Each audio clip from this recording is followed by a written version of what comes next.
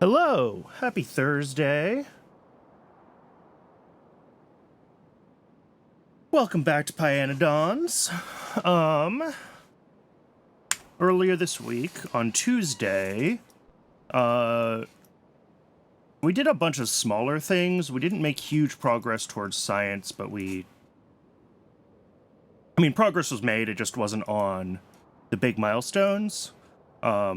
So we got a bunch of the sort of main loop around the base done on the rails, as we can see here. This is all blueprinted in, it's not actually built yet, but it does go up to here. Along with that, we got, this is aluminum processing going on here, which included phosphoric acid being set up. Phosphoric acid had this great, slightly crooked train station because the phosphoric rock, the phosphate mine, was literally, I was like, oh, this is perfect. The grid is like really close to this rock. It was too close to the rock. But that's okay. We got a little bit of a wonky station, but it's working. And then over here, we've got the actual phosphoric acid processing. And this is doing, what is this that I built? Oh, this is aromatics to diesel, right? Aromatics was backing up, so I'm turning them into diesel so we can burn them. So if we look at what was on my to-do list was working towards mechanical parts. So we've got antimony to do, and then we also have the sort of common alloys, the duralumin, iron oxalate antimony, and vitrolloy, getting to mechanical parts. But we also need, on top of all that stuff, we need... we still have some alien life things that we need to do for science. So if we look at YAFC, and I go to the Brand Unified Science page,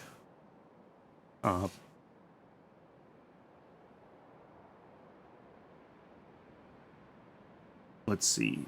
Rocks are done, along with rock food. Small parts are done. Decalin is done. Plastic is done. This shows that I still have melamine being pulled into... Oh, batteries. Batteries are done. Zogna's done. Latex is done. Plasmids are not done still, so we do still need that. There we go. So I've been kind of trying to, like... What I do when I do this stuff is I try to, like... I build nested tables in this view to get an idea of, like, what the minimums are of these different things and how they interact, right? Like, we need small parts for automation science, but we also need them for the mechanical parts, right? That feed Pi Science 2. And those mechanical parts also need circuits, and those circuits need batteries, right? So, like, it all feeds together, and I want to make sure, like, oh, is my battery build big enough for Logi Science and mechanical parts and the circuits that we need and blah, blah, blah. So that all happens in this view. And then when I go to actually make a build, I kind of look at, okay, what's the total that we need here to, like I can get rid of hydroxide there, I think. What's the total that we need here, and then what's the scale that I want to build that actual build to, right? So, like, you know, if we look at basic substrate, we need basic substrate for everything.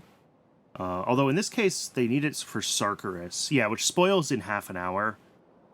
That's a fast enough spoilage that I want to do the solidified Sarkarus on site. Even same with the animal samples. So I think I'm going to stand by my decision to do those on site separately. Pi Science 2 also needs solidified Sarkarus, but again, we'll do it on site. But anyway, like, I'm going to need so much basic substrate, right? And we can look at this here, and this says, you know, 1.3 machines. We're also going to want a little bit extra to make cDNA. long term, so like whatever that turns into, I sized out this substrate build. It looks like I settled on 18 incubated petri dish factories. And the reason I did that is because you basically will never get all of these incubated petri dishes shoved into one automated factory. This is going to be like 3 of these around a factory. You know, maybe you could get it up to 5 and say 20 is your number. You know, I'll have to play with the layout, but, you know, we're going to have a lot more extra automated factories. So the limiting factor is how many incubated petri dishes can you make and how do you squeeze them around your factory, right? So, anyway, back to unified science. Yeah, I'm just trying to clean this up and see what do we still need to make. Like, Corlex food is done. Corlex milk is done. Basin is still not done. You know, basic substrate is still not done. We need to do a build for that. But, like, you know, basically, eventually, what we should get to the point where, let's see. I don't think I'm rendering archods yet, so we need to pull that in. We are rendering fish, so all of those are inputs fine. We're not doing Xyhiphoes yet. We're not doing... Microfiber is used as an input to something. I don't remember what needs microfiber. Good alien samples. Okay. I don't know if it's worth centralizing microfiber. I'm already building microfiber on site for filtration media, so I'll have to decide if I want to centralize microfiber or not. Or if I just want to build it on site for the good alien samples as well. But, looking at this, the things that we don't have yet, we need Zipir eggs, got archod honey, we need flavonoids, we need basic substrate, we need the good alien samples, we need sponges, everything else is done. So basically, you could kind of see that it's like things that are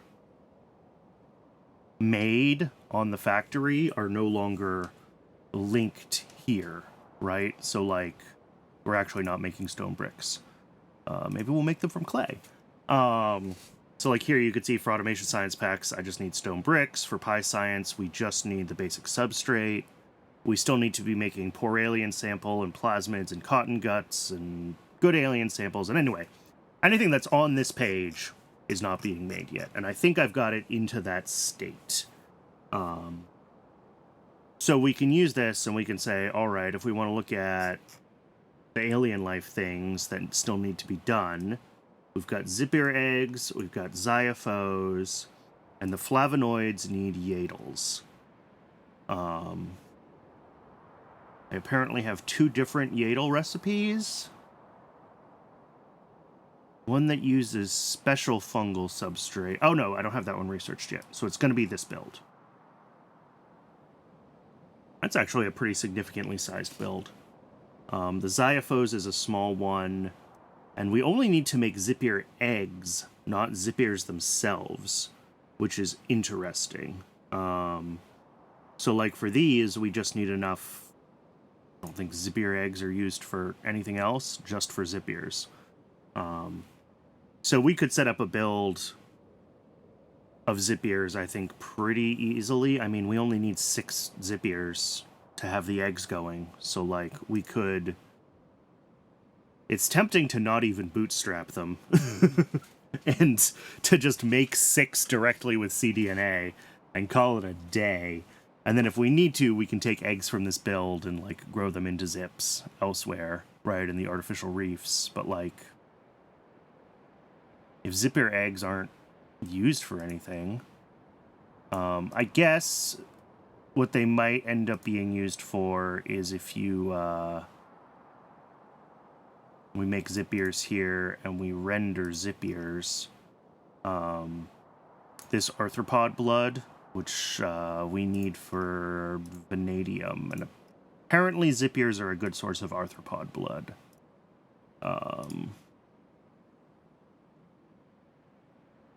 Go through this. But vanadium pentoxide is only used for anthraquinone right now, which is one potential way to get hydrogen peroxide, which can only be used for sulfuric acid. And maybe this is more efficient than using acid, gas, and water to sulfuric acid, but like right now I don't need any of this path. We don't need any of this stuff. So I don't think we need to worry about making zips. We do need a small build of Xyhiphoes, and they'll suck up the fish food that we're making from fish. Well, they won't suck it up, but they'll at least use some of it. We still need to set up Arcod rendering to give us the venom. We're not doing that yet.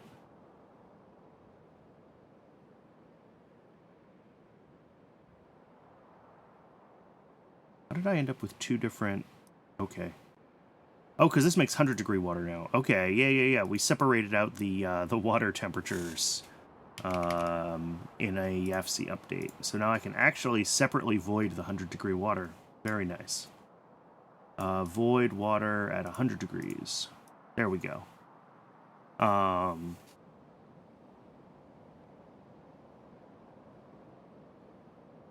But yeah, like we gotta get a lot of these intermediates going. Retrovirus needs rock cocoons, as does the DNA polymerase. We need to be making laboratory instruments. I've got a tab open for that right now. I think I decided just one factory was enough. If I check Unified Science, laboratory instruments, yeah, 0.13. So yeah, one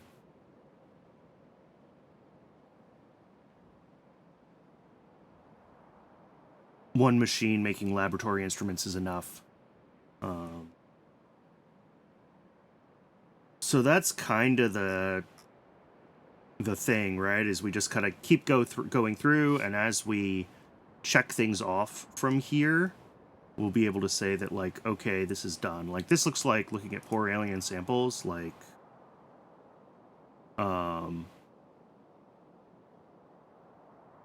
we have all the stuff, so we could set up this build whenever we want. We have all the stuff for plasmids. We can set up that build whenever we want.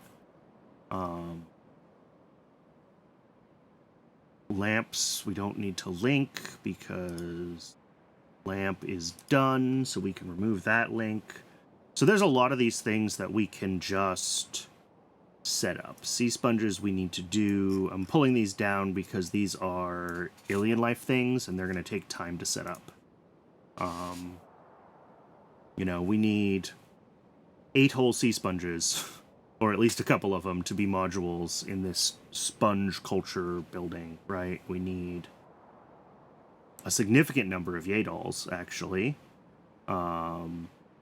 We need a few Xyhiphoes. We need a few Zipirs. We do need to set up cotton guts. I saw those somewhere. On rails. They're currently not on rails. And you can see this is a lot of cotton guts. 19 Prandium labs, each needing 20 cotton gut studs. And, you know, probably I would scale this to like 20 labs and 2 reproductive complexes. The ratio isn't quite there, but which might be what is currently built. Actually, let's check that. What do I have right here? 14. Hooked up to 2 reproductive complexes. Okay. So this could potentially just get a couple more of these labs, because I think I have enough reproductive complex capacity. Although, I don't know if I love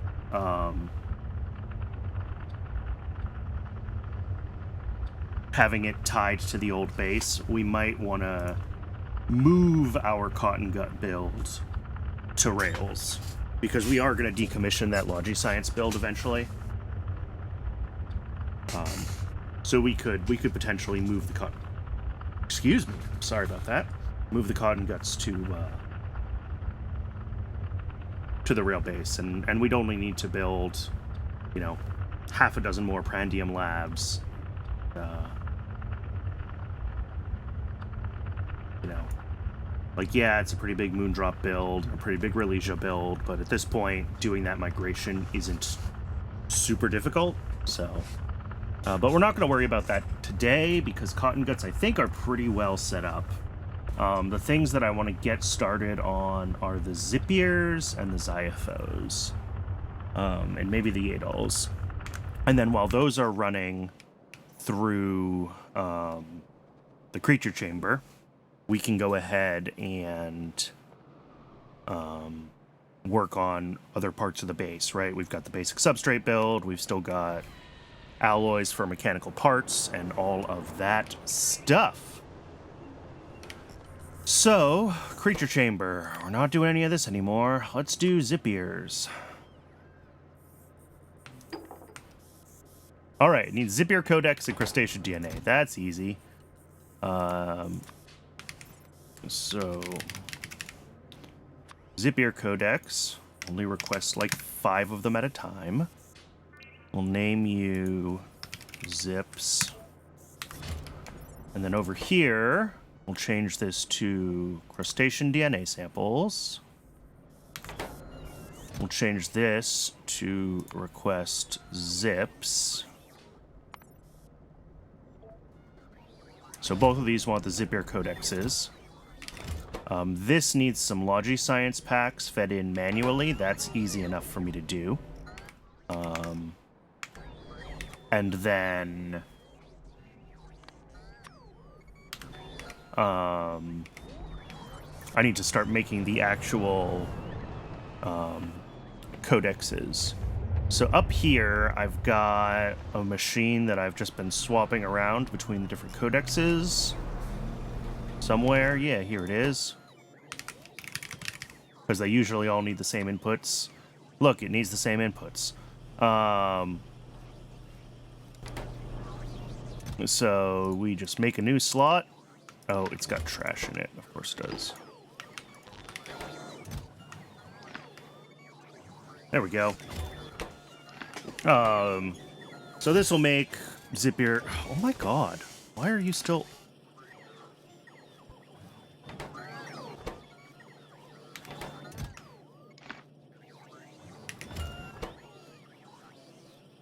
There we go.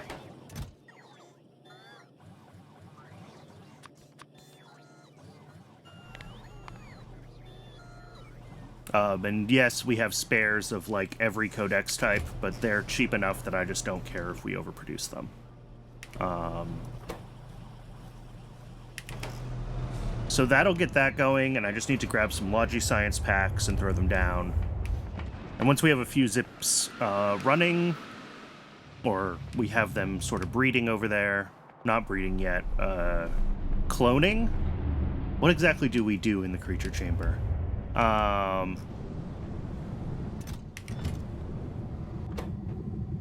Is this running? Okay, yeah, it's running. We've got plenty of poor alien samples. This is going. These guys are off because we have poor alien samples and these things haven't spoiled yet, so we're not trying to make more. Should be the same for the Sarkaros, as we're not trying to make more. Yes. Okay. So that's all fine. That's actually correct. Science just is slow right now, so I'm just gonna manually collect a few from here, and we'll drop these over in the creature chamber, or not the creature chamber, the data array. Yes. There we go. All right, so we should...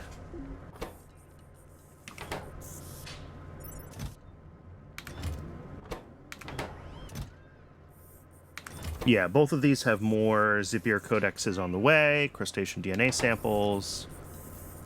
I think... Yeah, I might need to grab more poor alien samples for this. Just because there's only 45 there, and they're not connected. No, they're not connected. So I will do that. I'll grab some more poor alien samples from the Logisci build, because I think that is... I'm pretty sure that's safe to do. I'm pretty sure this won't break it. If I just go in here and grab a stack of these, what that'll do is it should turn on this build.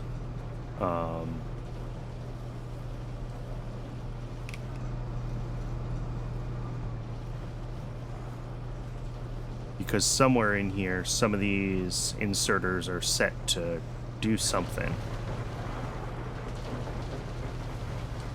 It might be this one. This one turns off when... Yeah. Basic... I think it's B for... No, it's B for bones. I don't know. I might be limiting this system by disabling...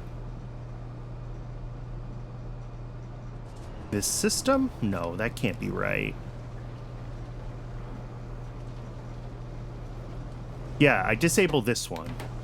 And the B signal comes on. This is also set on B. Based on poor alien samples, right? Yeah.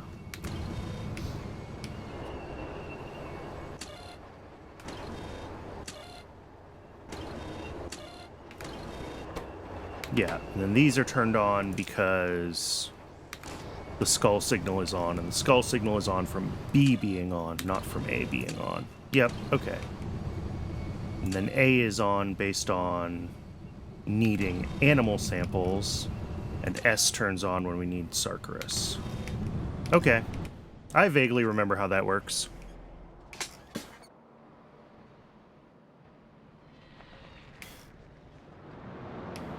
Alright, so let's just drop off these poor alien samples. Maybe some more cDNA, too.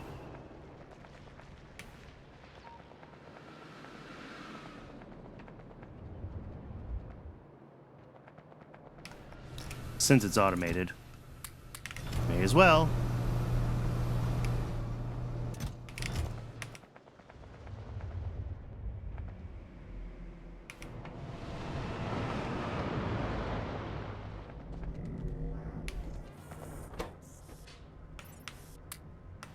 All right. So that should be able to run for a little while. I don't know what zips stack to. 50. Yeah, I don't... Rather not build a stack of them if I can avoid it, but I'll check on it later and I'll see how many we've got, and we can switch it over to Xyhiphoes once we've got a few Zipirs going.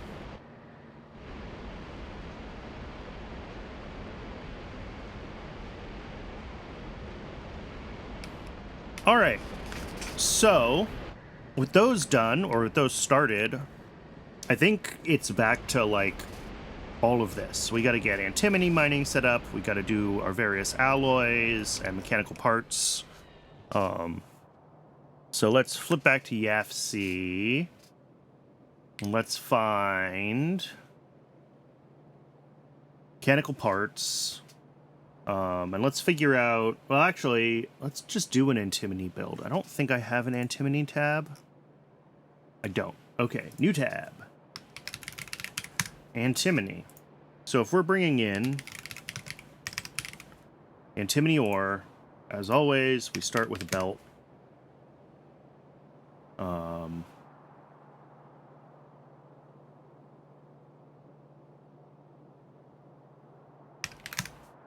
Yeah. That's going to be antimony field mining. The grade 1 gets crushed. The grade 2 goes to grade 3.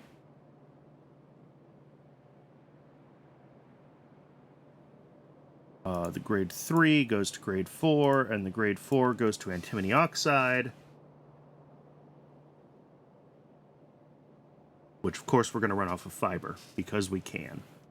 That'll make 1.1 antimony oxide a second. How does that compare to what we're going to end up needing here? Iron nexylate antimony... Does vitriol also need antimony? Okay, so here we're going to need like 0.75 a second, so it looks like that build can keep up with this mechanical parts build, although just barely. So we can go ahead and grab the shopping list for this, and this is going to be a pretty big build. Antimony field mining, obviously, it's not going to run off of gasoline. Well, it'll run off of whatever liquid fuel we decide to run it off of, right? It's not specifically gasoline. And then our outputs are all pretty standard. So I don't think there's much to be worried about there. It looks like we can split plastic and fiber across one belt to feed the antimony oxide machine, the basic oxygen furnaces, turning antimony into antimony oxide. Bringing in 55 oxygen. We're going to have to figure that out. We do make oxygen in a few places, but, like, we might need to... I mean, worst case, we do a build of, like, this, because we can always find uses for hydrogen, right? You know, maybe we change our aromatic sink from doing diesel to doing petroleum gas or something else. But I think here we can do... we should be able to do this build, no problem.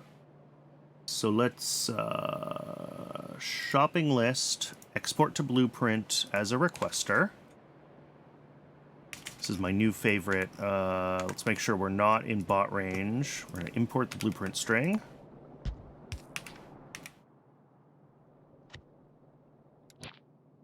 This is the problem, is that all these imports end up in my inventory. We're going to give this a name. What am I going to call this? Oh, I probably just broke something, didn't I? Because I just deleted that zips group. Oh, no. They maintain their requests. It's just not a group anymore. Okay, that's fine. This is antimony. And then in my requests, I can go ahead and say add antimony as a group. Turn it on. And let's head up towards... Whoops, sorry, I was not showing the game, but... We've seen this before, and I will show it again in the... how I get my shopping lists from YAFC into the game. Okay, we don't have antimony drills in the mall. That's not surprising.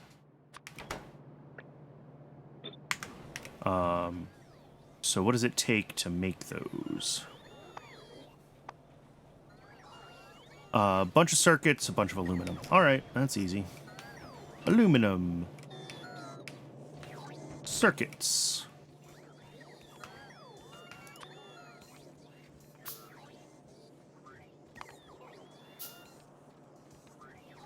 And electric mining drills.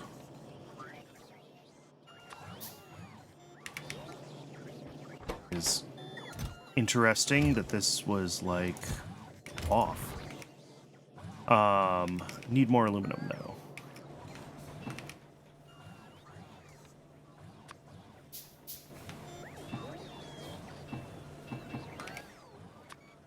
Alright, there's all of those antimony mines.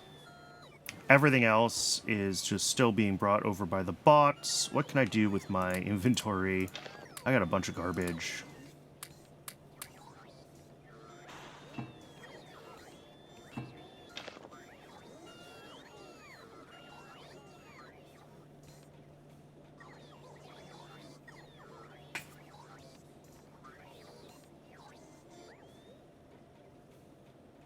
Alright, that looks good. Got a little bit of space in my inventory. Probably don't need this glassware. That's not commonly used in handcrafting buildings. Yeah, I think we're just waiting for the bots to catch up on these automated screeners. Okay, we're going to have to make some of those. Fluid mining drills and steel plate. I do have fluid mining drills, I think, down here somewhere. Yes. Oh, and more small parts.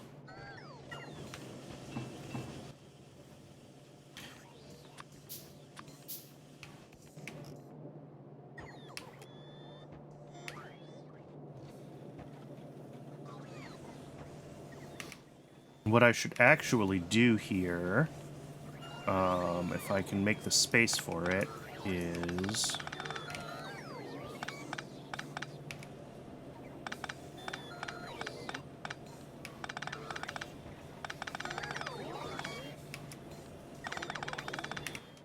let's switch all of this over to,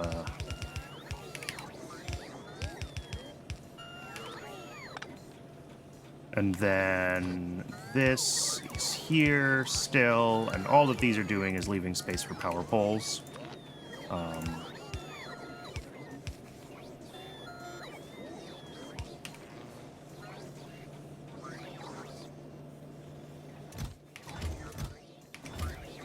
Which should help these to keep these stocked much more quickly. There we go. See, already done.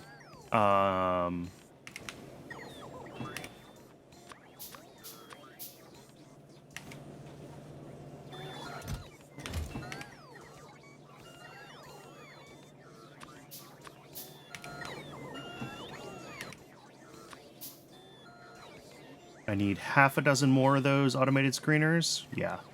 That's a lot of automated screeners that you need for this, Now what do I need? Iron plates. I should do the same thing like here where we're feeding iron in to this, although this is kind of in the wrong spot. And copper as well. Do all of these with stack inserters.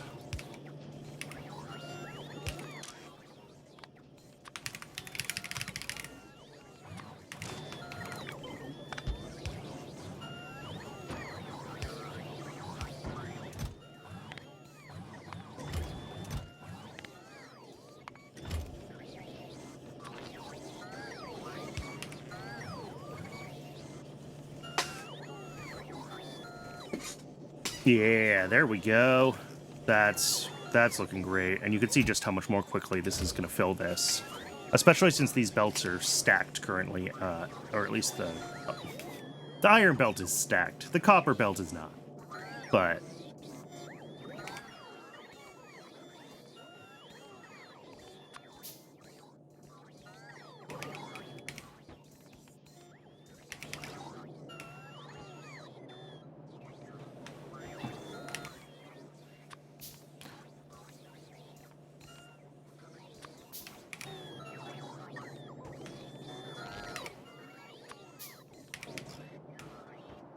oh, and there's one more on the way. Beautiful. And I'm not going to wait for the bots to bring me more because I do have 28. I think I've got everything I need there. I've got some belts. Let's put this guy back. I accidentally picked him up.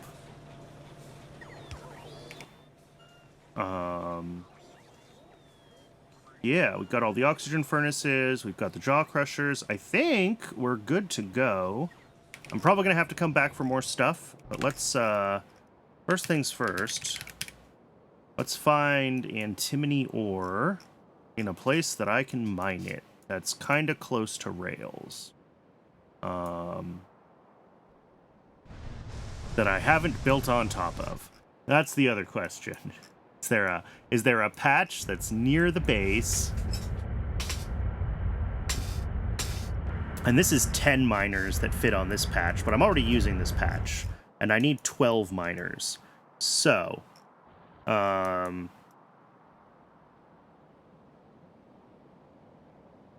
could change this so that this is a T instead of a cross, and then we go across here, and that would open this patch up. But, like, maybe we just go do this patch? Can we get the however many miners we have? We have 11. 11 is a stupid number. Let's make one more. Because 11 is a stupid number. I like my builds to be symmetrical, thank you very much. Oh, no. There we go. Yeah,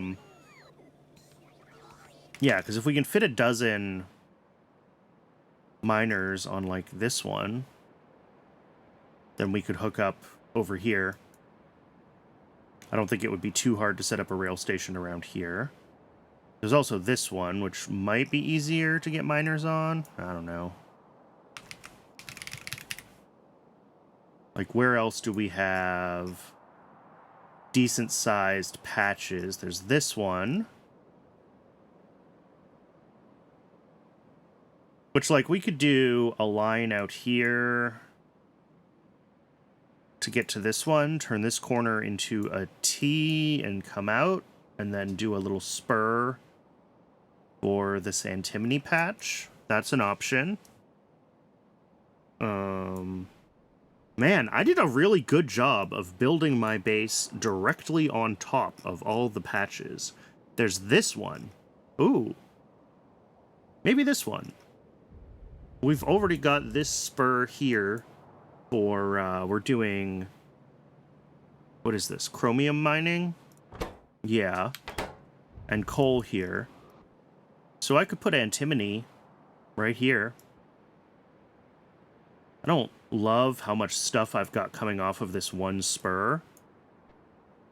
There's also this patch here, but I don't know how I would get stations to it easily.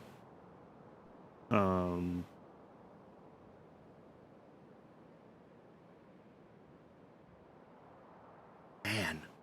I really did build infrastructure over, like, all the good antimony patches. It's impressive. I think this 70 million one is the one that I'm going to go for. We're just going to build rails out sideways here, and just a standard little spur up to this spot, wherever we need to build the spur, because all these rocks are going to be in the way of building our rails, but we'll get that figured out. Let's grab some extra rails before we do that, because we're definitely going to need them. Alright, let's go this way first.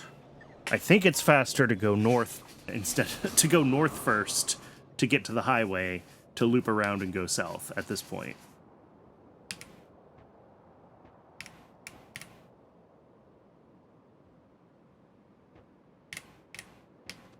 There we go.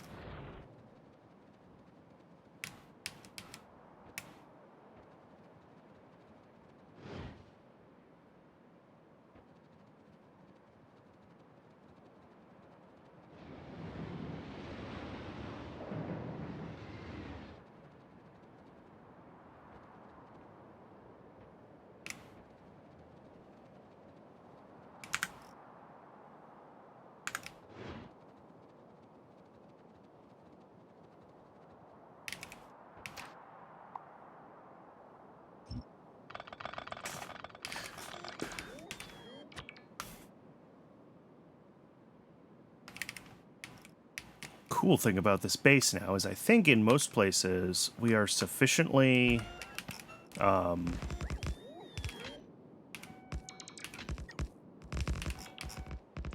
we have redundant train paths to most places.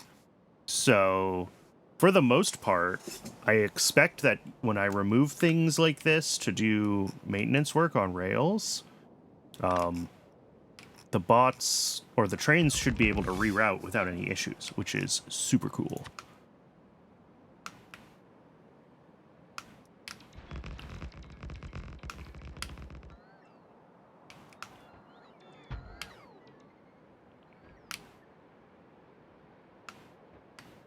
Is this Nexalit? Yep. Am I falling prey to exactly the same trap again? Possibly.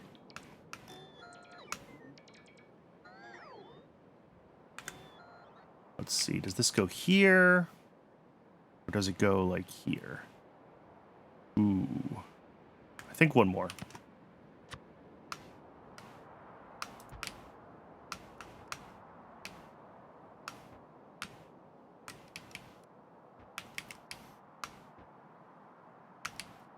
Yep, one more was the right choice.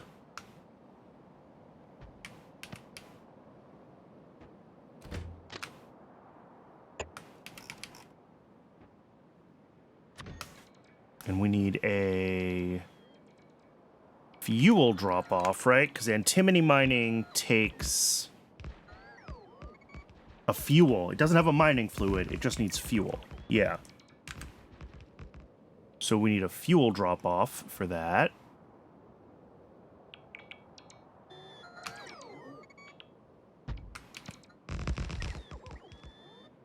Oh, and I'm out of combinators. Do I have the stuff for combinators? What are you? Deciders, 3 deciders, 4 deciders, an arithmetic. Okay, I probably don't have... I don't have all the stuff I need for all these combinators. That's fine.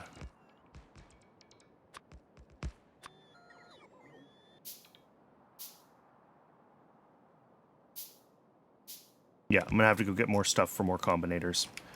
But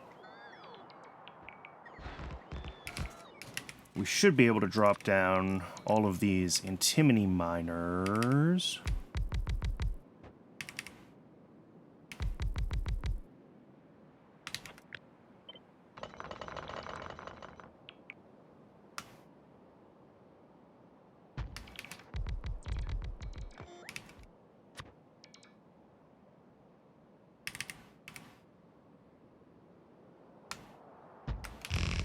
And, like, yes, this goes over the whatever, but I just don't care. It's over the patch. It doesn't matter. You know, this is a 70 million patch, and it's... I've already got mining productivity 40%. We're just... I'm not going to say this patch is effectively infinite, because I don't know that that's necessarily true, but it's certainly not going to be a problem for dozens and dozens of hours, so I'm not going to worry about things like...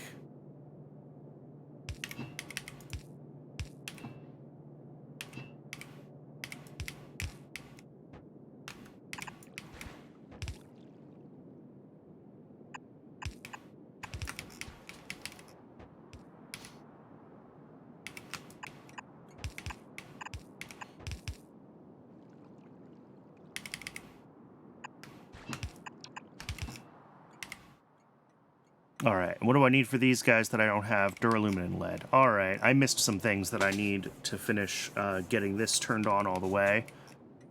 I need to be able to make decider combinators, which is circuits, and I need to be able to make these guys, which is solder, and I need duralumin and lead for these tanks. Alright, we're gonna have to go grab some things.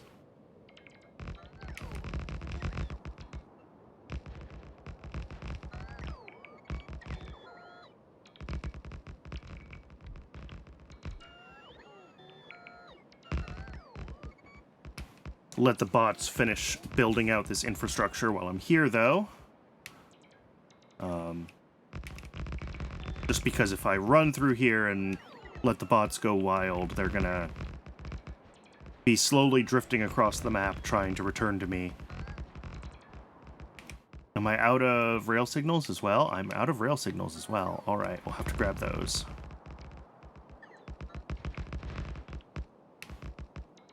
I should probably get combinators being made, and make combinators part of my, like, standard equipment that I get when I...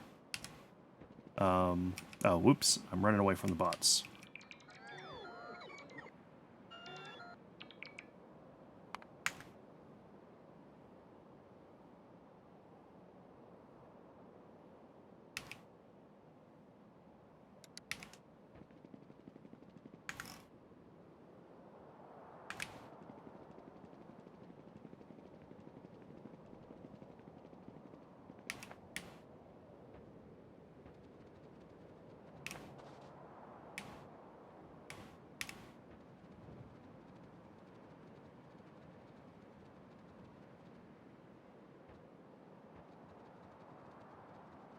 Alright, so let's grab the combinators that we need. Let's grab a little bit of lead and duralumin so that we can make the, a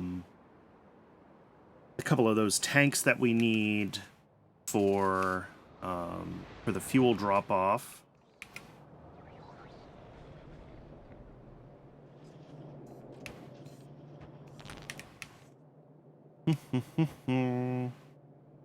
Cider combinators. These guys need lead. Or sorry, solder. Which, I mean, I guess is lead, but that's tinned cable. Where's solder?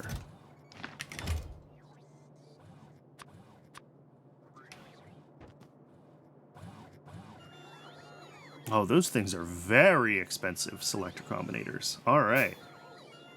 And then the other thing I need is a couple of these tanks, which is lead and duralumin. All right, duralumin I can grab here. Lead is here somewhere. As I've been doing with all of these, let's upgrade that stack inserter.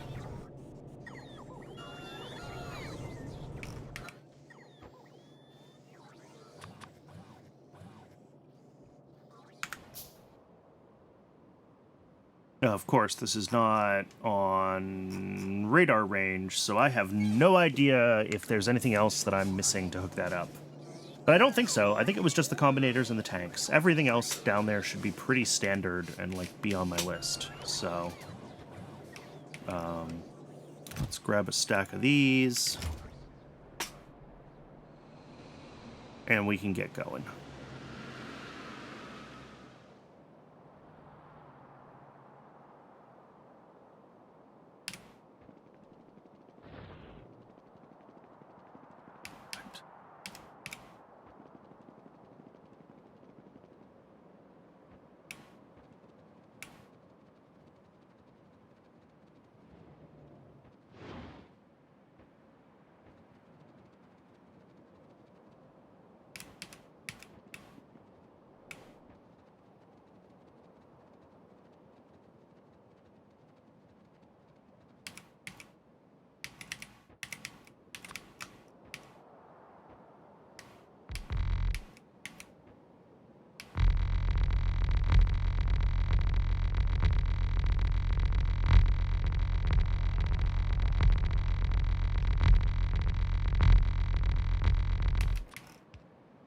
All right. And then up here...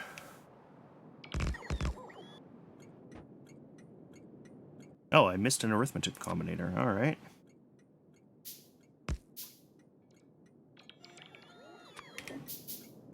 All right. So when I power this, it should... Oh, apparently we need one more thing for pump. But I think this should turn itself on now. It's been issued a train. Yes. It should have latched a fuel. And what it latched is diesel. Oh, yeah, because diesel is full. All right. That is 6 40K tanks filled with diesel. Yep. So, yeah, this will probably take a couple of loads of diesel, and then we should see it able to turn itself on. Let's find radars. There we go.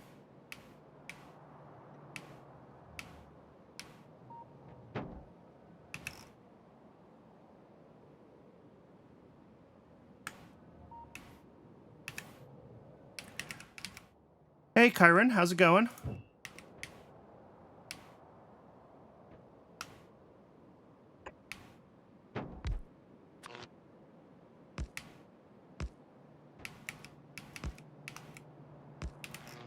And these don't need electricity, right? They just use fuel? Yeah.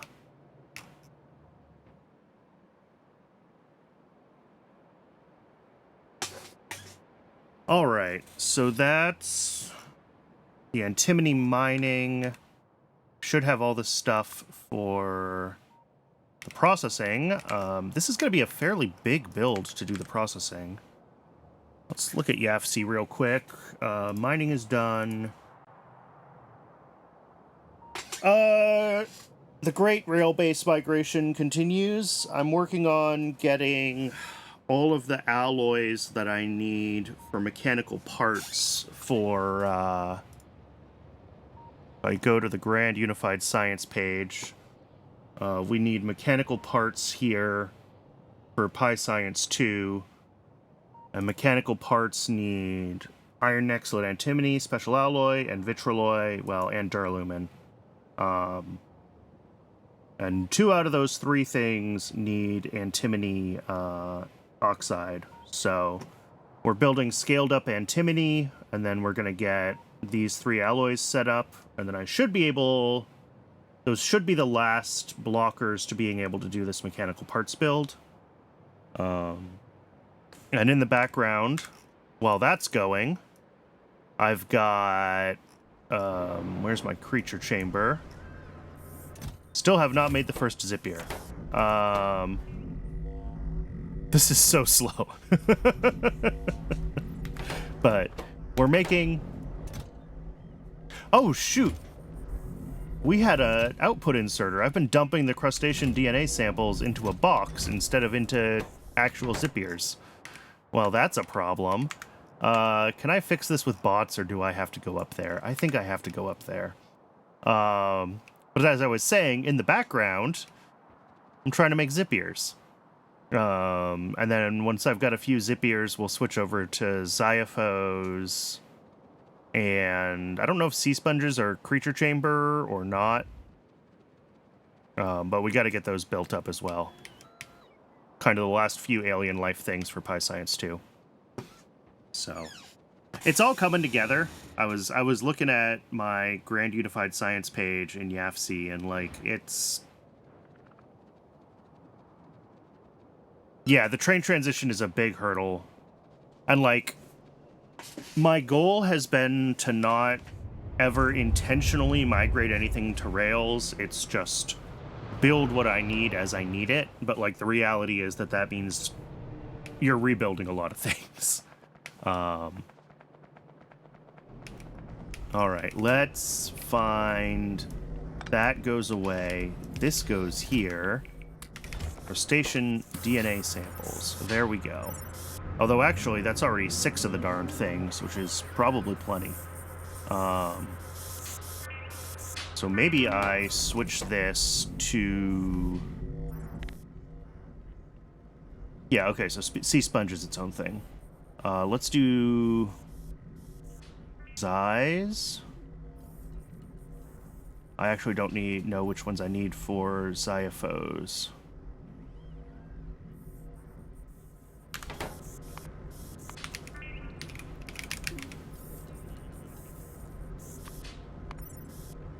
Xyhiphoes need...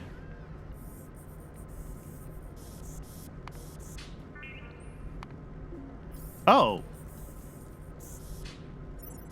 You don't bootstrap them the traditional way. They're just made here. Xyhipho larva. Oh, no, because I made Xyhipho larva. That's not what I want. Xyhipho adults...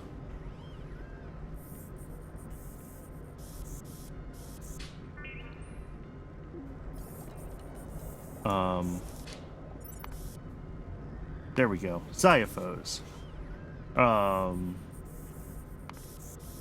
Yeah, here we go. Oh, there is a Xyhipho... Oh, it's a crustacean DNA sample again. Okay.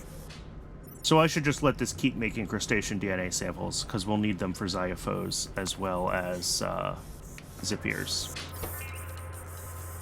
Alright. So yeah, I'll let this make a few Zipirs. And,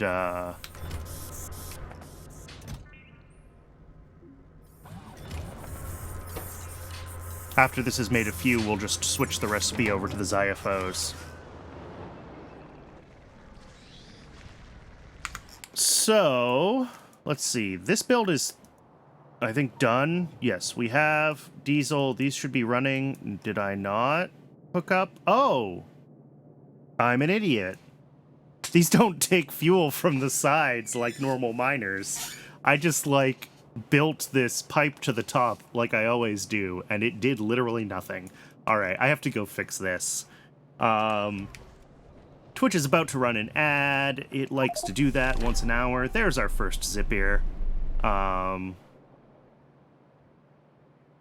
just going to go ahead and let that ad run while I wander over to that corner of the map and get that plumbing sorted out. I do recommend taking the opportunity of the ad break to stretch your legs, get some water, take care of yourself as a human being. And then when we come back from the ad, we'll work on the antimony processing.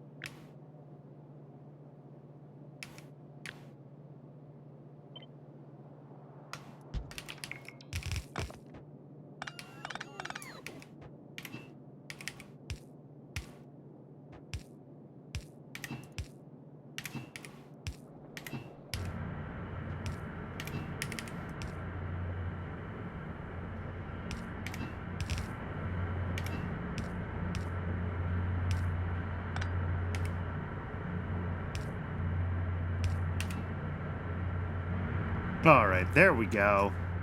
That's antimony ore. Running at whatever this number is, 1.4 times 12. A little over 15 a second. All right, that's just ash. That's always slow. So, I don't want to start the antimony build until the ad break is over, because I don't want folks to miss it, but I will... Oh, you know what I can do while the ad is running? I can go drop a radar up in that corner of the map. That seems like a good plan.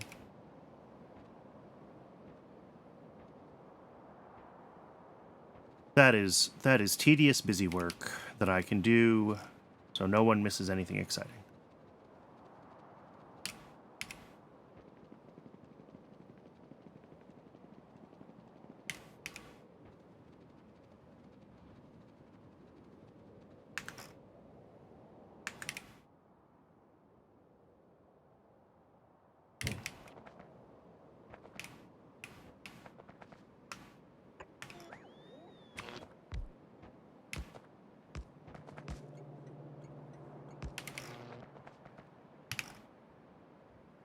All right, there we go.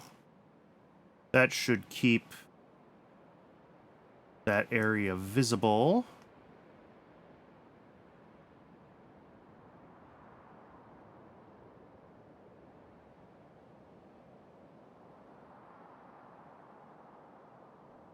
What is going on here? Oh, this is a fuel provider somewhere here, isn't it?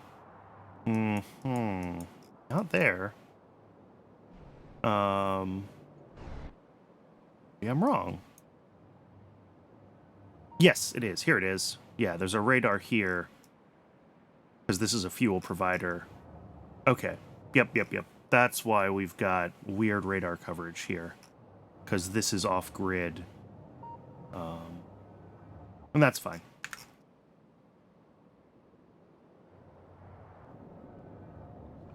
Alright, so this should have another train en route. 2 trains en route?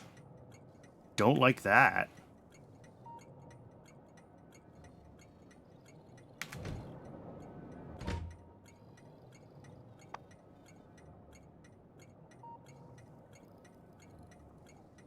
Oh, nope, it's just one. Okay. I think the other one may have been... maybe leaving that station after a delivery might be why it had a station on it. I'm not 100% sure. But at any rate...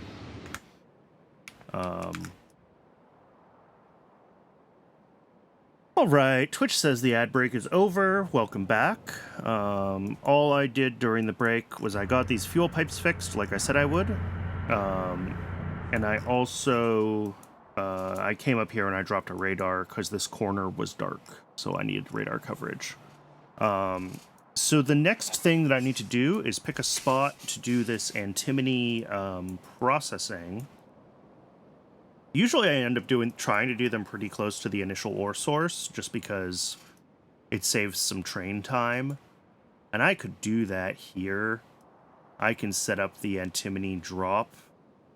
If we go to YAFC and look at antimony,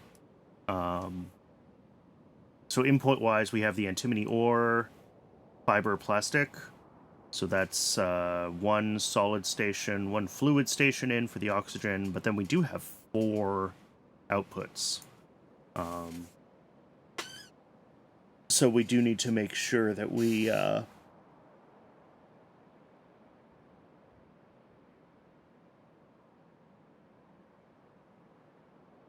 deal with all of that appropriately.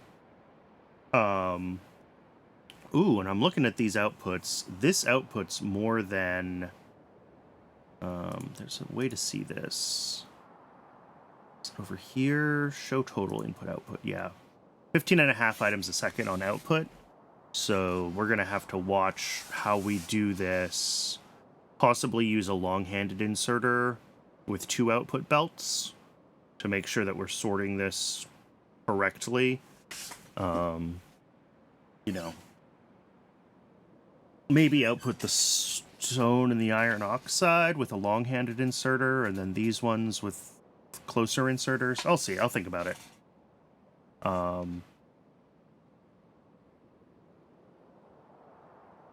Yeah, because the next step also makes stone, so then we could merge those 2 and then send it off to the byproduct station. But we're also going to be making more than a belt of antimony grade 2.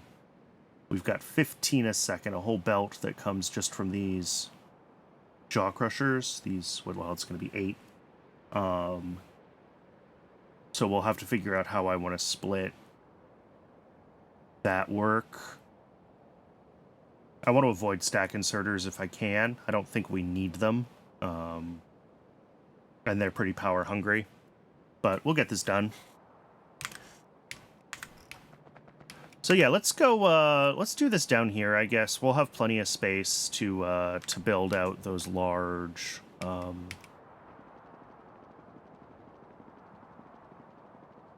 we have a lot of buildings that we need to make, but we've got the space for it down there, so.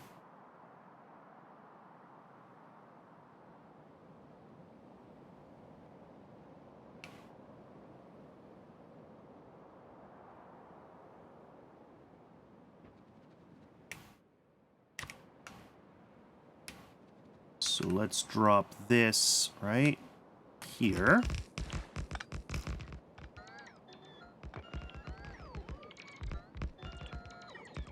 And then again, we're going to have 4 outputs and 2 inputs. So 6 stops fits on 2 straight segments. 1, 2, and the loop. Yeah, and we're coming right up to the edge of this lake that's in the middle here, so not a lot of useful land. We'll use what's over here for the for this build, and then we're gonna be pretty much done, I think, with this corner. There's not a lot else we can put down here. I don't think we're gonna go straight up here. One, because these rocks are definitely in the way of that. But 2, because that just makes this a small square that I don't love. So I think we'll probably come out this way, you know, and cross right on the edge of this lake, you know, somewhere around here. We'll wrap up this section. This is going to go up to, like, here. I think I said I was going to do both of these up to this clover leaf. And that's going to give us a bunch of land here to work with. The depot is pretty quickly going to run into this ash processing silver station, which might just mean I need to just, like, cut and paste this and move it someplace else.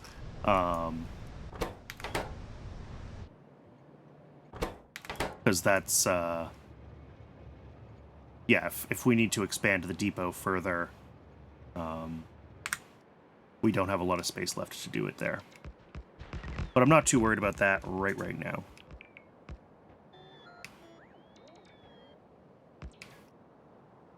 Okay. So let's, yeah,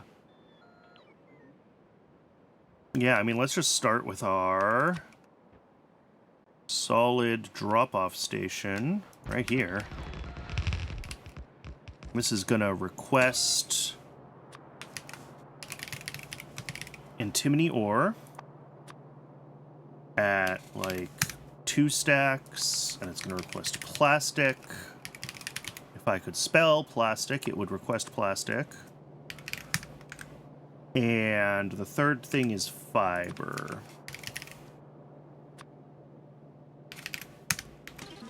All right. And then output-wise, we're going to have antimony ore, a belt of antimony ore, and over here it's going to be half a belt of plastic and half a belt of fiber.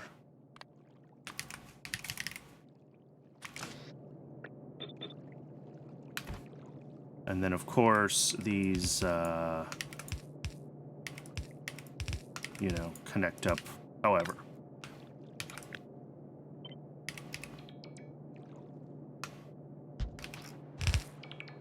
Oh, hello, bots. I didn't realize I had left some of you behind. Power that. This will start getting the deliveries it needs. So first thing is we have the antimony ore coming out. And that is going to feed 8 automated screeners.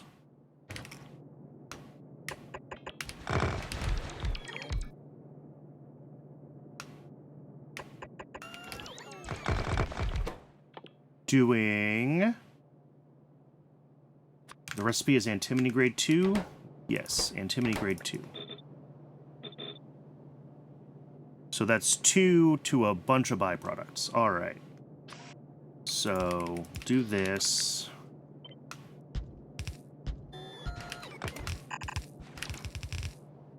That'll be the input. And then the output here, we have 1.6 and then 0. Yeah. So we'll do, I think, 2 outputs. One is going to be the antimony grade 2. One is going to be the grade 1. Whoops.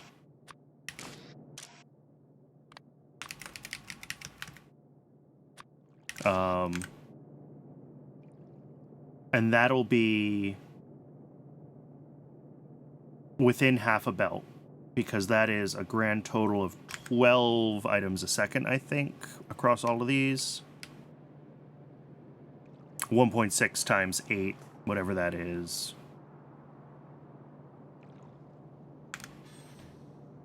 Oh, no, but it's times 4, right, because we're only on half of this. So, yeah, 1.6 times 4 is, like, less than half a belt.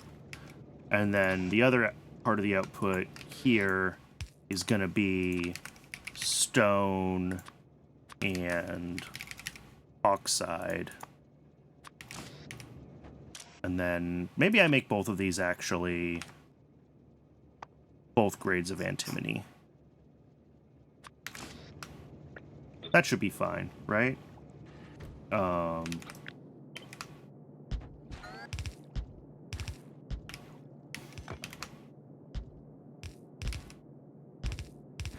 All right.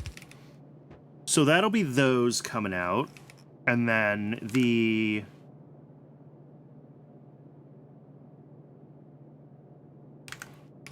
we bring these together.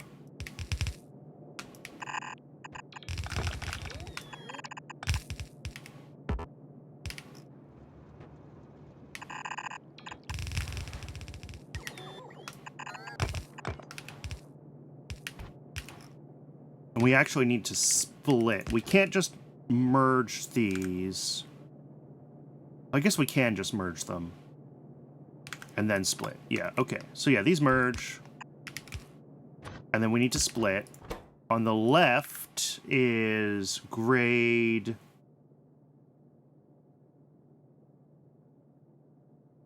one.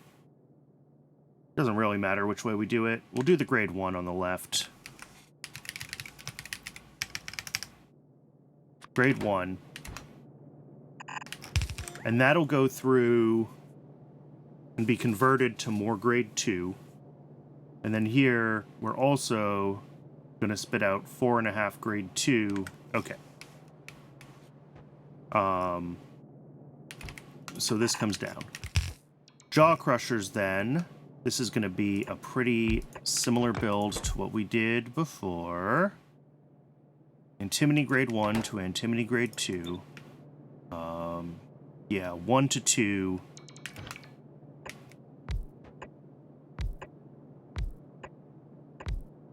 Okay. So input is 1. And this is going to be about half a belt of input, which means that it's going to be about a full belt of output. In fact, it'll be exactly a full belt of output.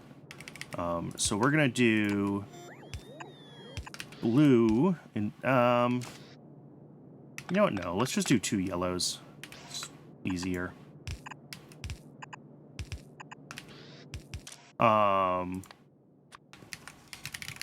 So this will make more of the grade 2, right? Yeah. And then we also need, again, an output of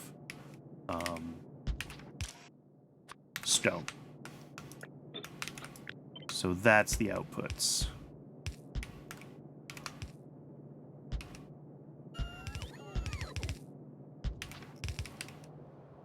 All right. Now, the grade 2 here, the grade 2 here, as well as the grade 2 here, all needs to be processed to the grade 3. And this is where I need to, like, split my... Let's do this. We'll add a duplicate. One of these is going to be set to 15, fixed ingredient consumption. Okay.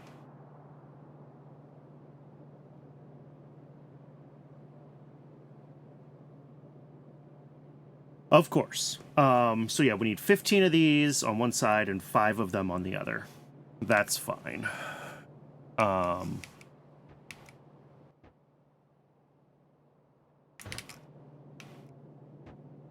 I'd prefer...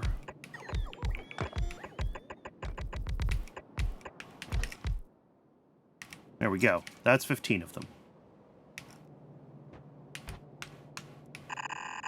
Normally, I would prefer not to have just such a long line of things, but I'm not doing anything else with this space anyway, so it doesn't matter. And then let's figure out our inputs. These are making antimony grade 3. So yeah, they take in 1 item a second is their input, and their output is 0.88 items a second, which is also 1 inserter. All right.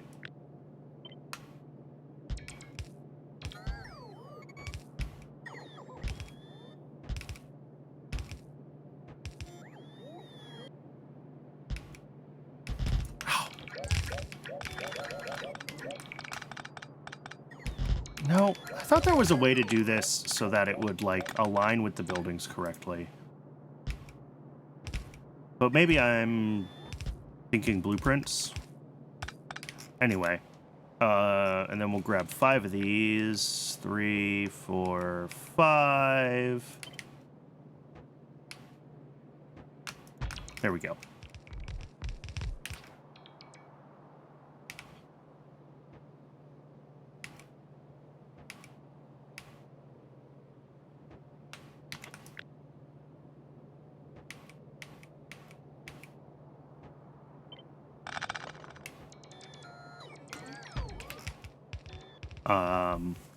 Okay, so that is our 2, 3, 5. 1, 2, 3, 4, 5, 6, 7. 1, 2, 3, 4, 5, 6, 7, 8. We should have 1 more of these.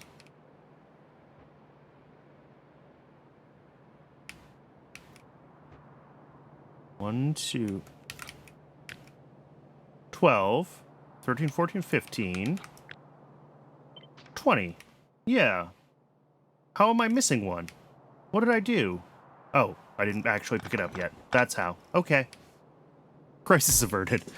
And the output of these is a bunch of stuff. Let's figure out, first of all, our secondary outputs on these, because we're going to have stone coming out here that needs to be dealt with.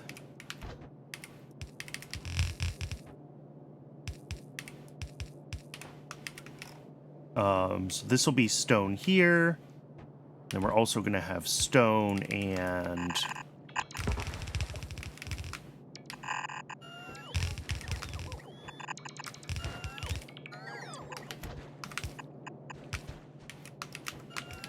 There we go. And all of that is going to come... I'm going to go right up here with it.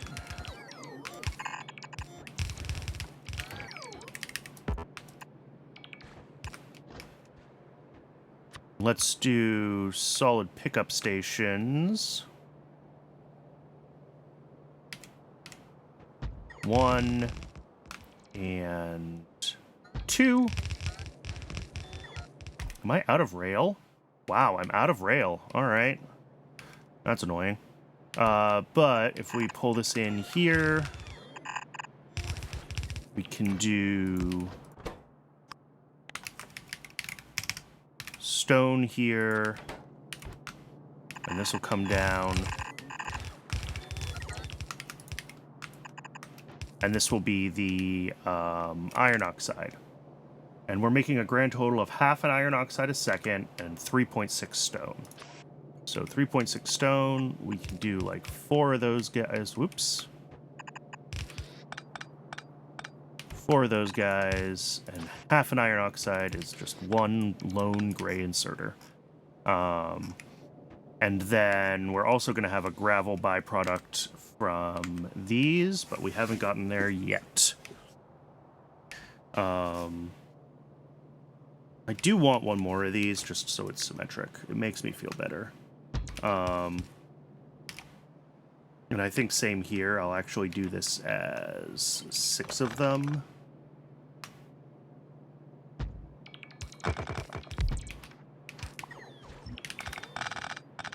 Because then I can basically take, like, this and this.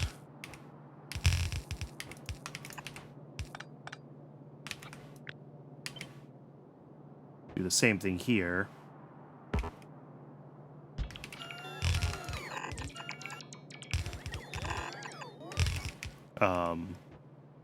And then merge these. So this will go like up here, over here.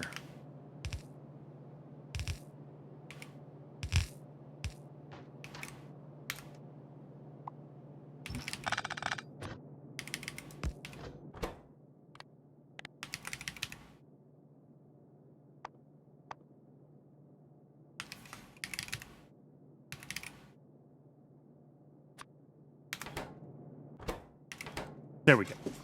And then that will be, whoops. This will be our merged output of all of this processing. Let's adjust this so that we request 2 of these. Turn that back on. All right, so the outputs of these guys are a couple of things. They output that grade 3 that needs to be further refined into grade 4, as well as the grade 4 itself and gravel. Gravel we can split off right here, so this will be another solid pickup station for gravel right here. And we'll do 1 of these, output right, gravel.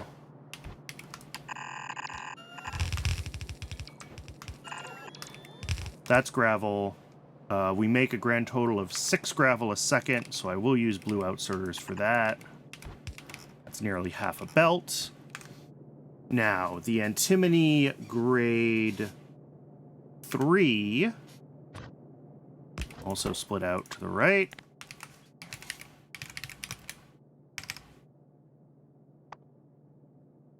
Yeah, the grade 3.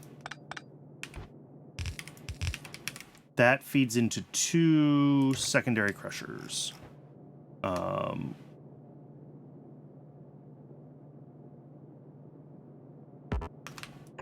do them like here.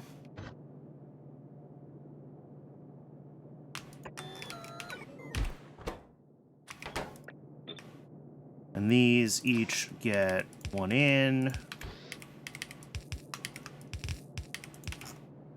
And then their output is also 1 out. All right, easy enough. Actually, we can do it here.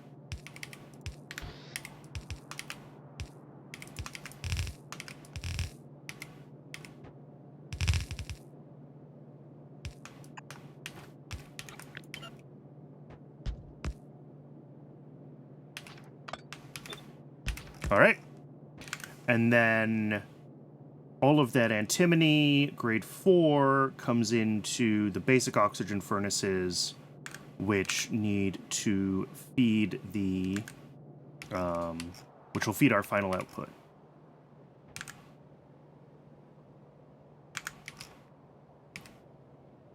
So we're going to have a fluid drop-off, which I haven't put in place yet. There.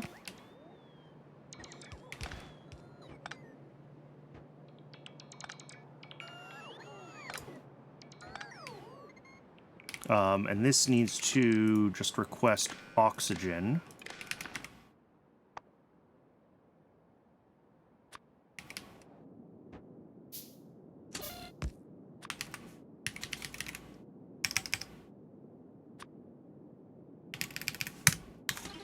Normal, request a tank full of it. Nothing special there.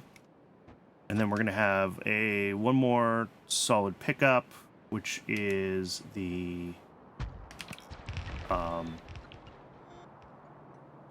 this will be the actual antimony output. So we're going to have our thing here.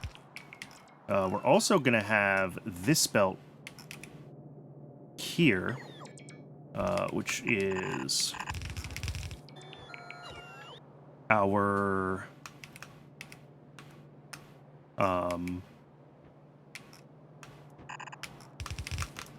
plastic and our fuel.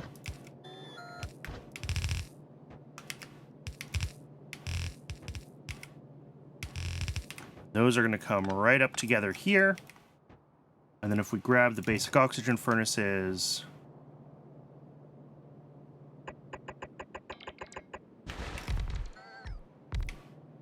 making antimony oxide, we're going to have, if we look at this, it takes the 1 antimony and 0.1 of everything else. So this will do plastic and fuel. And I think we can get away with 1 inserter for the fuel usage. We might need 2 of them. I'll leave space for another one. And then 1 of these for the antimony. And then on this side, we need oxygen and we need an output.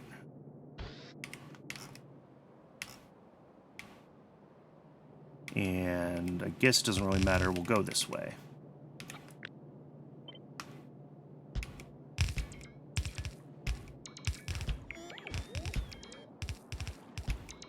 Seven, 8, 9. Did I miss one? I don't think so.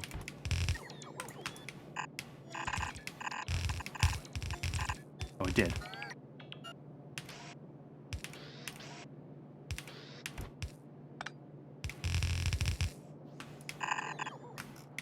Beautiful. And then output. And then this comes right over here, down into here. And we're making a whole 1.1 antimony a second out of this. Yes. And we'll just like... doesn't matter. Ooh, I missed something here. Let's fix that. There we go. That also looks misaligned. Ooh, shoot. Did I misalign this? Hate it when I do that. Alright, let's clear all this.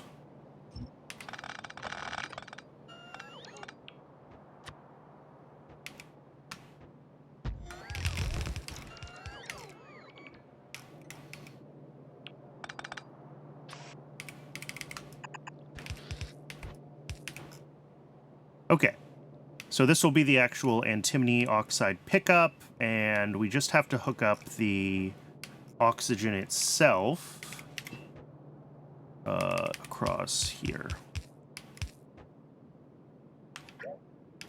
Cool. Good job, game. Really appreciate that.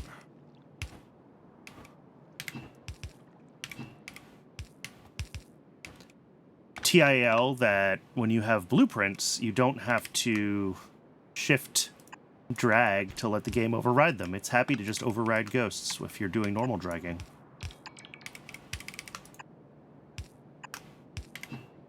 Okay. So that should be basically everything we need here. We need a couple of more of these just because for layout symmetry reasons, and then I need to get this whole mess powered. And that's going to be fun.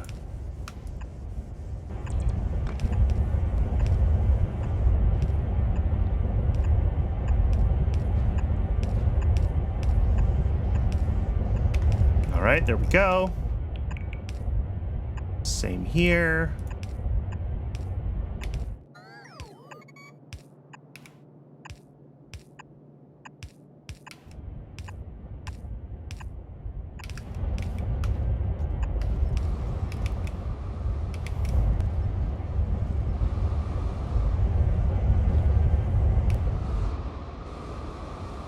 And then these guys, same thing.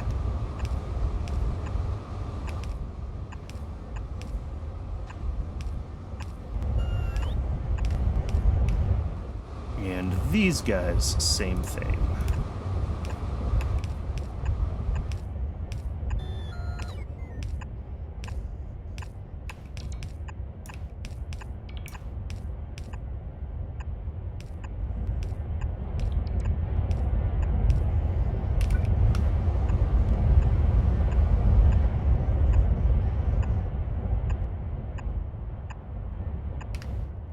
And then over here, I mean, we can power this off of like one, maybe, maybe not. And then these guys just need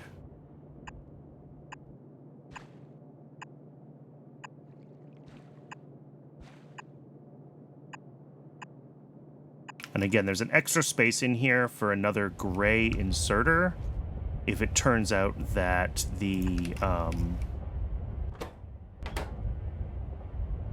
these use 5 megawatts, so yes, we are actually going to need another inserter. Yeah, because we're going to be pulling like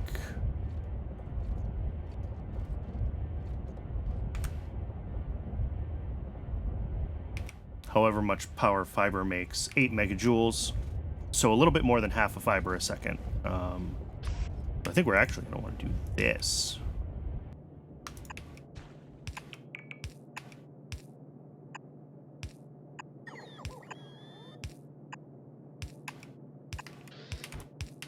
And then probably we'll whitelist this one to be the fuel. And this one to be the plastic.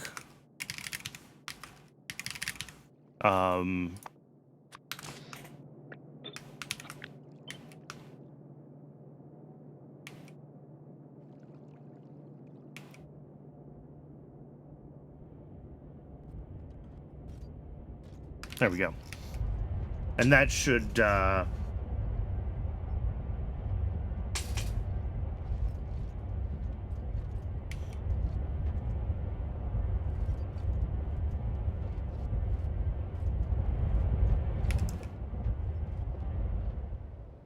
should make sure that just these things are always fueled and we don't end up with, like, the fast inserter holding plastic and the slow inserter trying to put fuel in and doing it too slowly and, you know, general inserter speed failure cases when you have mixed inserters. But the single red inserter should be plenty for the antimony coming in. And then, yeah, that'll be antimony out. So really, it's just... Oh, not connected to rail, of course. This can't do a request until it gets connected. So I think, you know, we're missing a bunch of rails, some inserters, power poles, all the usual things I run out of when I'm working on a build.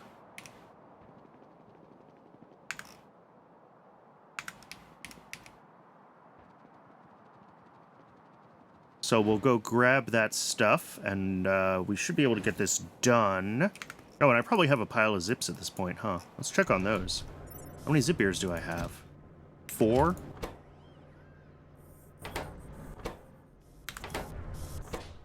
Oh, we ran out of fish. I'm gonna have to hand deliver some more fish. That's not set up to take fish from anywhere.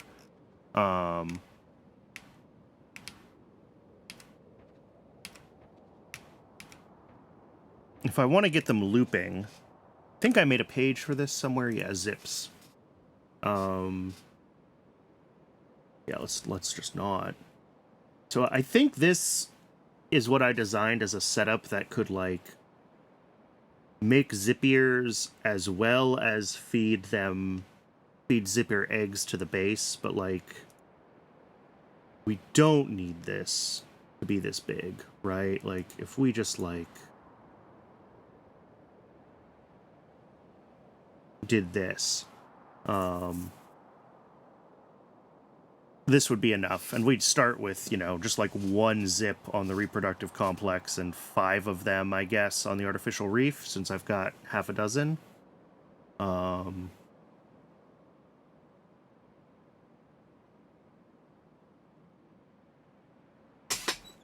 that would be enough to get them rolling. And then this uses a very small amount of jerky, and I had it set up with basic substrate, but I don't think I need to. And then we'll set up another build that provides Zipir eggs to the base for science, because that's what we need them for.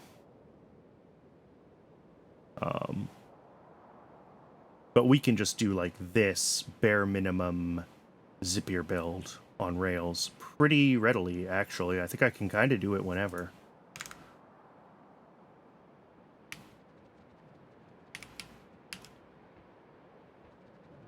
And that would just be enough, of course, to make Zipirs to use as modules for other things, right? That's not enough for, you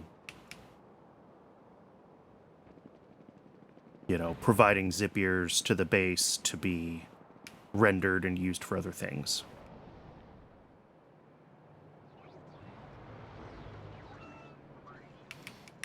All right, so we got 2 more of those coming. We're going to want a reproductive complex. I'm going to grab the stuff for that zip build. Just going to take care of it now while I'm thinking about it. We're going to want an artificial reef. Well, I'm actually just going to build that by hand. Artificial reef needs just a bunch of steel. Okay, cool. And then we're going to need a high-pressure furnace, a phytoplankton farm, and an electric boiler.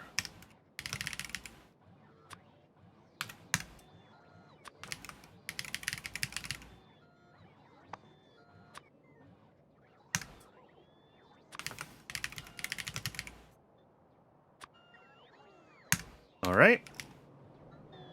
And then if I grab a bunch of steel, hopefully that'll be enough for me to make this 1 artificial reef. Yes. Okay. So that is what we need for the Zipir bootstrap. Let's grab some more fish to feed into the... Where do I have fish? Right over here, I thought. That is all saline water. Oh, right. Fish come from rails now. I got rid of my off-rails fish build. So I just do this. There we go. I got some fish. That's a lot of fish. All right. That was too much fish. But if we come over here, throw that in, because we've got a couple more crafts of Zipirs to go here. And then we'll switch over here. Right, I had this turned off because I don't want this to keep making Zipirs forever. I guess we could turn this back on, making crustacean samples.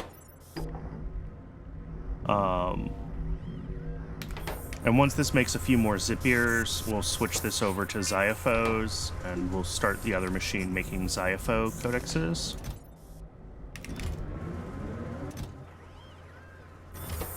Actually, yeah, we can limit it that way. Let's get rid of the Zipir codex request, put that in here. Those will now get used. We'll still make crustacean DNA samples, but this won't be able to make any more than 5 more zips. We'll have 9 of them, I guess. That's fine. And then here we can request Xyhipho codices here.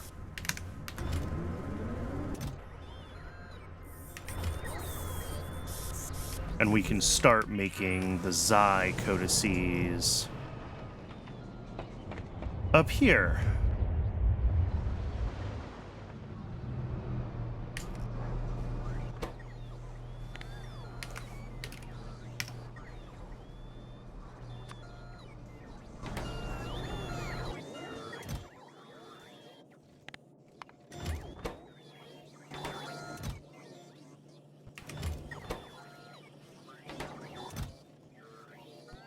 All right, cool. So this should be able now to, we can switch this other machine over to the Xy recipe, you know, whenever I decide I have enough zips, basically. And then the other one we need, well, we need, I haven't even looked at what it takes to bootstrap a yaedol yet.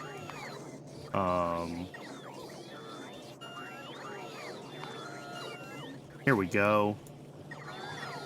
Mushroom DNA samples, codex, moss genes, biology spores, and yaedols. All right, this is a pain.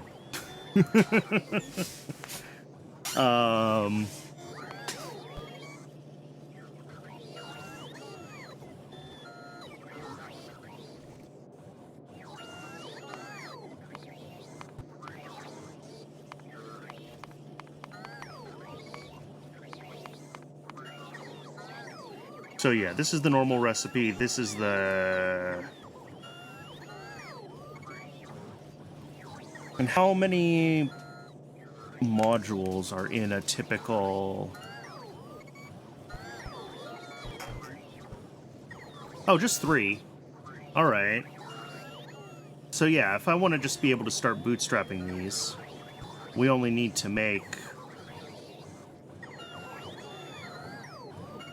like 3.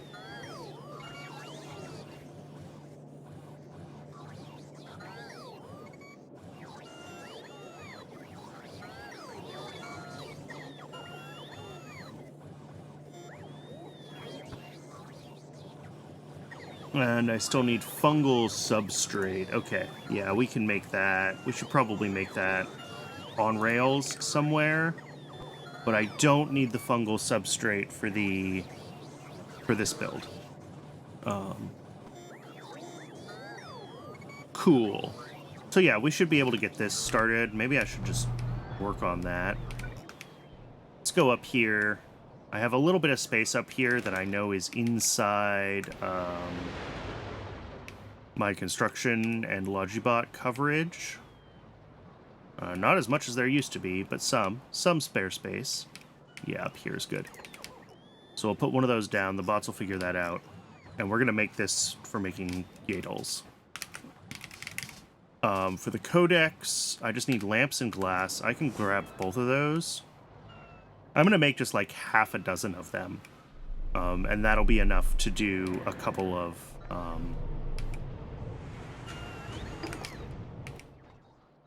that'll be enough to do a couple buildings, and we'll start bootstrapping them on rails correctly.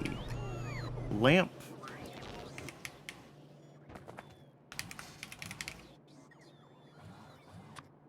Yeah, we're gonna need a bunch of circuits.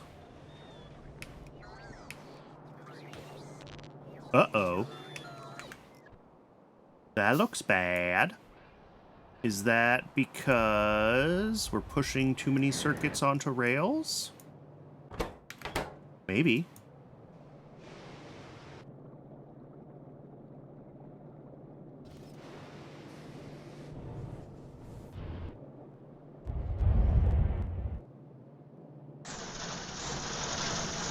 Yeah, this is running like full tilt.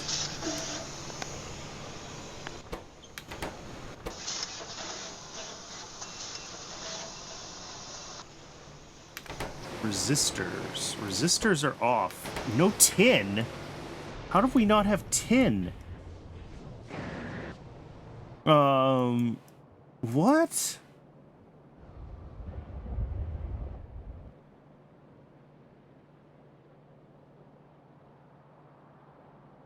Missing required fluid. What? How did I break steam? Did I accidentally cut a pipe? Because that's like the option, right? I either accidentally cut a pipe, or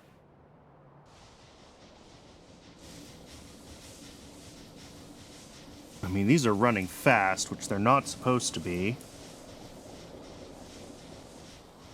Yeah, the steam battery's empty. Ooh. I mean, I should probably get rid of some of these. They're not making that much power anymore. But that's a sign that some things are not working well. So all of this is running. We are burning a bunch of stuff here. Why are bots trying to insert transport belts? All right, I did collect too many of some of these things.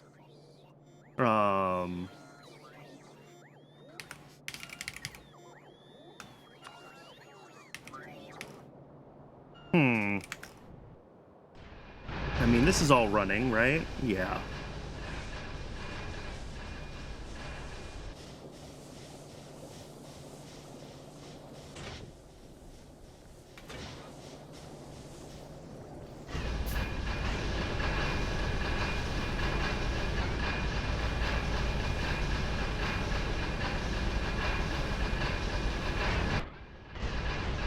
Yep, that all looks fine.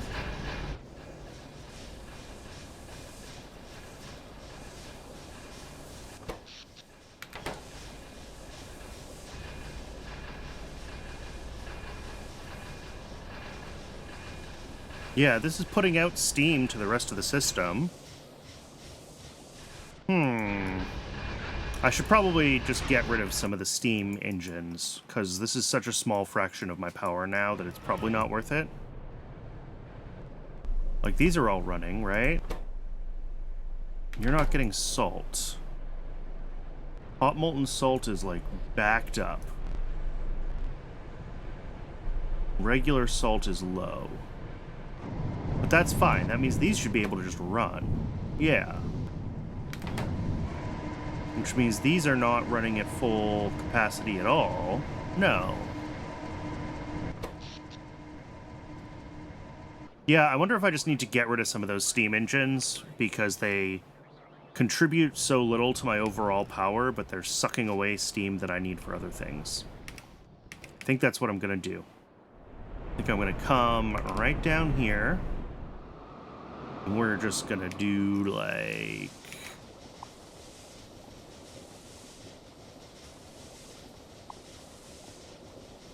that.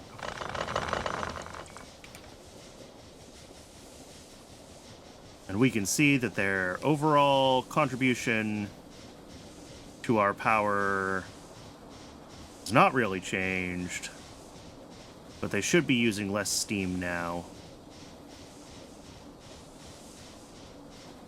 Which means that more steam should be getting pushed down to 10, There we go. That's all I needed.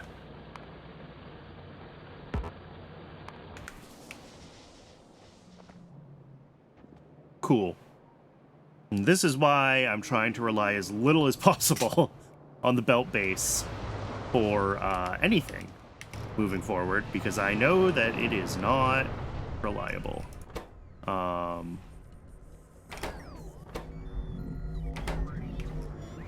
All right, how many Zipirs do we have here? 7?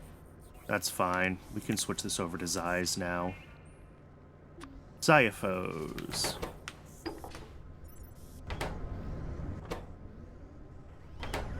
So, we need to adjust some connections here. That goes there, and... water there. Alright. Now we're gonna make Xyhs. 7 zips should be plenty to get them started. We got the Xyhs. I'm gonna go do yaedols, and we also need to do sea sponges.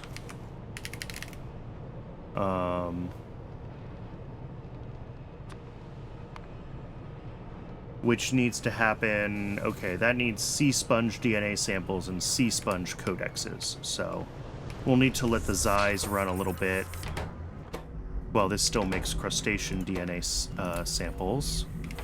And then we'll switch it over to sea sponges.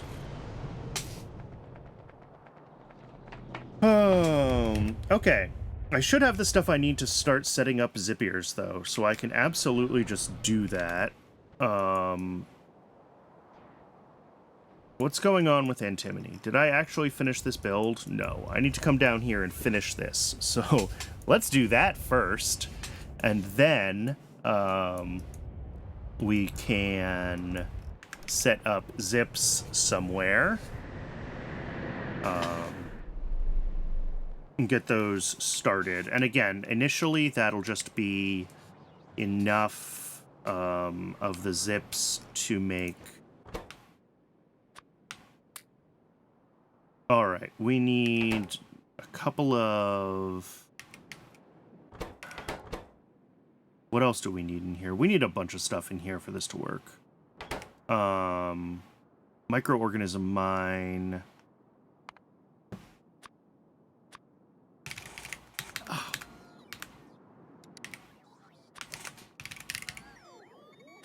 We're gonna need... No, not microorganism mine. Spore collector. We're gonna need 2 of those. We're gonna need... I think everything else I'm actually gonna hand deliver. Water I should be able to hook up from somewhere. Surely there's water around here. Maybe not. Yeah, like here.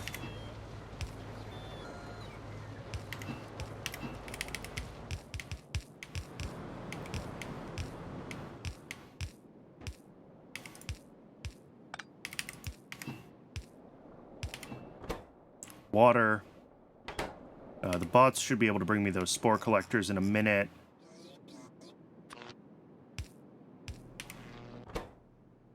And then I'll have to grab biosamples, cDNA, moss gene samples, and poor alien samples. I will hand deliver all of that.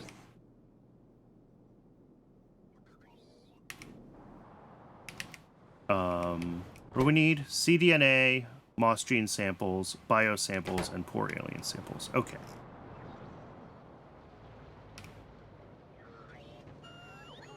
That is a bunch of pipe. None of that is my second spore collector. There you are. Cool.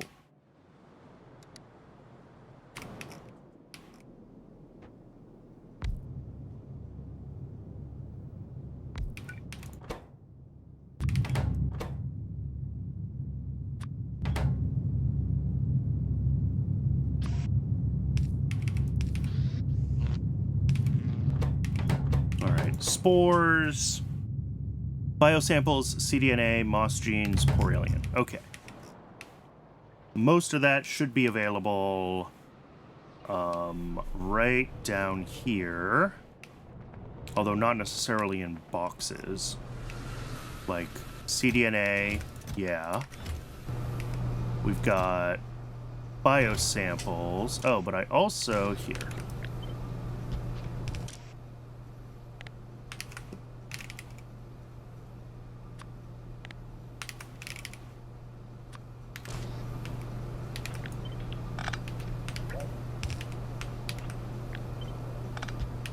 There we go.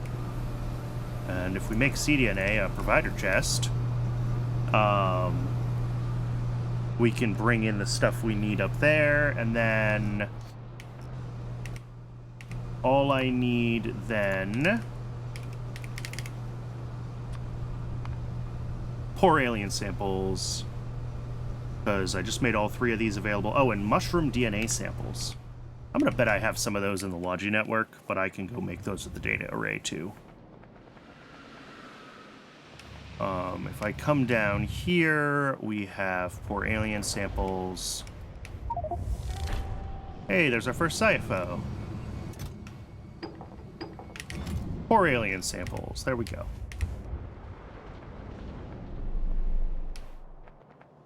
And, like, yes, grabbing that stuff is going to slow down science, but also... Who cares? Science is not important right now. My science is ahead of where I am. So. If I come over here, to be able to just drop a requester chest. Maybe where there's power. Alright, we don't have mushroom DNA samples. We do have...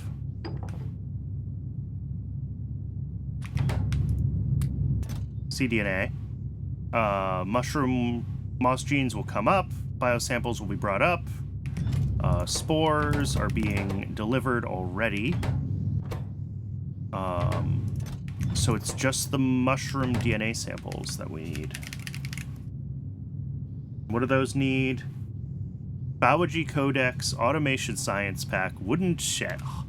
What an awful set of things.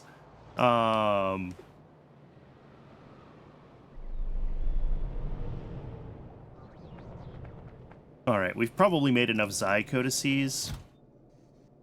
Yeah. We're gonna make Phagogy codices again. We're gonna make this another slot on that chest. And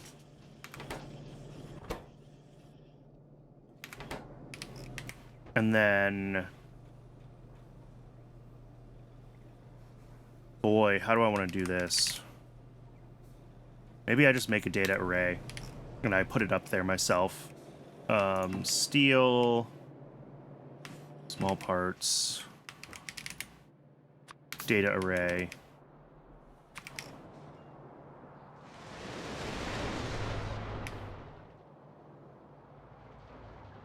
This feels like a lot of work just to bootstrap one thing, but oh well, that's pi.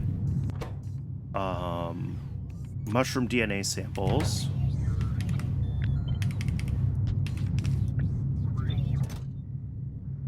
Yeah, and Phagogy codexes will be available eventually. And then that feeds into there.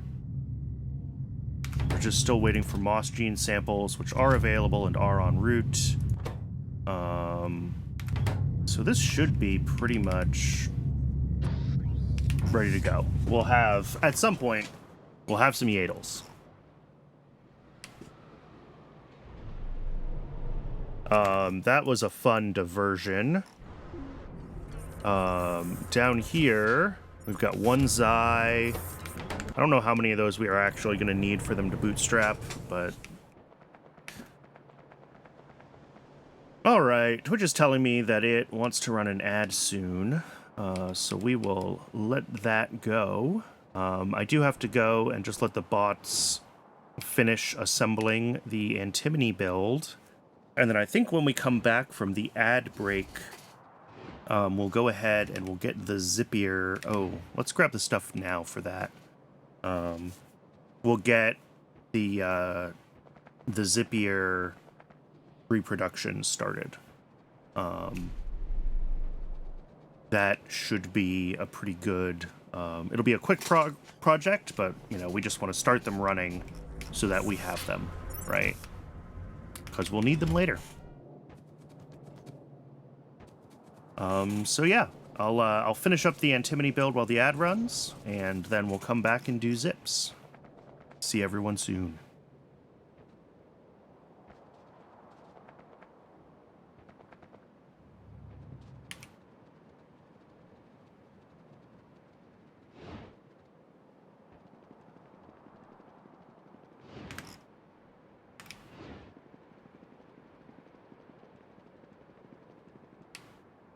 Alright, and there shouldn't be anything interesting as far as finishing this build goes. It's really just letting the bots...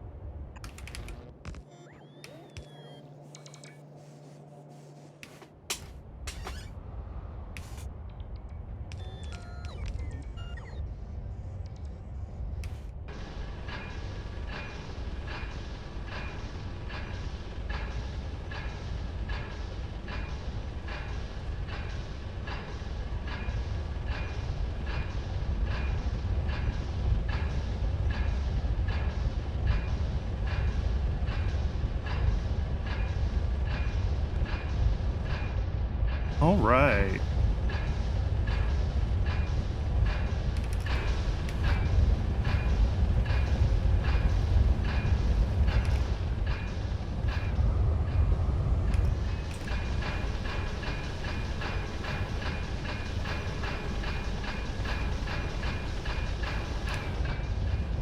That is looking good. These haven't turned on yet because we're still waiting for our first oxygen delivery. But all of our byproduct stations are running, and they're running fine.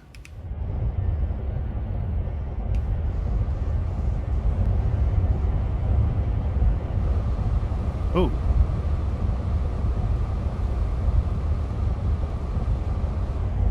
What did I... Oh, that's in the wrong place.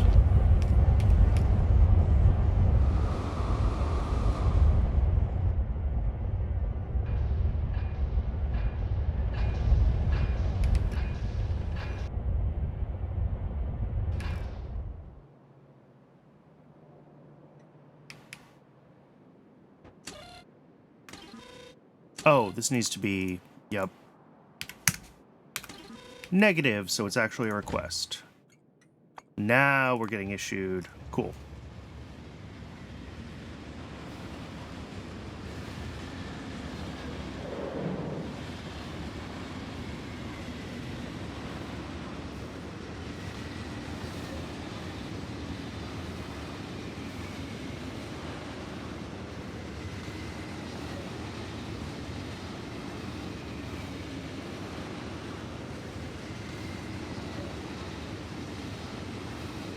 I'm actually not sure where oxygen is even coming from in the rail base. Like, it only exists as byproducts, basically.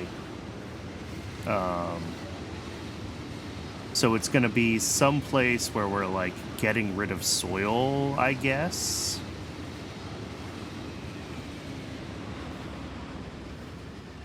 Yep.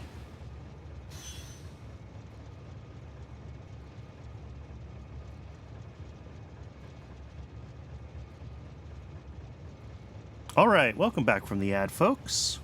We're just watching a train full of oxygen make its way over to our antimony processing, and this should be the last thing for that to turn on fully. I had the request set wrong, so it was not issuing the oxygen train.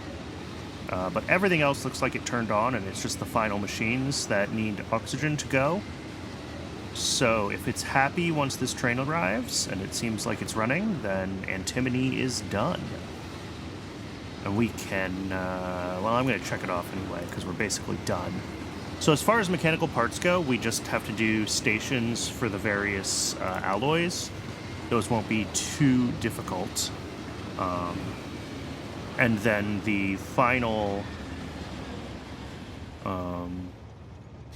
final mechanical parts build shouldn't be too crazy either. Here we go. These are all now on. And... oh, I screwed up. These are supposed to be fiber. I somehow got all of them set to plastic. Nope.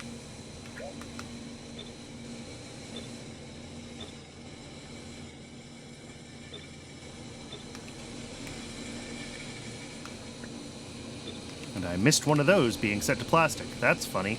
Alright. So that should be now all of these running, and they should be able to keep themselves fueled. Yeah, you can see why I wanted one of those inserters dedicated to fueling this, because that pulls through pretty quickly.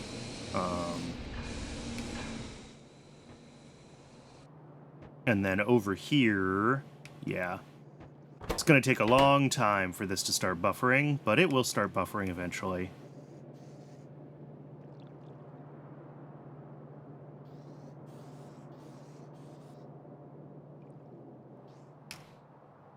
And then gravel, stone is probably already looking, yeah.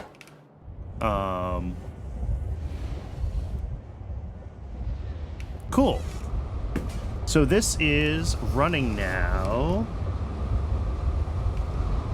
Should see more of these. Yeah, these are still, there's still a lot that's backed up on these. Hey, I made my first yaedols.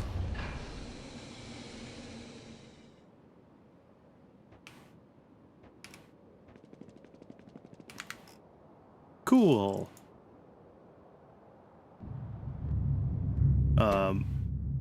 And that's probably, yeah, that's going to be limited by the delivery of Phawagy codexes from this build.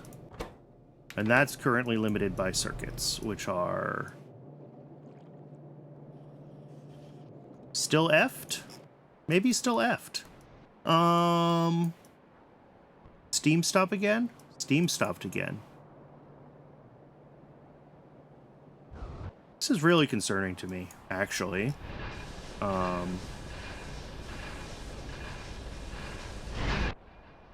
I should get rid of this block, and I guess I need to get rid of this other block. But also, I don't want to get rid of too much, because, like, being able to sync Steam from here is part of how this stays unblocked, right? Like, these need to be running, and they need to be spitting out steam. And same with, like, machines down here, right? Like, we're burning off petroleum gas. If any of this goes wrong, the belt base locks up. So I want to be really careful about how much I remove, like, power from steam. I guess I could definitely get rid of it up here. That block does not need to be making power for itself anymore, and I think I even have already merged it with the main base power, so, like, it doesn't matter. I can take that off.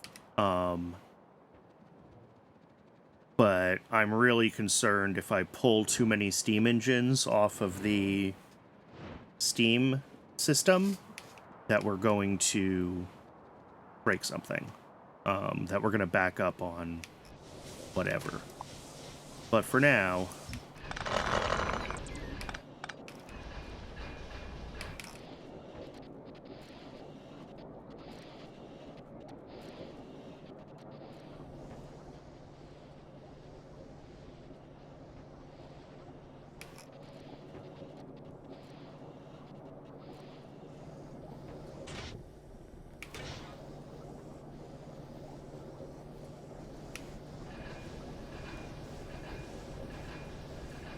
Yeah.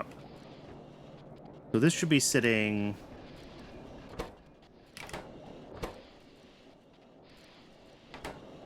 This should be running as fast as it can. This should basically always be on. And yeah, this is pulsing, which is kind of what happens when steam is low. That's fine. Oh, there's all those iron plates that I accidentally sent up here once.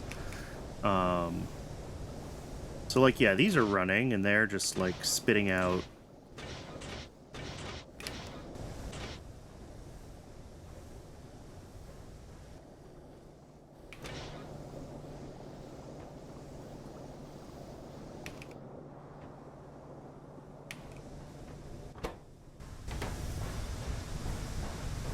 And then...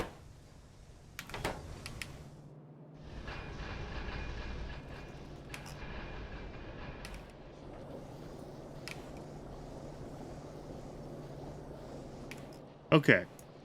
I think this is running normally. I don't think there's much else I can do about it. I think we just kind of have to hope that we can get more steam through. Like, coming down here to where we do a bunch of our coal processing and stuff. Like, this is all running, right? All these machines are green. So... this is all spitting out as much steam as it can. There's some various prioritization things that happen here to make sure that steam goes to tar processing. And then it just gets spit down here. And some of it goes to electricity. And the rest of it gets forwarded on to... yeah, this is sitting at like 25 now. Okay. And the rest of it gets forwarded on to other uses, including tin. Here we go. Tin is running again.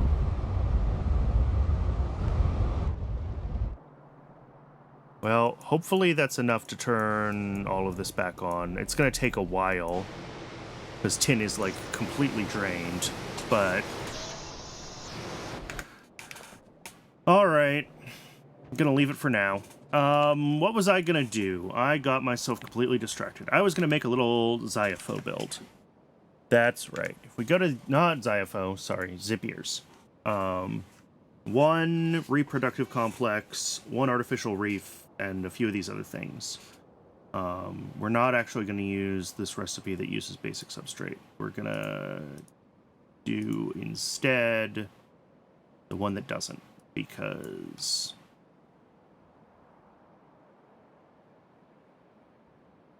there we go.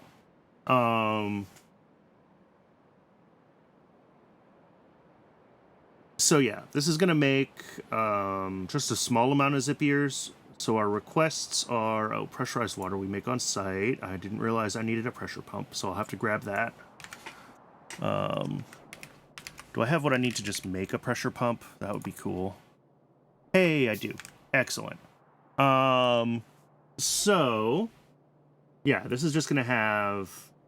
oh, and wastewater, I guess, just goes right to urea. Yep. Okay. So this is going to have an input station and an output station for the urea. I'm not putting the zips on rails from this build. This is going to be something that, like, I go to a box of zips and I grab them when I need them as modules for something. This is not the build that would provide Zipirs to anything on base for rendering or anything like that.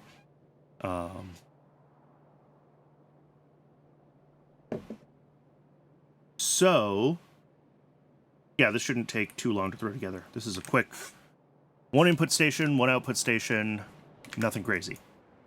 I can build this basically anywhere. Can I tuck it down here? Like, if I put a station here, one stretch, it might be tight to get the... no, that actually should fit. I think that'll fit. Oh, and the other thing I should check on, speaking of bootstrapping alien life things, not that. this side? I still have no Corlex. Because we still don't have Corlex food. Wow. I'm kind of surprised that Corlex food has not managed to make it on rails yet. Almost, but it's stopped. It's not getting kick-out seeds.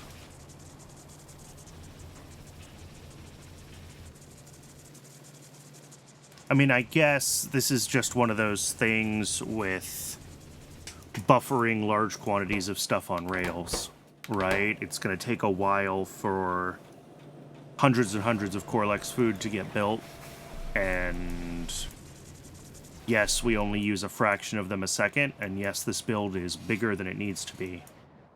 But, like, I should probably set my request threshold for Corlex food to be, like, 5 stacks instead of 20 stacks, right? Same, you know, this is going to probably be requesting 20 stacks as well. Yeah. And if this one gets its delivery first, it's going to take forever to get another 20 stacks available for the other one to get a delivery. So, yeah, we could set those thresholds lower for some of those things. I should be setting thresholds lower more often in my rail base, and I don't. Because I guess I value consistency more than I value not having huge amounts of things buffered. But yeah, let's see. I think I can do this maybe right here. No. Yeah. Yeah. Right here. If I do trumpet here, and then single straight, and then nope, never mind.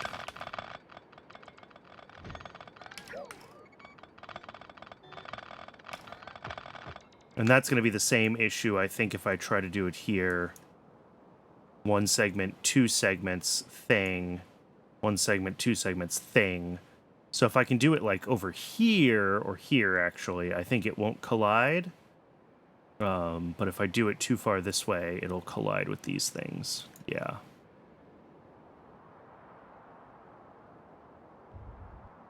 Alright. Was trying to find a small corner that's basically dead space that I can get away with, Oh, actually, I see my spot. I see my spot.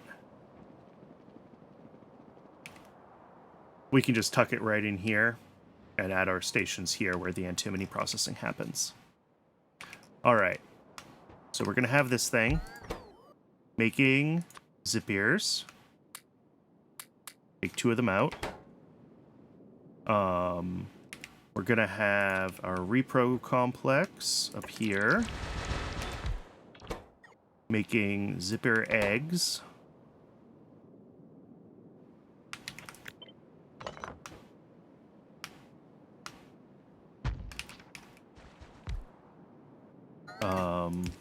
We'll take our wastewater, and that goes into... Oh, I don't have an evaporator. Can I build an evaporator? No, I can't. What do I need? I need tin and concrete. All right. Evaporator. Which is going to make urea from wastewater. Yep. And that'll go away. And then these guys need stone wool and fish, as does this. You also need phytoplankton. Okay. The phytoplankton in is easy. Let's grab this thing here. Phytoplankton. Beautiful. This pressurized water. Pressure pump. Done. And does this need regular water? No. All right, that is also great.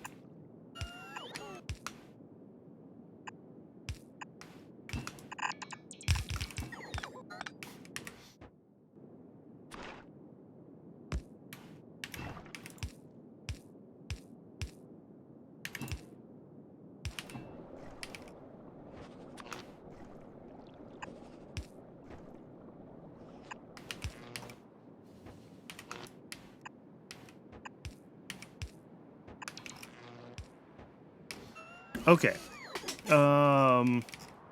So station-wise, we need a solid pickup right here. That's easy. For our 0.1 urea a second that we make. And that's a byproduct. Oh, I forgot to probably account for byproducts in antimony processing, didn't I? Let's take care of adding high priority to these byproduct stations while I'm thinking about it. There.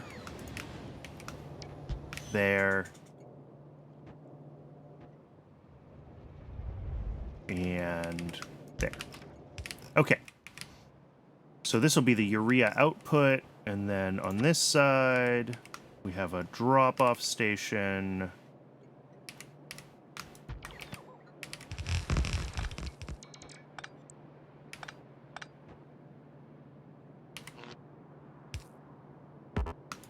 Which I can't make the station because I'm out of iron plates. Cool. I'm out of lots of stuff. This needs... What do we need to bring in? Coke? Coke, stone, jerky, and fish. Okay.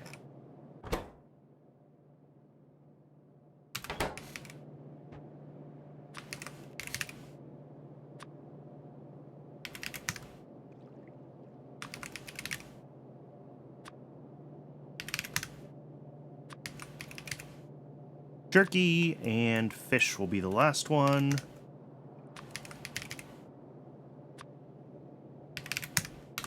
My poor fish build. Forever overloaded.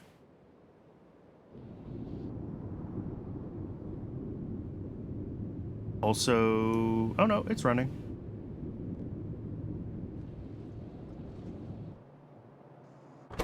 Oh no, cool. Fish is caught up. Fish is no longer a problem. Good to know. So yeah, these have everything except for... Yeah, Corlex food now. And the Corlex food build is just slow because Kickalks are slow. Alright. I could probably... Well, I mean, I think the Phawagy and the seaweed is also scaled to, like, what this thing can do. But...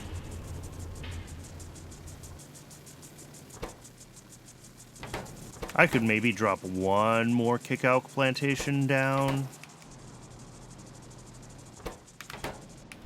to get food running a little more quickly.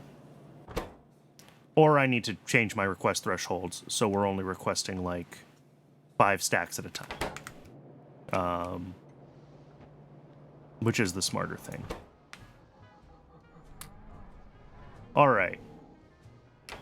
So from over here, what do we need? What are our inputs to all of these things? The zips need fish, eggs, and stone wool. These also need fish and stone wool. And the phytoplankton, which will come from here. So... I think I want to take out... Let's do the stone wool first. The stone wool is just stone and coke. And it's not much of it, is it? 0.3 a second? Yeah, there's nothing. This is all nothing. All right. Stone and coke.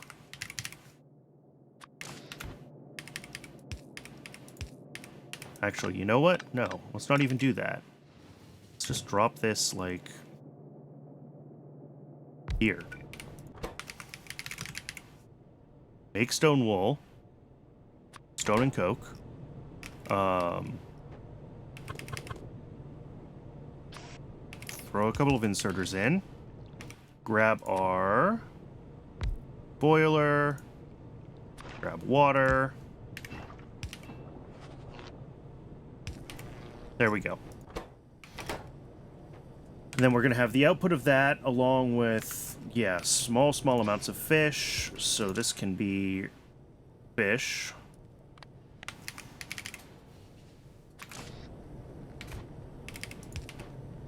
Plus the output of this.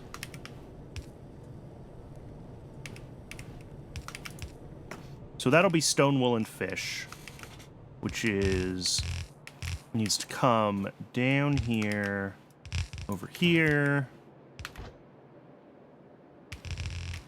up past this one, to this one. And again, absolutely tiny quantities of all of this stuff. So like that and that should be fine. And then, oh, we also want like a chest here for the zips. Okay. And then the other thing that we need is we need the phytoplankton from this. That's easy. That is jerky.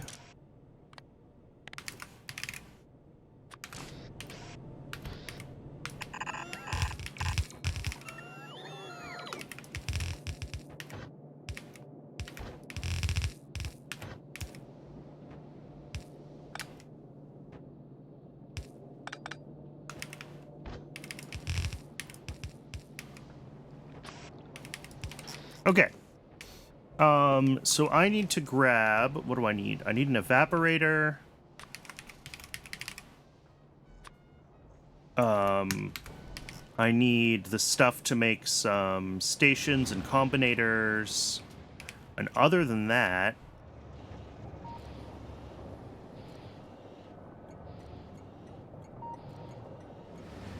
where is our selector combinator? All right, gasoline is almost caught up to diesel as our preferred fuel. This is cool to see this system actually working, by the way. Cool. So, yeah, we need obviously inserters, we need that evaporator, we need stuff to make combinators and stations. Iron plates and batteries, it looks like. So we'll have to run back to base. But this should pretty much be the zip loop. We'll probably actually get away with like that.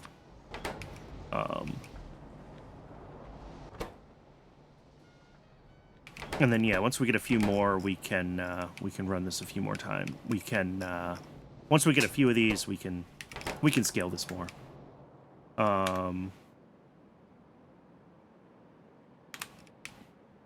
Cool. Let's go grab that evaporator and, like, the other stuff that we need. And we'll,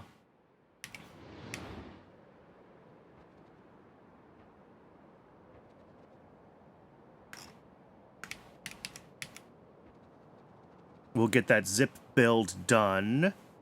I guess I should check on Xyhiphoes. How many of those do we have? 4. Oh, we need more Logi Science if I want to make more Xys. I'll need to check Yafsi and see how many Xys I think I need to, like, start rolling them. I think it was only, like, 1 per...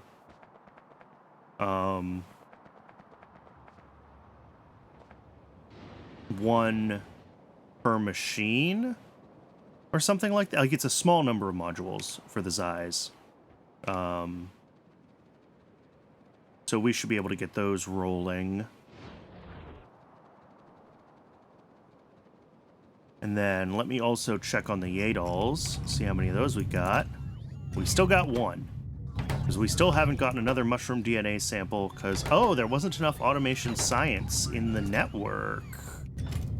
Oh, I haven't thrown as much of that away as I thought, I guess. That's a thing I can fix. Alright, deliver unto me, O Logibots. Let's go down here and let's just direct some automation science into the network. That's easy. Because we do have... Yeah.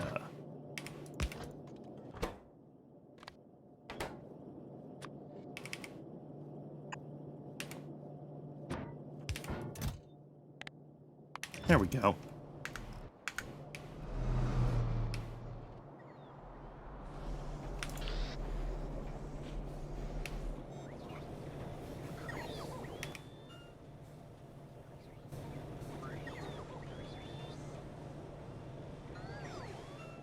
Ugh.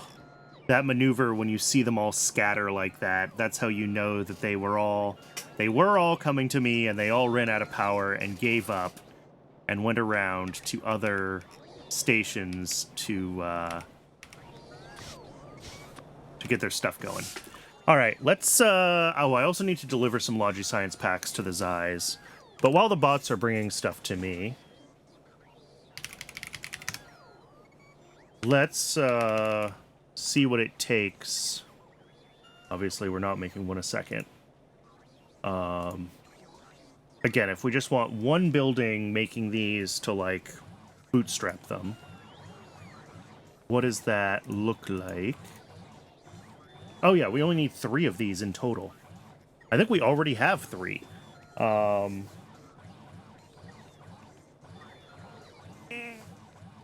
So we gotta make... We want to make the phytoplankton on site, pressurized water from water. We'll do the sap on site, that's easy. We bring in jerky, fish food, and filtration media. We do wastewater to urea. Alright, cool. I think we already have the Xyhiphoes that we need for this, so I don't think we have to make any more. Which means that we can switch over to Sea Sponge in the... Alright, so we actually need, if we come back in here, we need 2 evaporators.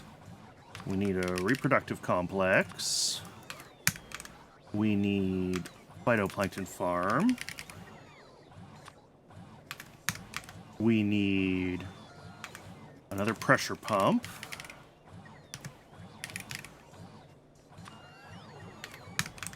We need 2 sap extractors.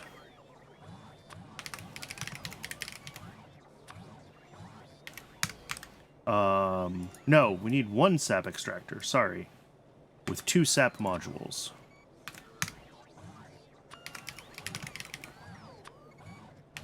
Alright. So that's what we need to get Xyhiphoes going.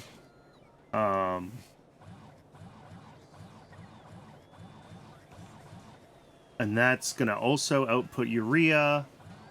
I might actually put this, like... I mean, if I put this next to the zips, we can just merge their urea processing, actually.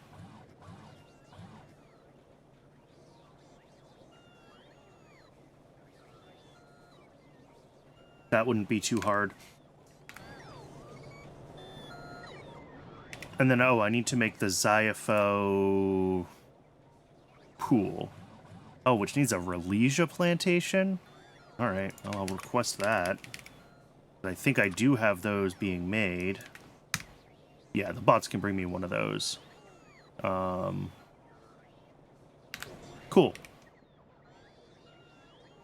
And then we can remove that from the requests and make the Xyhiphoe pool.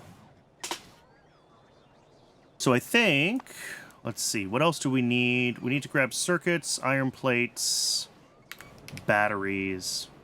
Circuits are obviously still a problem. Yes. Iron plates. Batteries should be okay, though. Batteries buffer, like, over here somewhere. Yeah.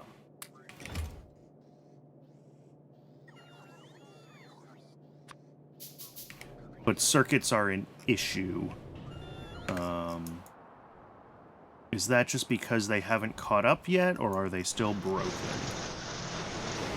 I think that's just because they haven't caught up yet. I see tin everywhere. All right.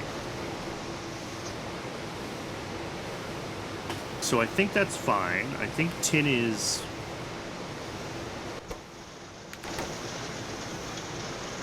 Yeah. What even is our limiting output right now?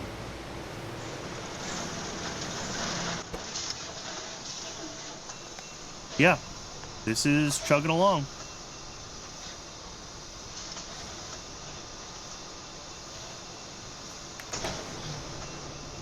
So it's just going to take a minute, and then what I probably should do is over here... There we go. That's directing all the circuits to the mall instead of to the rail base. Because we don't need to be buffering them on the rail base right now, and the mall is a shambles. And actually, I can grab the ones that I need for my purposes from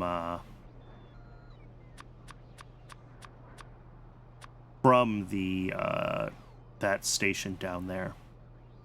Alright, so as far as being able to make combinators, yeah, I need circuits. I still have copper, I've got steel, I've got lots of iron, I've got batteries. It's just circuits. Alright. Yeah, we'll grab circuits on the way by. We'll grab our Xyhiphoes as well, actually. Double check how many got made here. Oh, I've got 4. Yep, that's enough.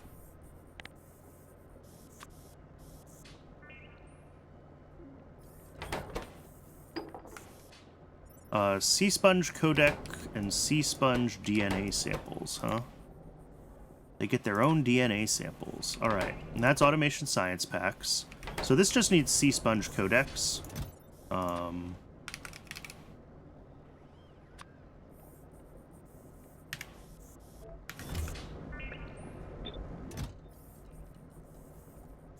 Which we're not making right now. Because we're still making the yaedol. Actually, we should have enough phagogy codexes for the yaedols. So maybe I can switch that over to sea sponge codexes. Because yeah, there's 2 in here.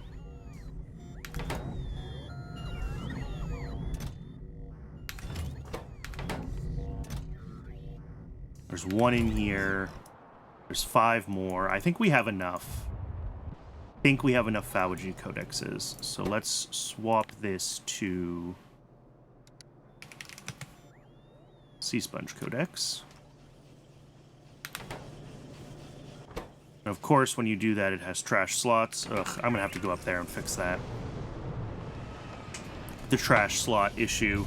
Even though it reuses all the same ingredients, they still end up in trash slots when you swap like that.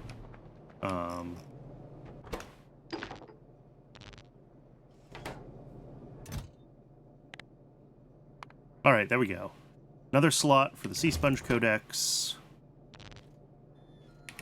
It'll get circuits eventually. So we should get sea sponges started as well. And these are basically... I think sea sponges, I mean, the yaedols are going to take a minute to make a few more so I can start growing them the way I'd like to.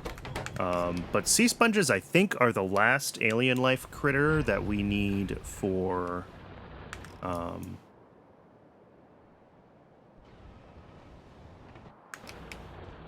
that we need for Pi Science 2.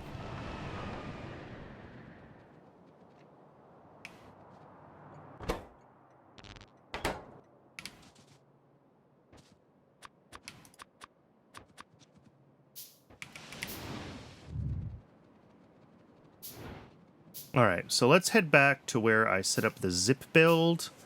I'm going to do Xyhiphoes right next to it. Because I've got the space there, I can set up another request station for the Xy inputs, and I can share the same urea output, because they both make wastewater.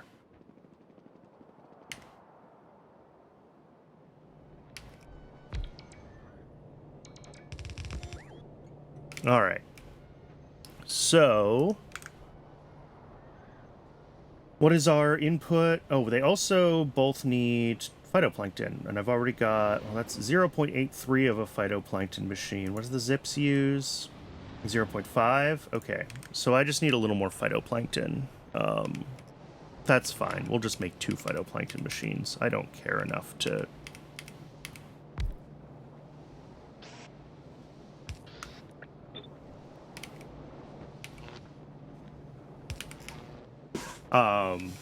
And then that is going to feed into a reproductive complex somehow, which is going to make Xyhiphoe larvae. There we go.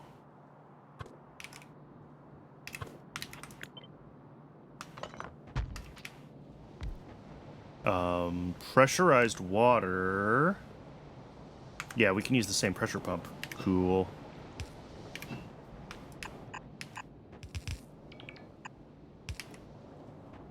And oops, that's hooked up to the wrong spot. That's wastewater.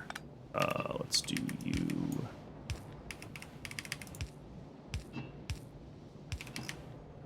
And then wastewater.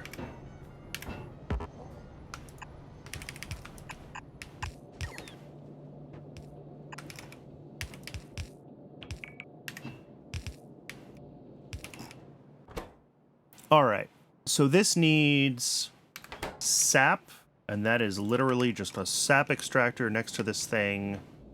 Oh, and it has a poop chute. It doesn't even need an inserter. Love it. Let's grab power.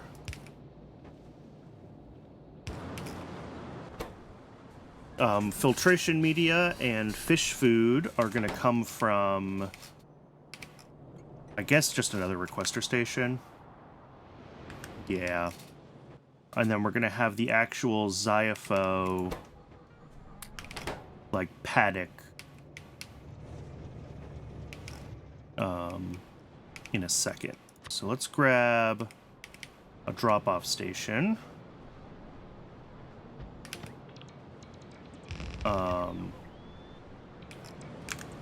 And let's grab a... Where's our Xyhiphoe thingy?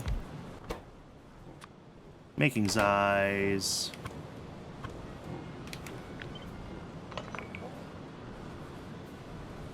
Darn. I was hoping... Well, I guess it goes there.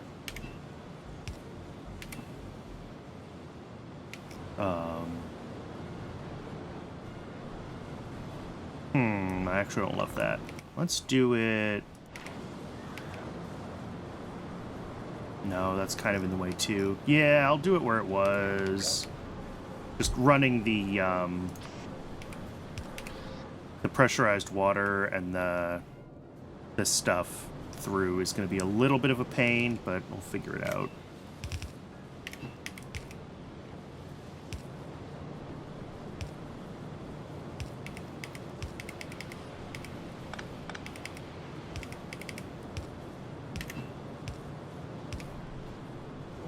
All right, that'll be phytoplankton.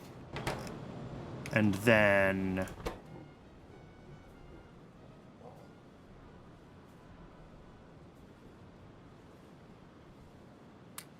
There's our module. There's our output into a box. There's our one spare Xy.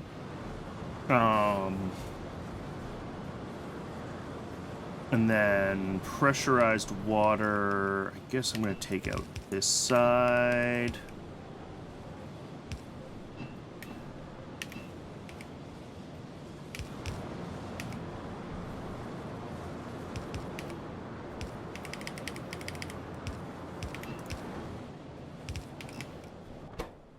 All right.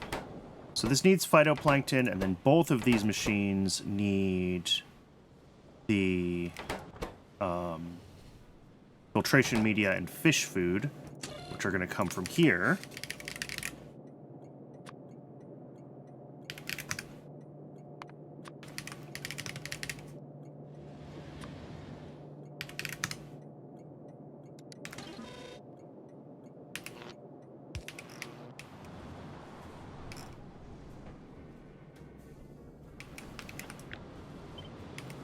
Put that over here.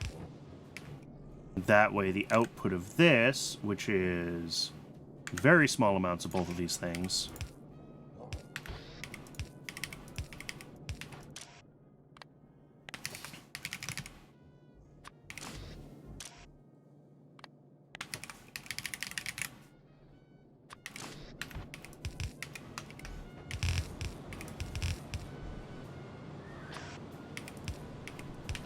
All right. That should pretty much be it. There's filtration media getting picked up. Fish food ought to be available. Oh, not quite. We're not quite ready for our first delivery of fish food, but we will be soon. It shouldn't take that much longer to hit our first fish food delivery for these Xyhs, so that's good. As far as the zips go,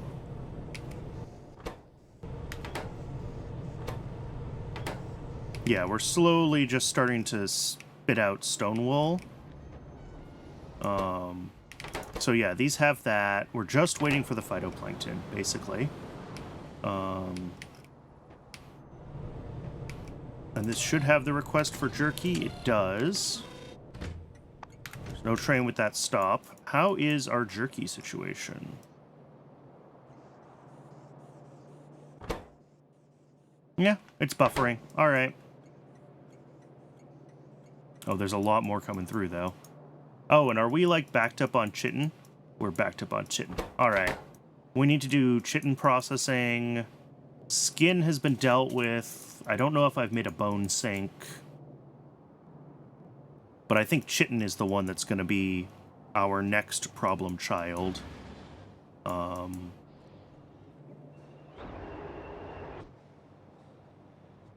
Because we basically always have demand for blood. So... no, sorry, those are unrelated. Blood does not lead to chitin. This is still on because we always have demand for blood. Chitin is not a problem currently, despite it being backed up this far, because formic is backed up, so we're not trying to take apart these guys, rocks. But we will eventually. So yeah, we just need to wait for a load of... and that'll generate a trip shortly.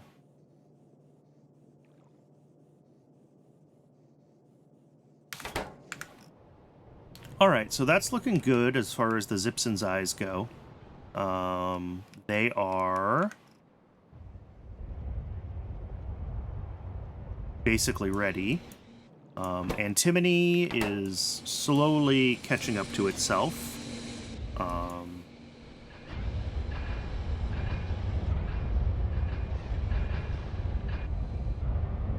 But is otherwise looking fine. Train is stuck. It's an ash train. All right. Yeah, antimony ore is totally backed up. That's kind of expected. I like this train that's like going back and forth, picking up ore and delivering it over here. That's cute. Good job, CyberSyn. So yeah, I don't think these are going to turn on for a little bit longer because they do need that jerky for these guys. And then fish food should get its first delivery short. Oh, there we go. That's fish food, I think.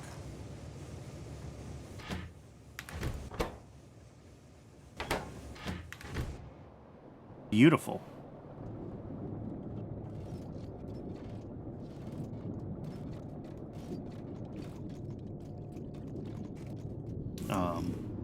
I don't know if this fish build can actually make enough fish food for what our needs are going to be, like, long-term for Xyhs. Probably.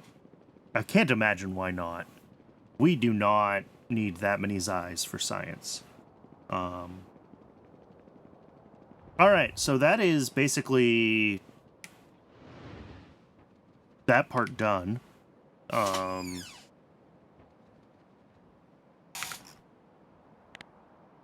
Zips, Zys, Sea Sponge is waiting on Sea Sponge codexes, which is just waiting on circuits, I think. Yeah, it's basically just waiting on circuits. It's going to take a minute for circuits to rebuffer. That's just life. Yaedols are... How are they doing? We've got 4 of them out of the, like, 6 that we're going to be able to make, because that's how many codices I made. So those will run for a little while longer. And then when I do yaedols, I will do them as, like, the final build on Rails. I'll just set them up the same way that I set up Tufras, basically. Because just like Tufras, yaedols have a bunch of inputs, and I want to make sure that I'm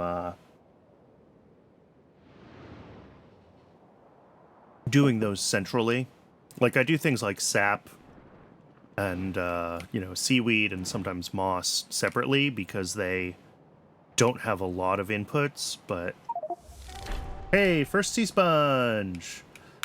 I mean, that is, good day. Making progress. Alright, I think we want to be working on these alloys next. I think that's what needs to happen.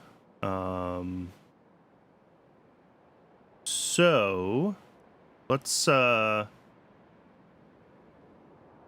I'm not really sure where I want to do them. I don't know if it matters.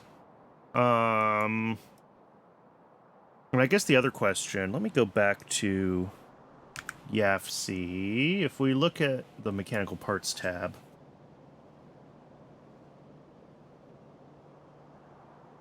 no, these really don't have much overlap in what they need as far as inputs, right? It's like, oh, we need...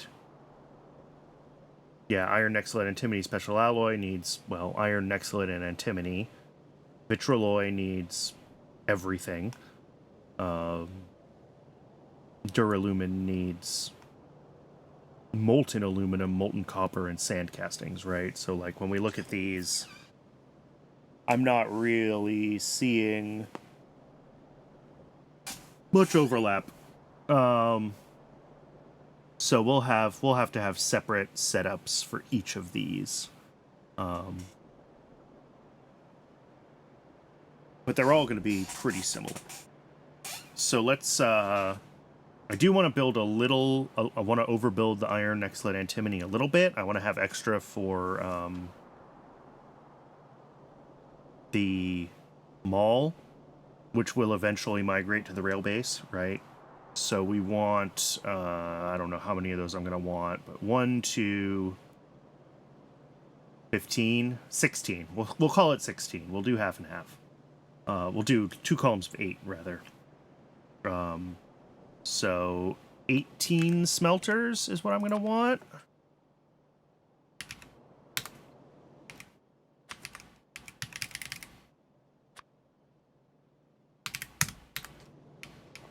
All right, let's get up to the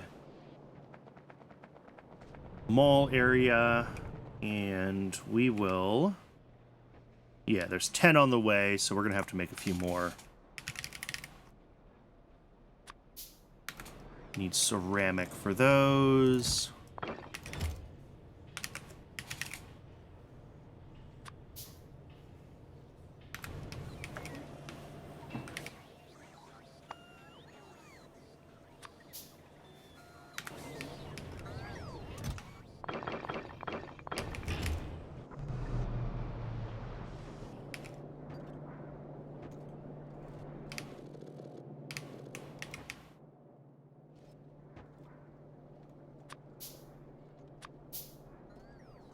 Titanium plate, more steam engines. Oh, the handcrafting dance, my favorite thing.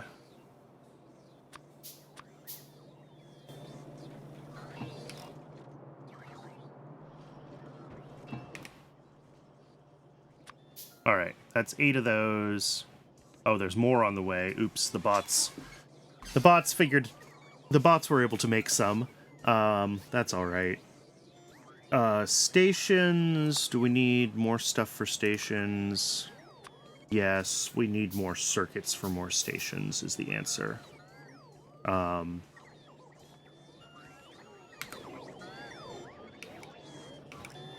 circuits are coming through, just not as regularly yet.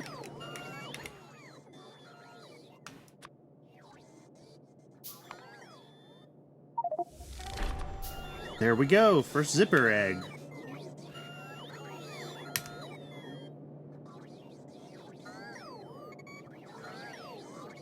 That is actually pretty good progress for 2 hours. Well, 3 hours of playtime, actually. What do I have that I don't need in my inventory?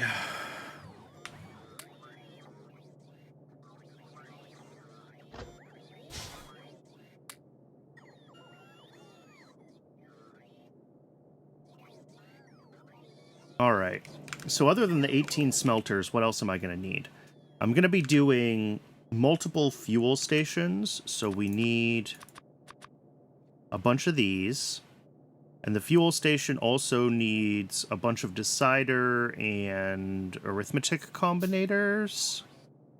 So we're going to have to make those, and those are circuits. So I'll have to just grab more circuits. On the way out, I'll grab them from the rail base buffer.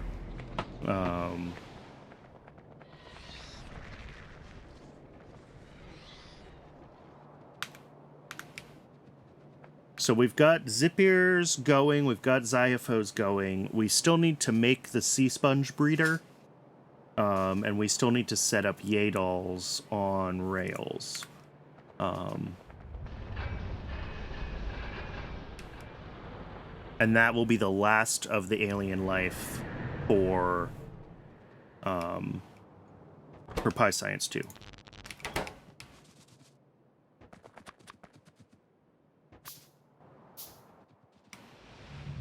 All right, let's do, where do I want to do this?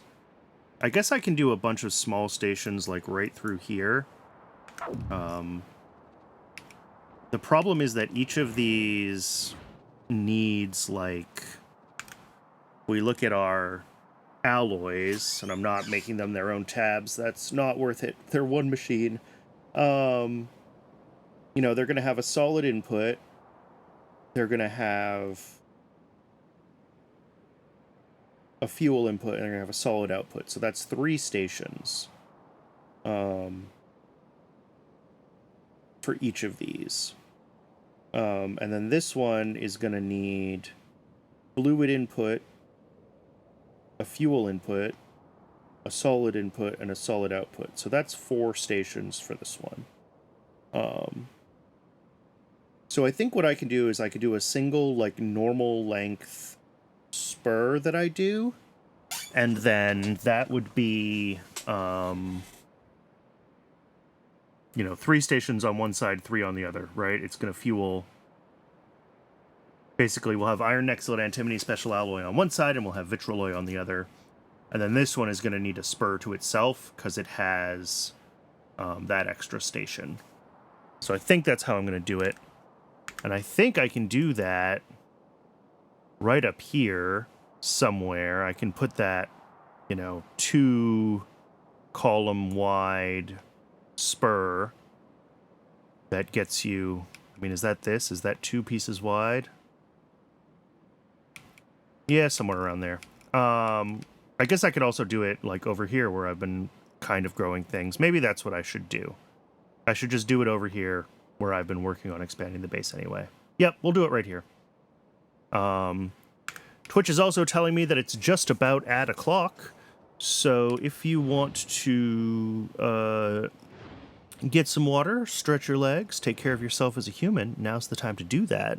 I am going to step away during this ad break because I have been being bad and working through the ad breaks. And I need to not do that. I need more water. I need more tea. So I'm going to step away while the ad runs, and when we come back, we will we'll get all these alloys going, and then probably mechanical parts, and then we'll see what else we need to do for sea sponge and yaedols. So I'll see everyone in just a few minutes.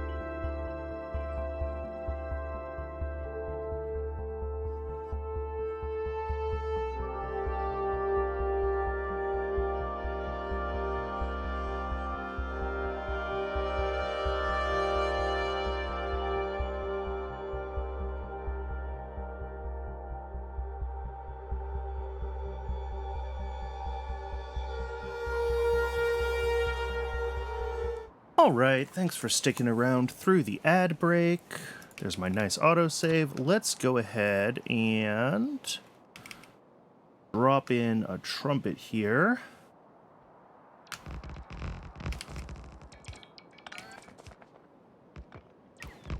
And we're going to go ahead and this needs 2 segments long.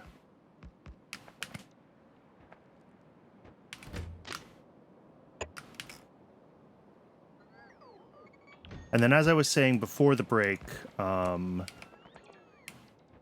we can basically run iron nexylate antimony special alloy and vitraloy, both one on either side of this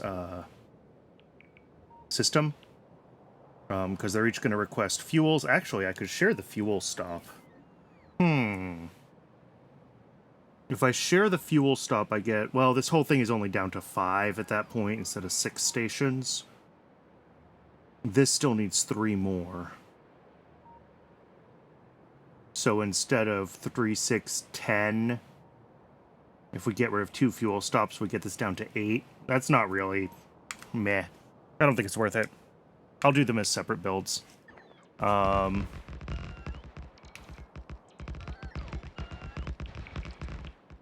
And this is going to be good getting all these alloys going, because the glassworks, like, while yes, the glassworks is a great sink for, oh, that radar is in an awkward location. We'll deal with that.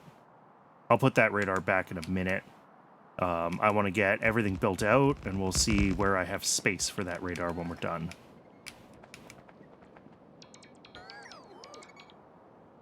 Alright, so we're going to have, basically on either side here, a fuel drop-off. And these are basically mirror images of each other, right? So we have a fuel drop-off. Oh, I'm out of rails, really? A solid drop-off.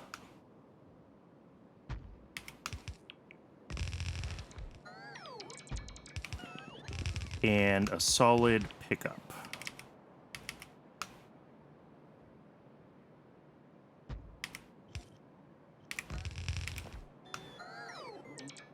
And I did something wrong.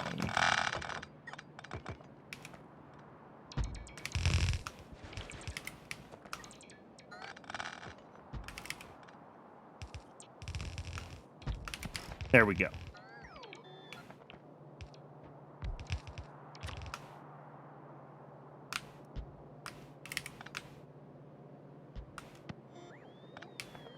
All right. So that'll be... I'm going to have to go get rails for all of this stuff. All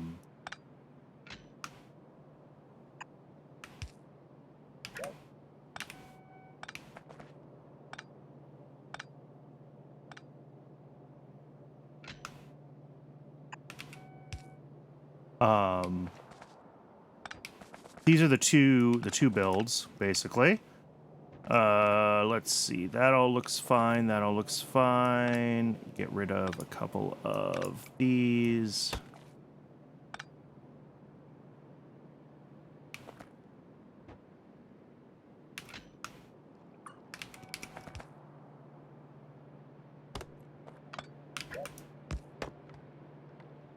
All right. I think all the signaling is done right now.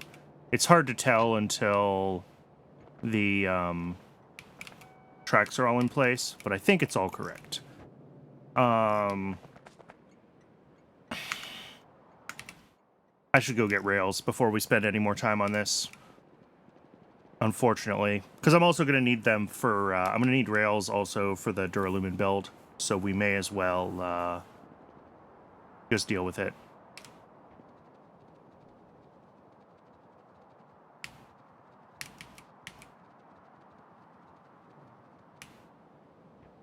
And once these sections are done, like these two are both going to go up to this line. I've said that before.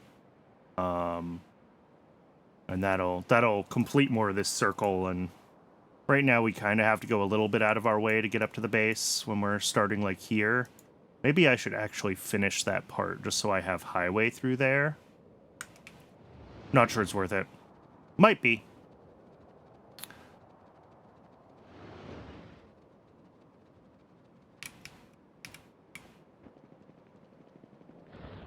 But not what I'm going to work on right now.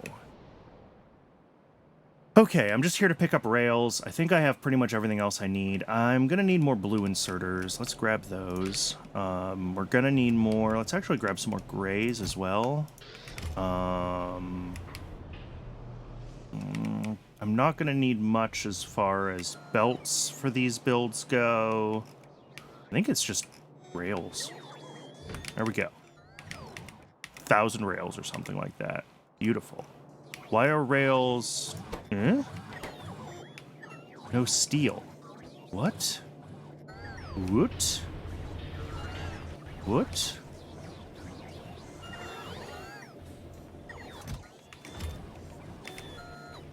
Oh my god.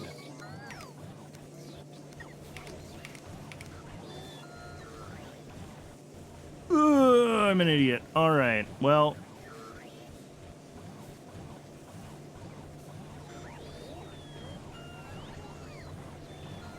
I'm glad I found that.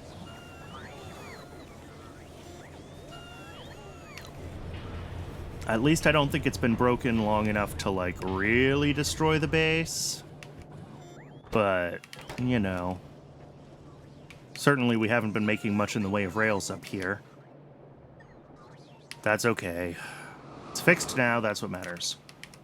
That's been my motto for a lot of the silly mistakes that I make. It's fixed now, that's what matters.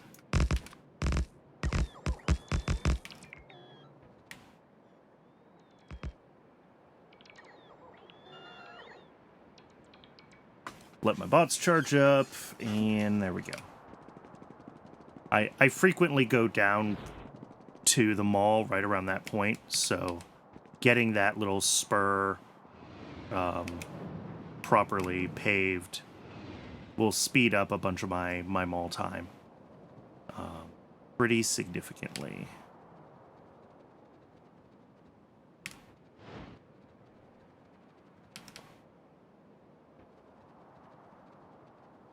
It really is impressive with the asphalt down how quickly I can move around this base, though. This really doesn't take that long to get to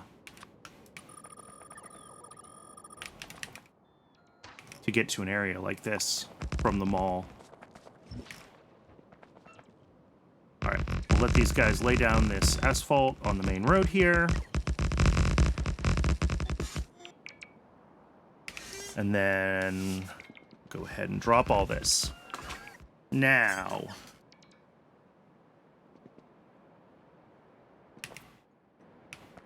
Oh, I need a radar. That's... Okay, good. I can make radar. Do those radars end up, like, more or less in the right place so that our grid is properly covered? Actually, yes, they do. Beautiful. Both of these need one more power pole every time because this blueprint is wrong. Cool, but both of these should be requesting fuels, and they probably should be latched. Yep. And then this one as well should have latched. Yes. Oh! This blueprint keeps the station name. That's not what I want. Uh-oh. I'm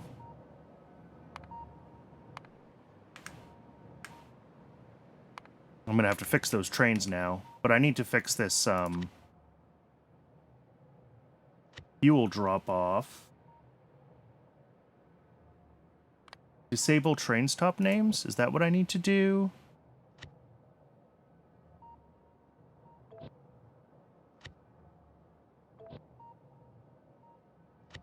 Yes, okay. Now I need to fix these guys.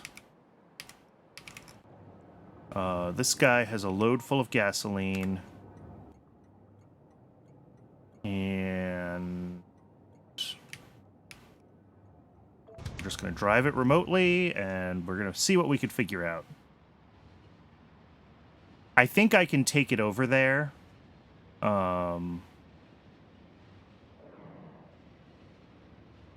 to one of those stations. And hopefully we can keep the system from totally locking up on me, but... Alright, I want to go up. That's the other one. Oh, that's in a bad place. Alright.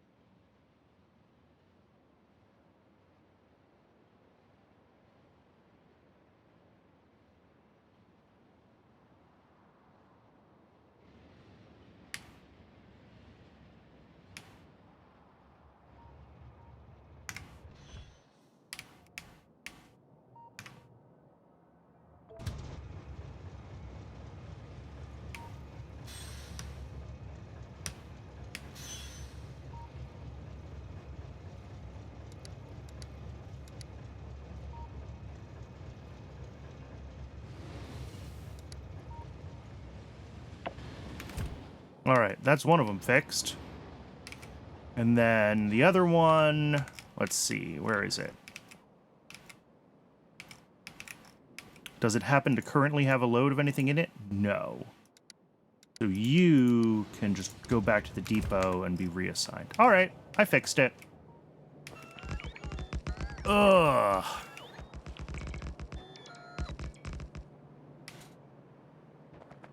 Okay, so down here, I'm going to do the smaller build on this side, just because there's other... I mean, there's not a lot of other stuff going on here, but I don't have quite as much room to work.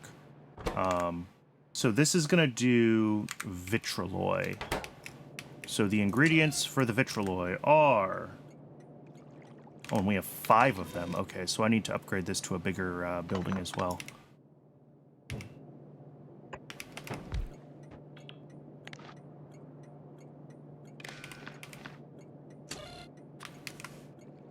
Vitroloi needs titanium.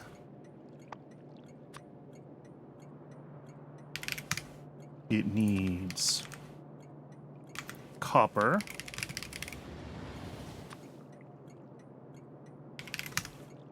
It needs nickel.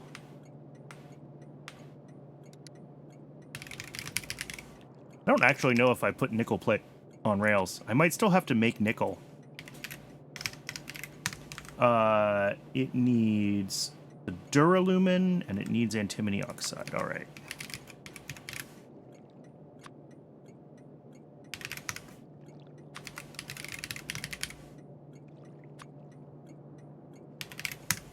All right. And that's 5 ingredients, which will fit in this. 5 times 30 is 150 out of 160 stacks. So we're all good there. This one, on the other hand, is going to do the iron nexylate antimony special alloy, and it needs exactly those things.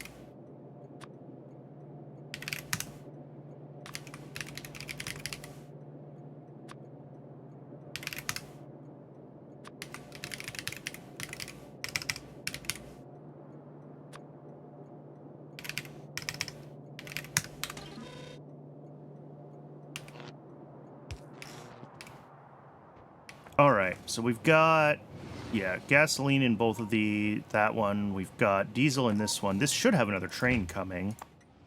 Yep, more diesel. Looking at our inputs. Yeah, diesel and gasoline are both kind of floating to the top of our fuel list, so that's fine. These guys should both be requesting, yeah, they should have lots of stuff.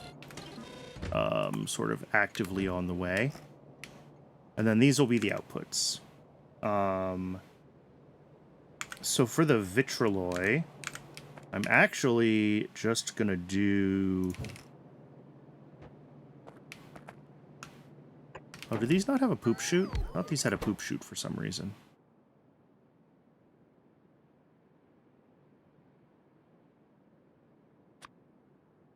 Apparently not. Okay, that's fine. Either way, we're going to feed this directly from the warehouse because this is a lot of ingredients. And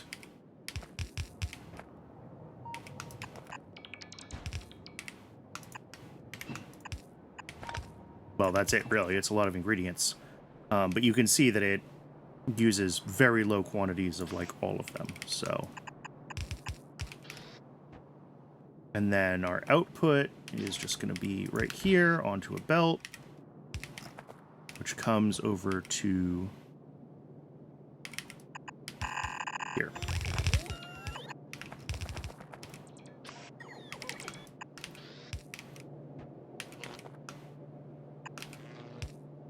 All right. Oh, look, there's titanium. And there's copper.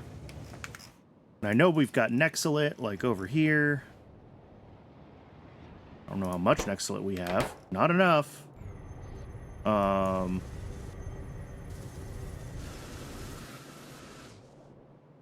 Has nexolite not been coming from the main base? Not very much.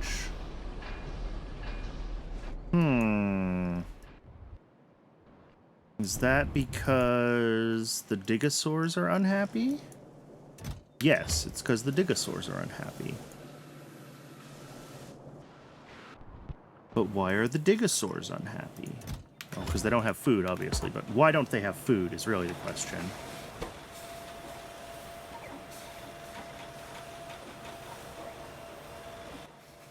Blood. Blood is still our limiting factor. Okay. That doesn't surprise me. That blood is still the limiting factor. This will run whenever it can. We're going to keep slaughtering dogs for blood pretty much forever. Like, you could see them here. They're just still going.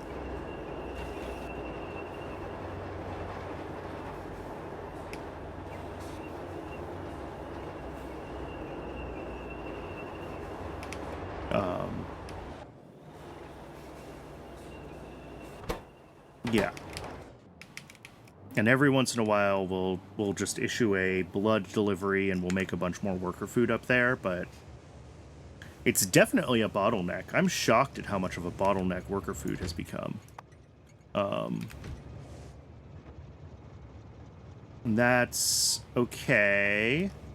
I don't see a train being assigned for nickel, which makes me think I'm not making nickel plate. So, we may have missed a step. And this might not turn on. This also won't turn on until we get Duralumin, so, like, whatever. And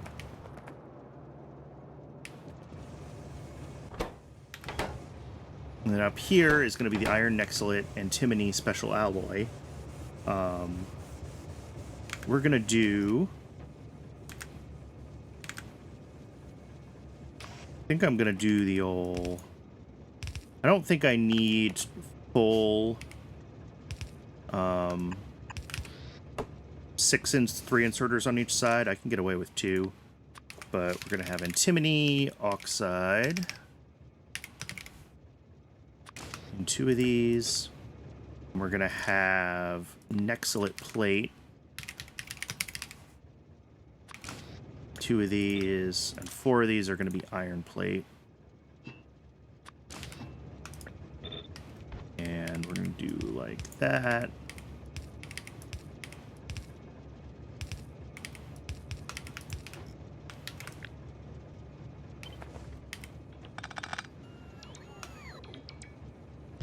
And like that.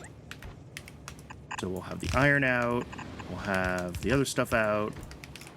And I want it to go a little bit higher than that. Actually, let me grab... What did I say I was going to do? I was going to do 16 of these for this build? Yeah, 8 and 8. All right. So actually, we're going to do like this kind of thing. That'll be our input. And then we'll have... God, these are huge.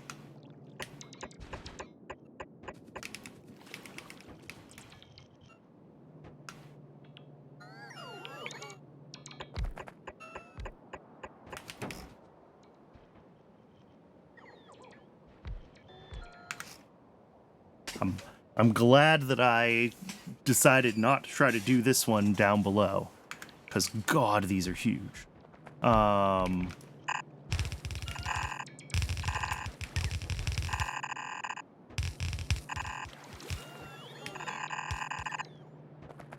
right. And then these are all going to make this thing. So they pull in, I mean, it's all small quantities. So like, meh. I think it's pretty much this. And that.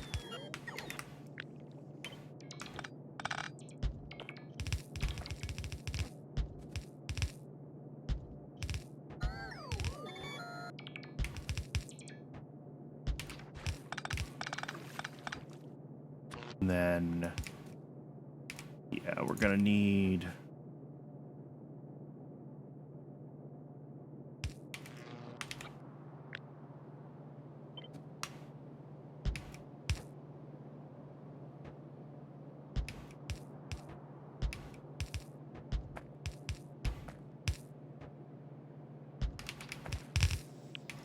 There we go.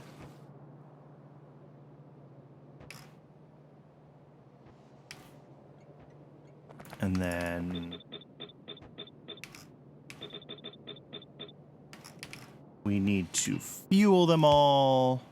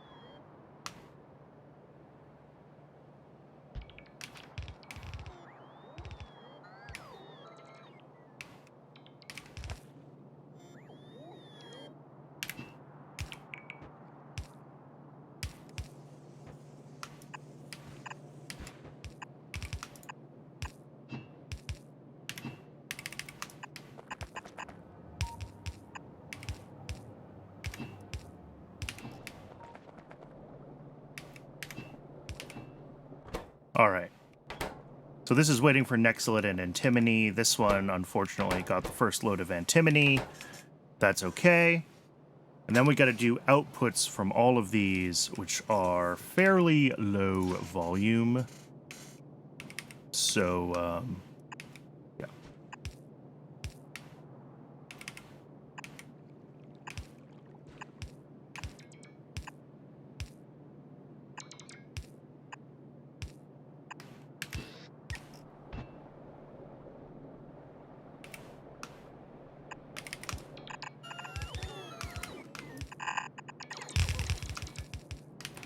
And how much of that are we making in total?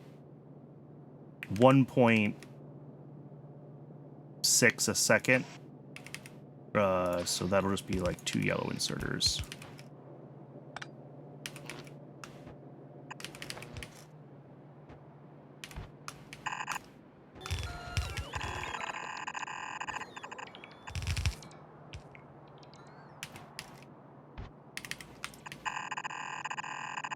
And then the output on this side will come over here. We'll make it a 2-sided belt on the final output just for funsies. It's not really necessary. We're only making like 2 items a second here. But it looks nice. And I still need more outserters for...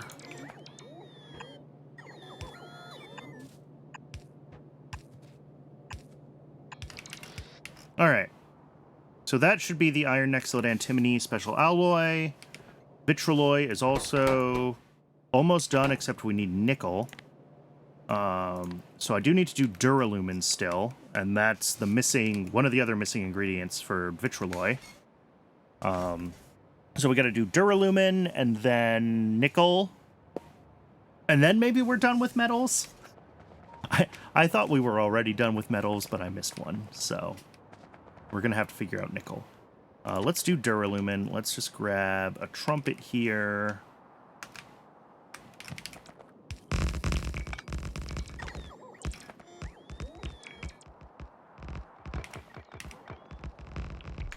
And we'll do, yeah, duralumin off to this side. Yeah, I've done a little bit of stuff off to this side before. Not a lot, but some. And straights, 1, 2, what is this? Raw coal.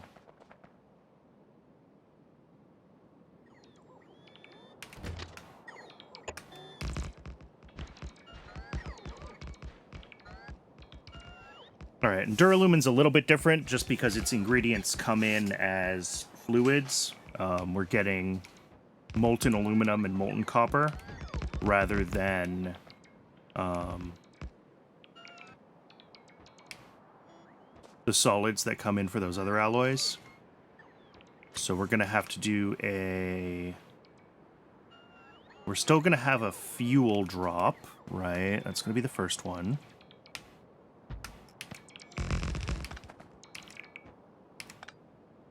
And then we're going to have a solid drop, and this is for, this only requests one thing. It only wants one thing, and it's disgusting. No. This needs sand castings. We don't need to request huge numbers of those. Yeah, 0.3 a second.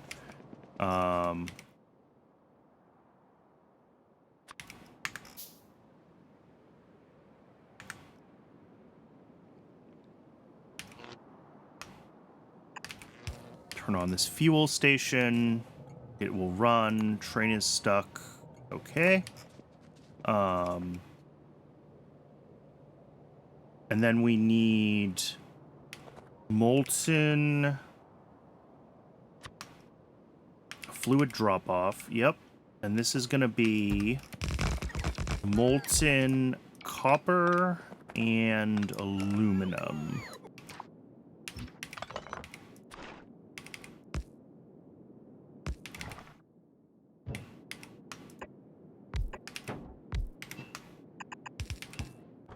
So one of these will be copper. One of these will be aluminum. Then we also want to request that. Molten copper. And aluminum.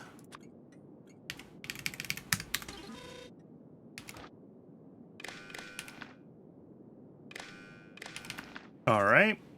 And we can power that on. So that'll bring in copper and aluminium. This will bring in our fuel, whatever fuel it can get its hands on. This brings in sand castings. And then finally, we're going to have a solid pickup station for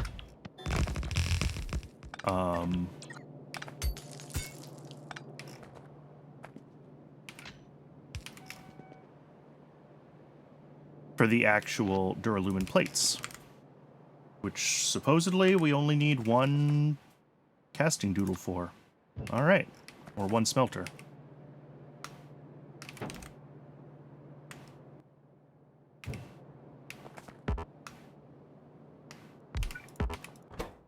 All right, so we're making duralumin from molten stuff. Okay, all the fluids come in on one side.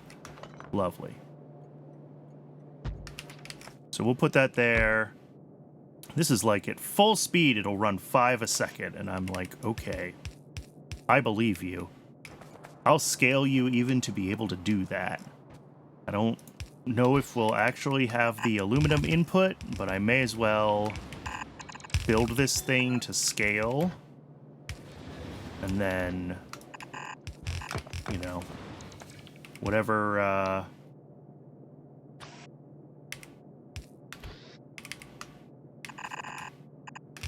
whatever it actually ends up being capable of running, it'll run.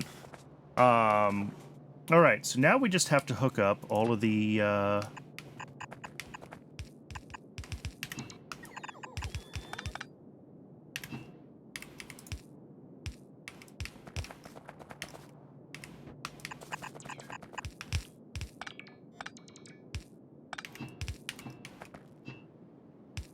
the fluid inputs, and just fuel is the last one.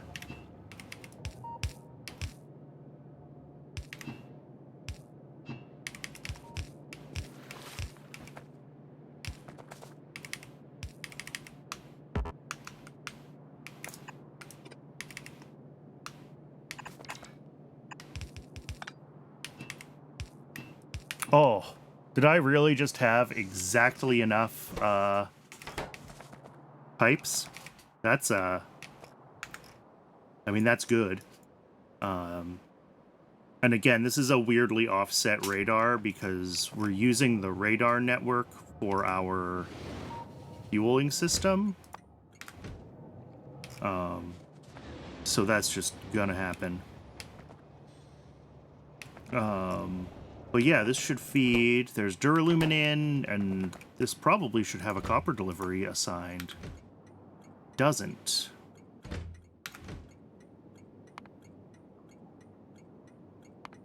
But why not?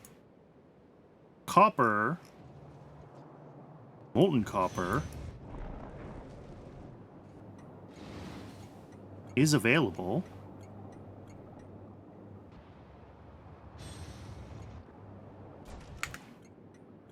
So why... Oh, there it is. No, this is going to get more aluminum. No, the train limit is 1. Whatever. I'll give it a minute to sort itself out before I decide it's definitely broken. Oh, look at that. I don't know which station Curtis Rass is.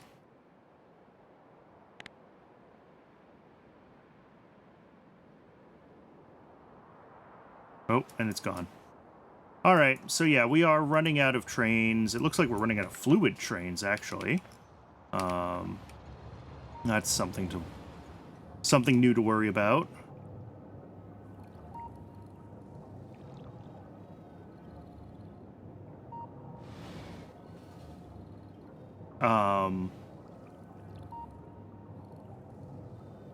What is... Oh, no, that's fine. Just because we don't have a pump that goes from this into this one. So this will sit like this, but that's okay. That's okay. Because we're not going to actually latch a request into this right now. Because this is not empty. Yeah. We're okay. We're okay. I've forgotten how my own stuff works, is...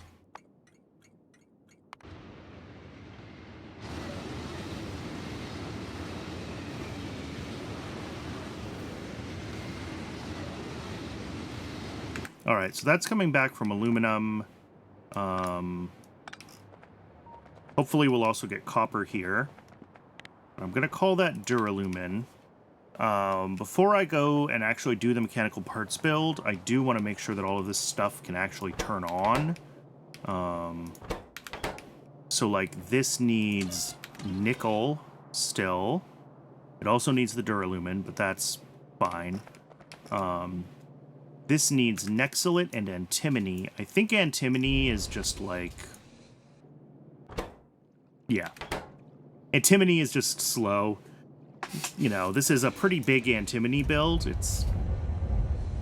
But it is still, you know, it's enough to keep up with the demand in the steady state. But again, because of train buffers and that sort of thing, it does just, slow down a little bit. I think in both of these cases, we expect the ones at the end to be... Oh, uh-oh. Oh, it's broken. Glad I caught that. All right, let's go fix that. I guess that underground ended up 1 square too big, and I missed it. I'm not sure it's actually faster to go straight down through here. It's more direct, but it's so much slower to walk across country than where the roads are. We also still don't have a Zipir. Oh!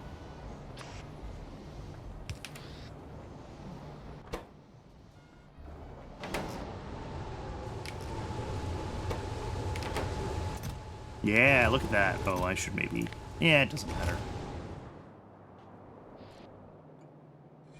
All right, because yeah, this is would have stopped a lot of stuff from working right.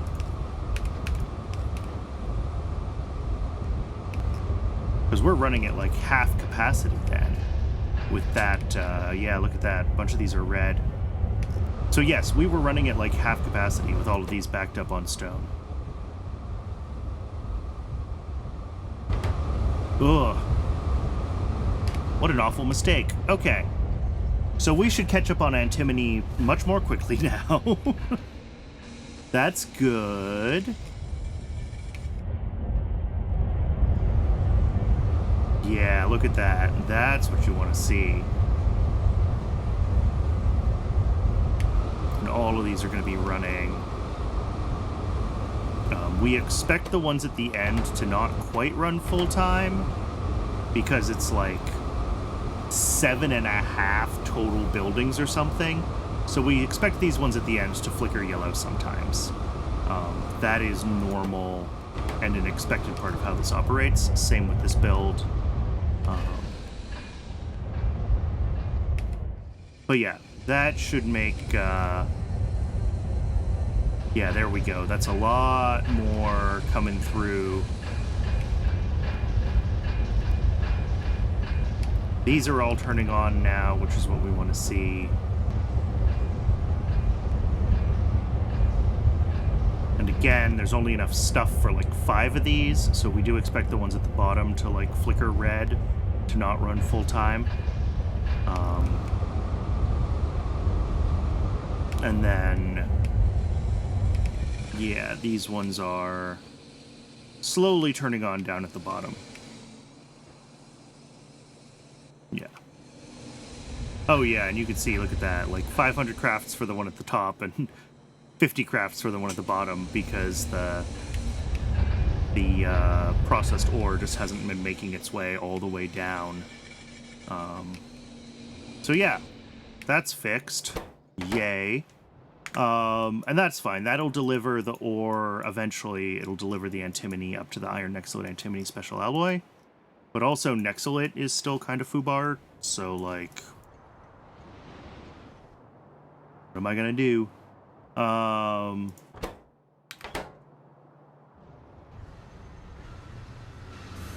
You know, we are...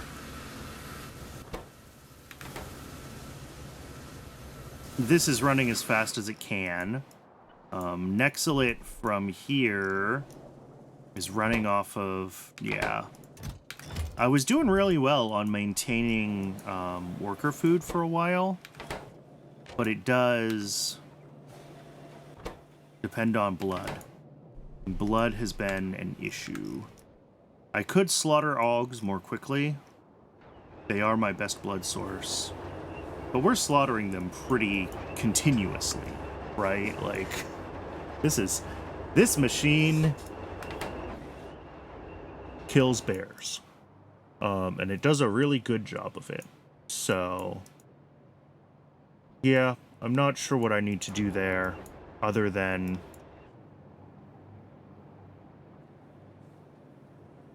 wait.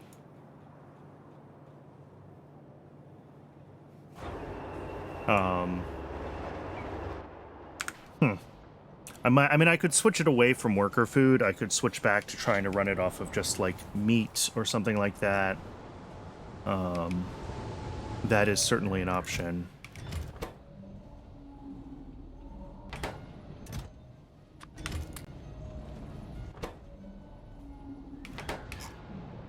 All right, I think we need to do nickel next. That is the... apparently the metal that was forgotten was nickel. So let's go ahead and do a nickel build.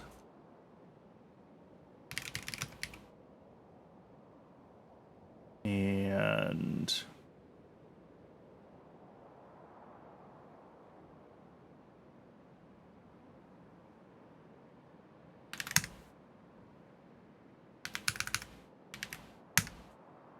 all right, we're going to need 22 fluid mining drills. Nickel is syngas. I'm making mixed ores. Does that mean that I'm mining nickel somewhere already?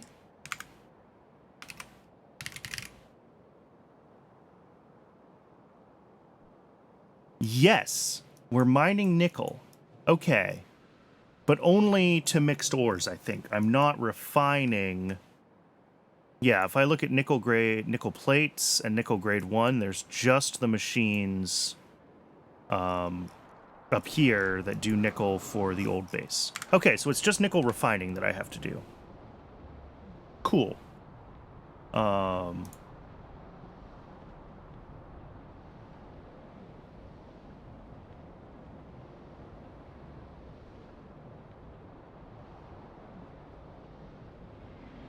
All right. So we've got sand, we've got a little bit of fiber. We'll use fiber as our fuel here instead of coke, of course.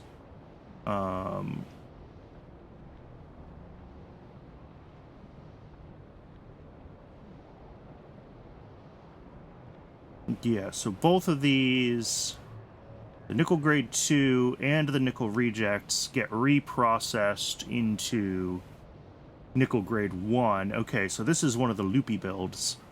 And then the grade 3 is the only one that moves on to the next stage. All right. Interesting. So we will, yeah, 9 jaw crushers, outputting 3, and then we get the other rest of it from these guys. Yeah, we can get this built. This won't take too long at all. And it'll spit out 12 nickel plates a second. Woohoo! Oh,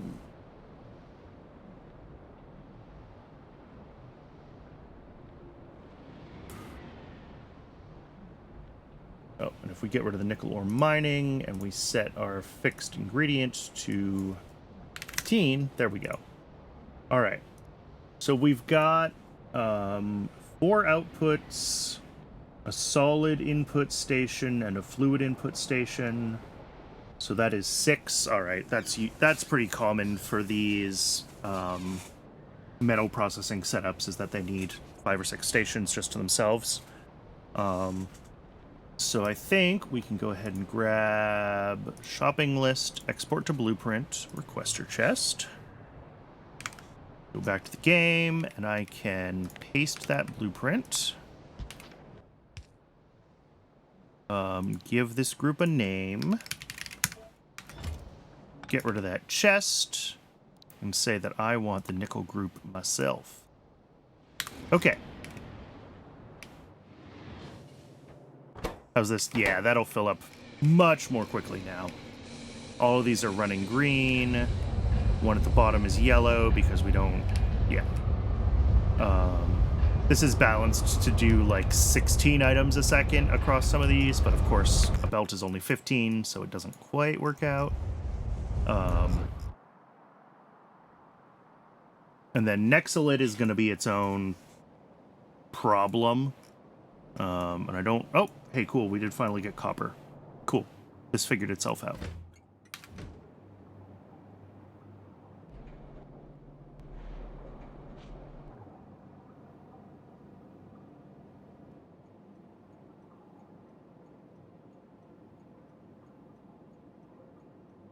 Interesting. Oh, I guess it should be expecting another delivery of aluminum soon, actually. Because it has the capacity for it. Just hasn't been issued yet. All right. Oh, and this is making heaps of duralumin. Beautiful. Look at that. Oh. Thing of beauty, joy forever. Ah! Oh, that was awful. My,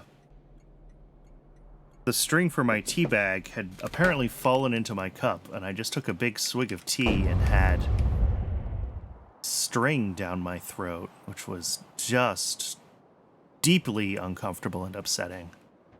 And I really wanted to make sure that I shared that experience with all of my viewers. Okay. What am I doing? I'm doing nickel processing. That's what I'm doing. I don't want to do nickel processing like here because I'm going to be building the whole thing on a lake. So I think I'm going to go do it right here. We'll do another station across. And we should be able to fit all of our stations right here. And then the nickel processing build will go up here. And we are getting dangerously close, actually, to our... we'll be fine. We have the space. I was like, we're getting pretty close to where we want to be building across. Actually, you know what I'm going to do? I'm going to blueprint in a bunch of stuff. Just so that we're ready to go.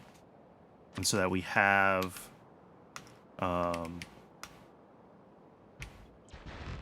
kind of our framework for what all the rest of this rail work is going to look like. I do want to get stuff blueprinted in here.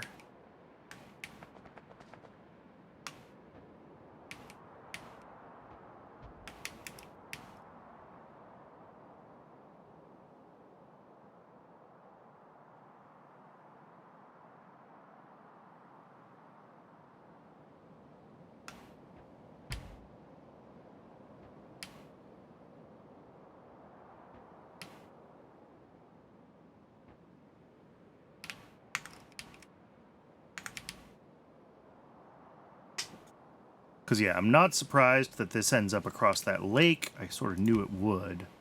I just want to have a better feel for what this whole thing looks like when it's all together. There we go. So that's that. And then...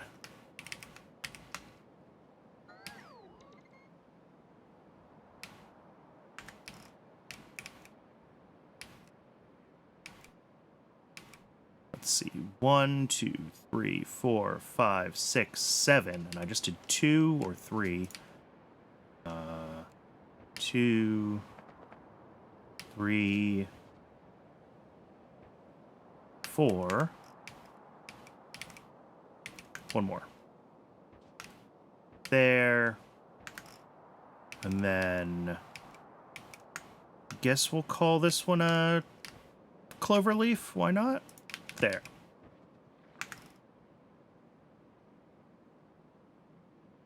All right, so that's all of that blueprinted in. And then down here is what we care about. We're going to have a trumpet here. 2 segments.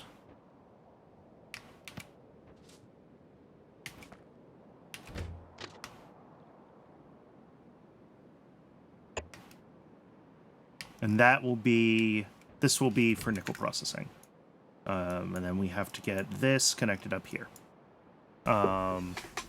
Cool.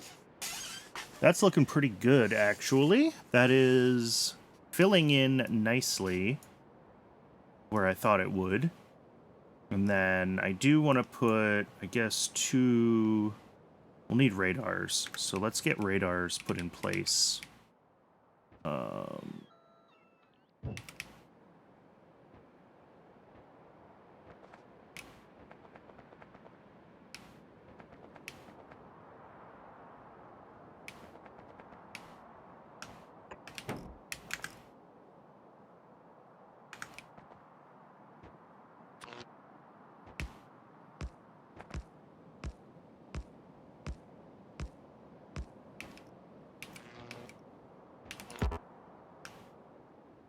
Of course. Oh,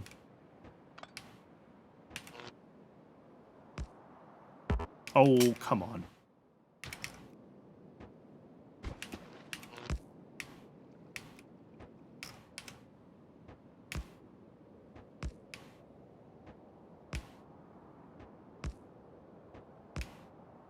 Really important that I line these up correctly here, because I rely on the positioning of these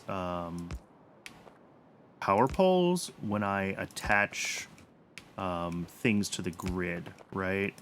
So if we are off grid, I will notice later, and I'll be sad about it. So I need to make sure that the power poles stay correctly positioned. All right, there we go. That should be power now. Maybe not. Yeah, that should be power all the way over to that radar dish.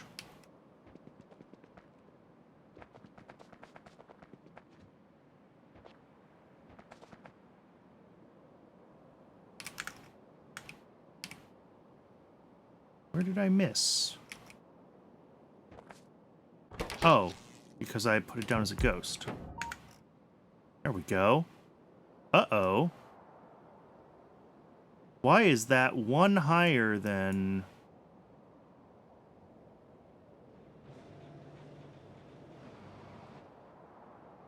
I don't like this. I don't trust it. We're gonna adjust. We're gonna bring the radar in from the grid in a different direction.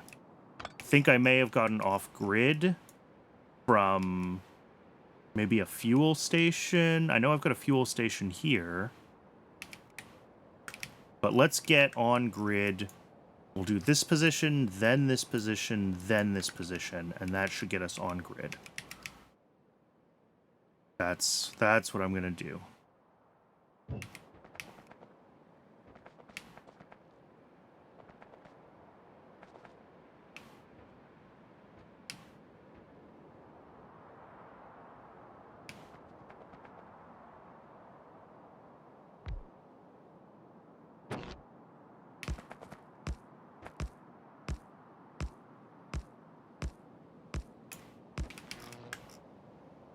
All right.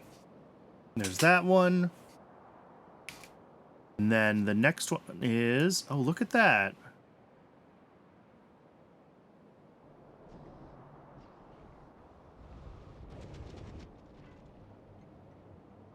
That's so weird. Where's the radar for this area? Is this radar just one spot too low?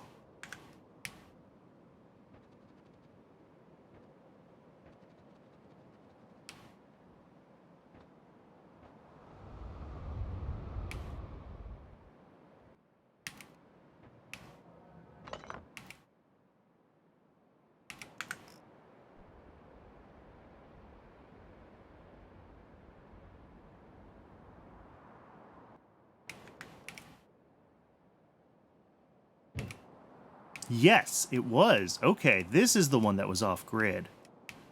Okay. Oh, and not by much either. Look at that. That's like... Okay.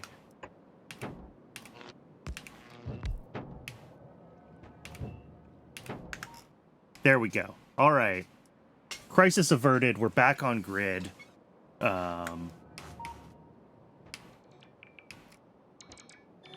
That was exciting. That's one word for it.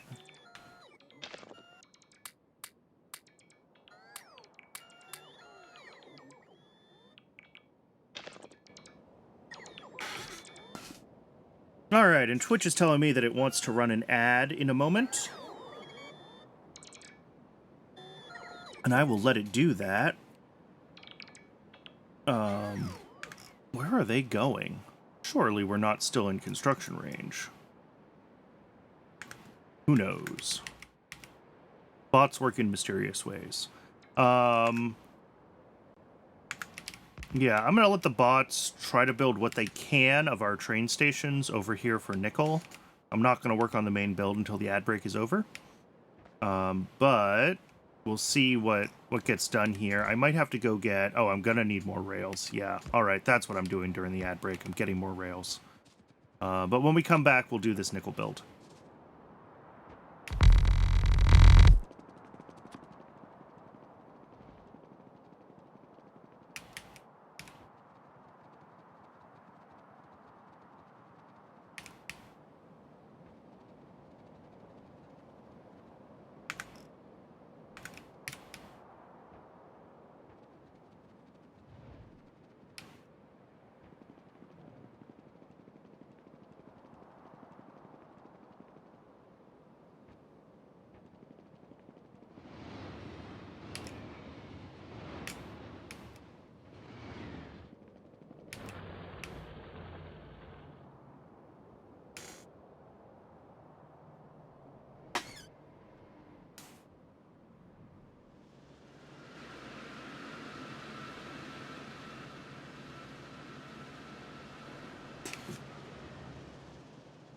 All right, let's...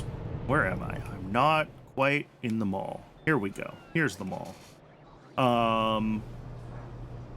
Underground... How are circuits doing? They are slowly accruing again. All right. Oh, right. We have to actually get all the parts for the nickel. I forgot that we had to do that, too. We're going to need a bunch of rails. We're going to need a bunch of rail signals.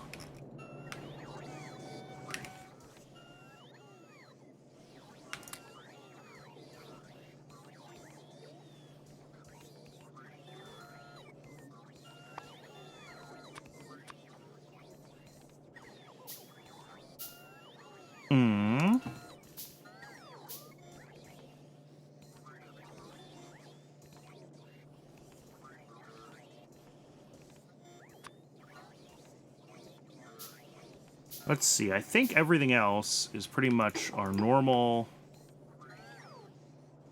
inventory stuff that we just need to, like, fill back up on. I don't think we need a lot of anything special.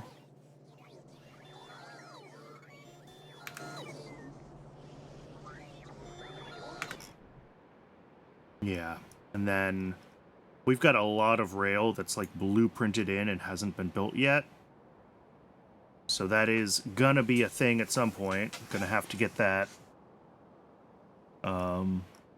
all laid out. I'm sure I've got my bots, my poor bots,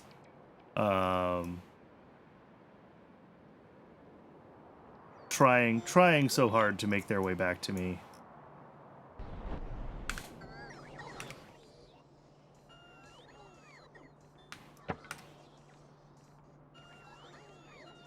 Turn auto trash back on. There we go. Every once in a while I need to turn this off because I'm dealing with, like, seaweed or moss as modules or something like that, but I really should have it on more often. All right. So this looks fine.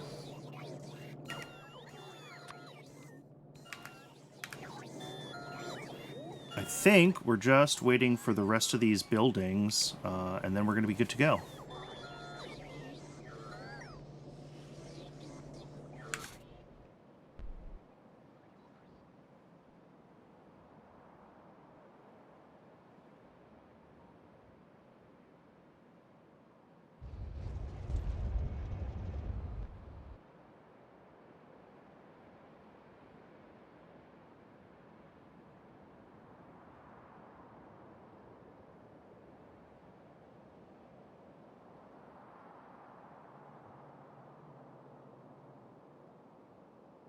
All right.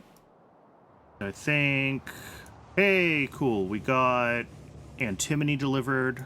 Welcome back from the ad break, folks. I'm just checking on the status of things while the bots fill my inventory for the nickel build.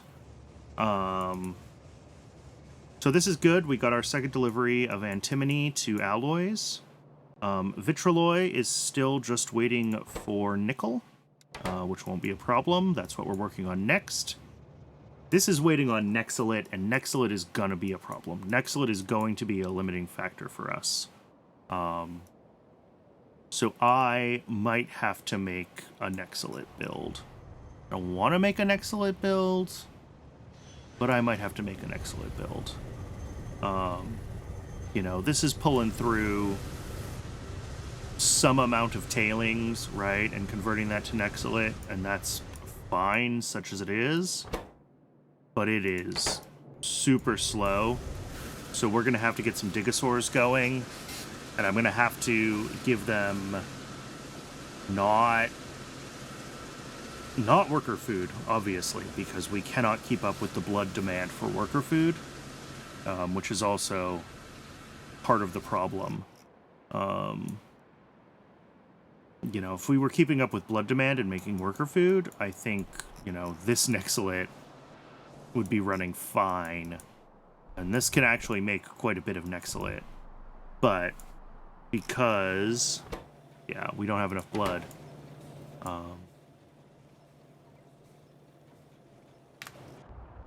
And that's going to start causing issues even for the belt base, never mind just the rail base, right? Because, like, yeah, this is out of Nexolite for the Iron Nexolite Antimony Special Alloy.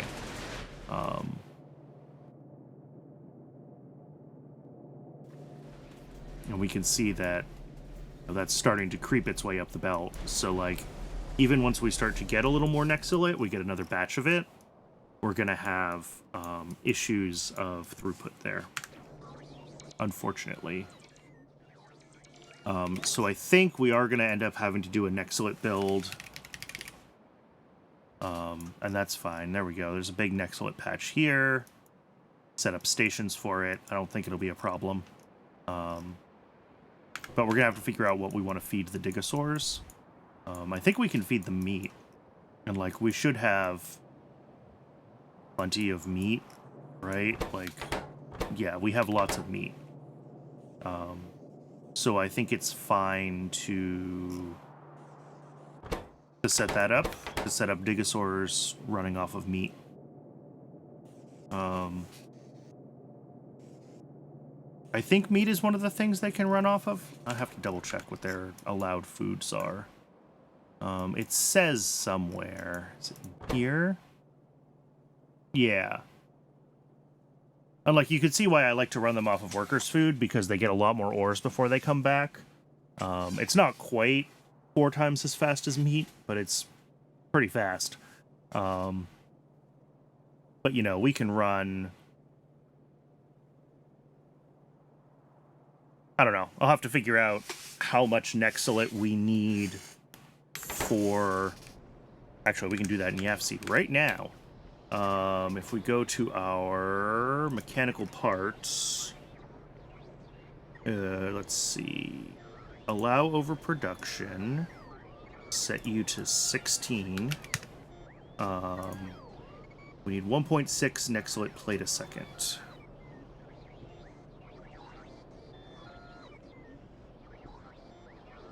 That's this recipe. Gas furnace, 1.6 clean Nexolite, which makes a bunch of muddy sludge, and raw Nexolite from Digosaurs and meat. 4 Digosaurs a second. Oh, we can run this off of 1 dig site. Okay. So as long as we can get enough meat in, which I think we can do, okay. We might want to set up, you know, 2, maybe 2 dig sites, 8 Digosaurs, or actually maybe 3, now that I'm thinking about that. Let's unlink Nexolite, and if we set fixed building count to 2, yeah. 2 of them gives us 3 furnaces, basically. That's reasonably ratioed. And then that's a lot of muddy sludge that needs to be dealt with.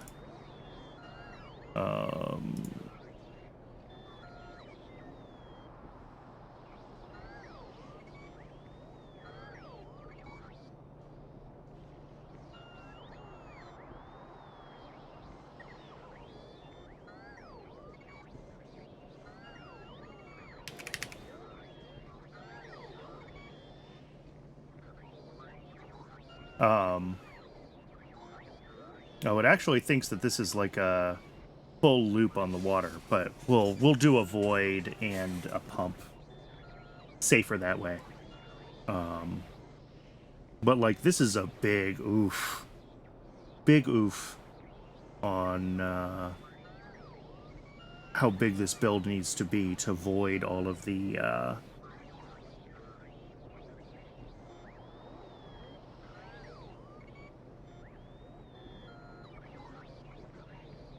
to void all of the muddy sludge. But I don't really have a better muddy sludge void. I mean, I guess there's this, the muddy sludge to rich clay.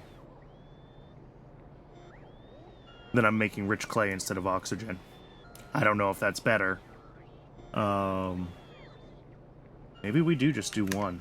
We just call it one. That makes almost 2 Nexolite plates a second. Which is more than we need for the Iron Nexolite Antimony Special Alloy. You know, we also need a little bit for Decalin. And we need it for the Maul, of course. You know, it's used in as a catalyst metal in a bunch of these processing steps. So, you know, I'd like to make more. And again, you know, 2 of these to 3 gas furnaces doing Nexolite plate. Like this, muddy sludge to electrolyzer. Like, this is a lot of power. This thing's going to use, yeah, 230 megawatts. I'll think about that. I don't necessarily want to do it right now, so I'm not necessarily going to do it right now. But, yeah, we probably do need more Nexolite in the system, because we're not getting enough just from,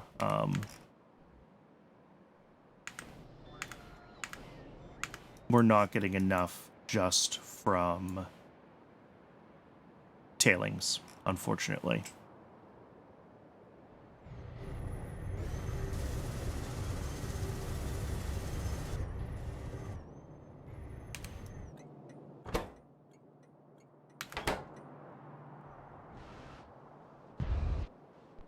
It's really too bad that this is all screwy. Not this. Where is workers' food? I'm lost.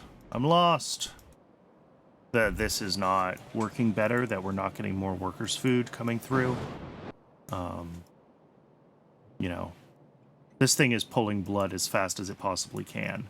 But we're just not keeping up there, unfortunately.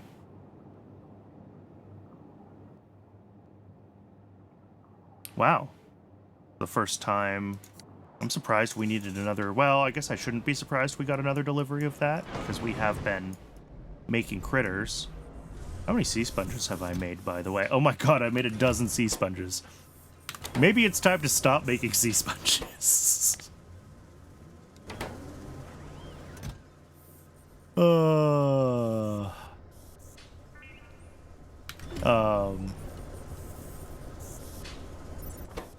Yeah, that's just emptying the trash slots. Oh boy. Yeah, 12 sea sponges should be enough. Oh, and did we finish our yaedols? That's also a question. Do we have all 6 of them? We do have all 6 of those. So we're ready to start setting up yaedols and sea sponges on rails. We'll see if we get to that today. All right, let's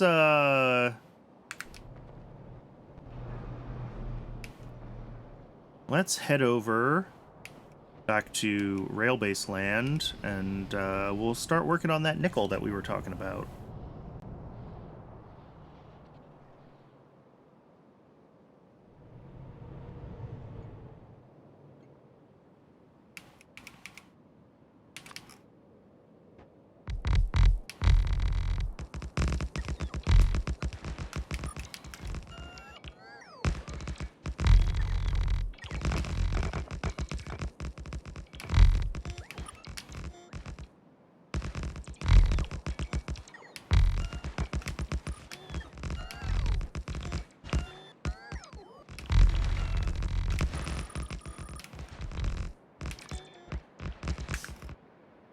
Is this going to be worth doing this right now all the way over is kind of a question that I don't have a good answer to. I think the answer is yes. I think I want to get this segment of highway done sooner than later, because we've been spending a lot of time going around this U every time we want to get to something over here. It's not as bad from this side. But, like, especially when we're working all the way up at this end here, and we'll be working up through here, having this done seems worth it. So I'm just going to do it. Do I have the landfill for it? That's a question.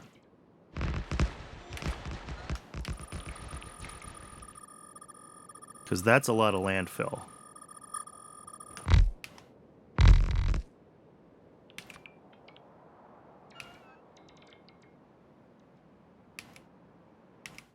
We'll see. We might not. Yeah, that landfill is going fast. Alright, I'm gonna have to go grab some more landfill. Fortunately, I know where I have, hopefully, a couple thousand of it. And then we'll be able to get this highway wrapped up a little further. Actually, we're going to paint this through here. Oops.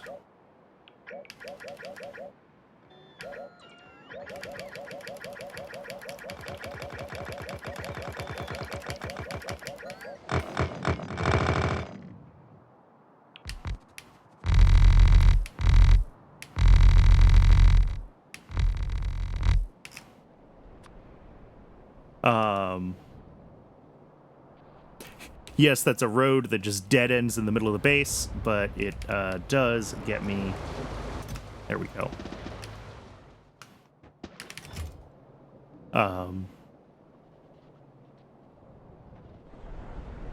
The point is to get in and out quickly, right? That's...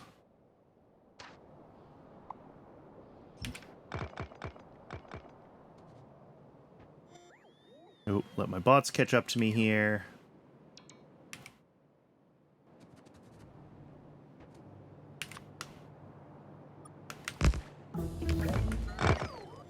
Oh, wow. All right.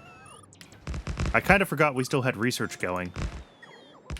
Researching all the turds that I don't presently have a use for. Oh, and there's a few more of my bots over here. I guess I could check the Xyhiphoes turds and see if any of those are worth building into my current, like, setup. Since I'm about to do my first real Xy build, I might want to see if any of those turds are worth investing in as, like, just my initial baseline build, instead of building something now and then potentially having to rebuild it with a new turd. So I should look at those.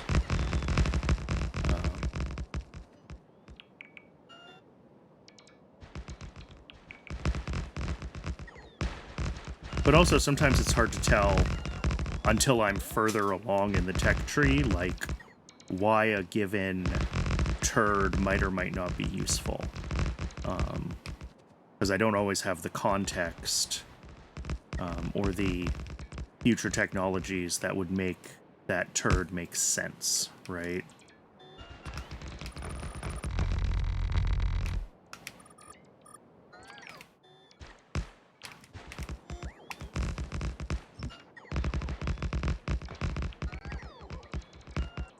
Yeah, this isn't taking a huge amount of time to get done. I think the worst part was that stretch, you know, across the water that we had to bridge there. The rest of this is going to go pretty quick.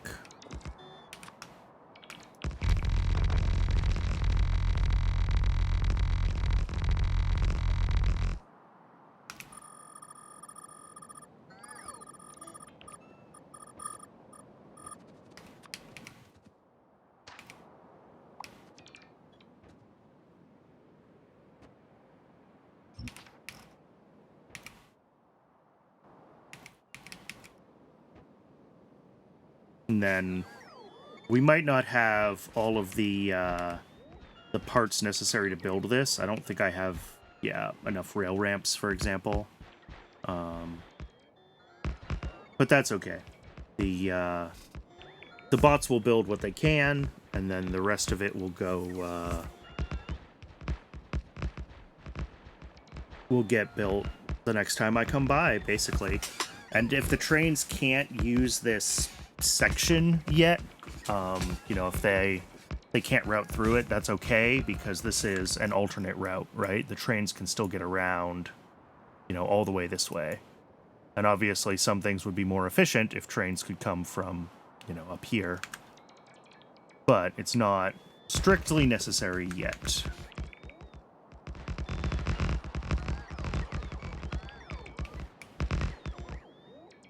Oh, I'm out of big power poles. Didn't expect that one. All right. All right, I'll go grab then, especially since this is now like a straight shot highway from here to the mall. I need power poles, I need rail signals, and I need rail supports. Or at least rail ramps. Both.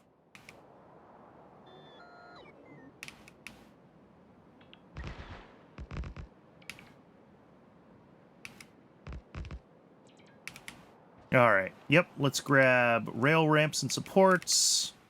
More rails even. And more power poles. And more signals.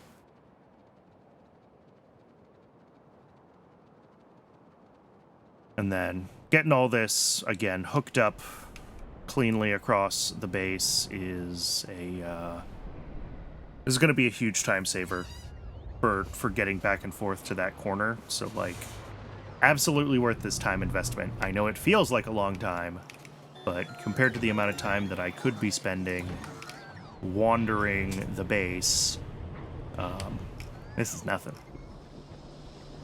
Where's big electric poles? They're up here somewhere.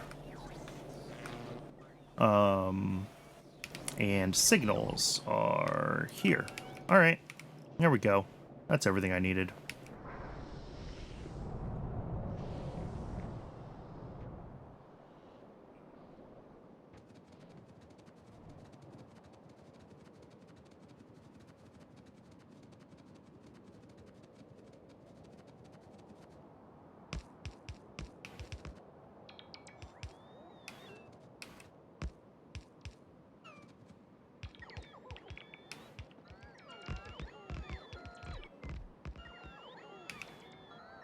Right, and then asphalt.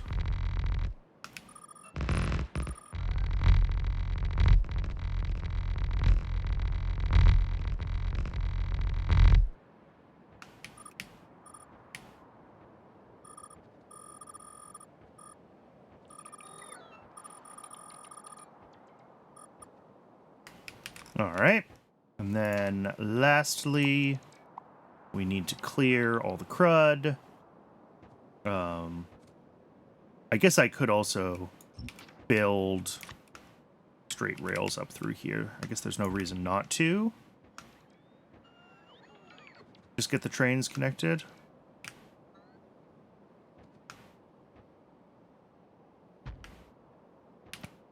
There we go.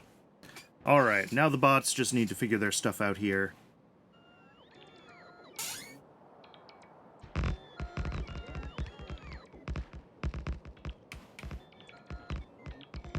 And we will have a nice highway all the way straight into the base from this corner.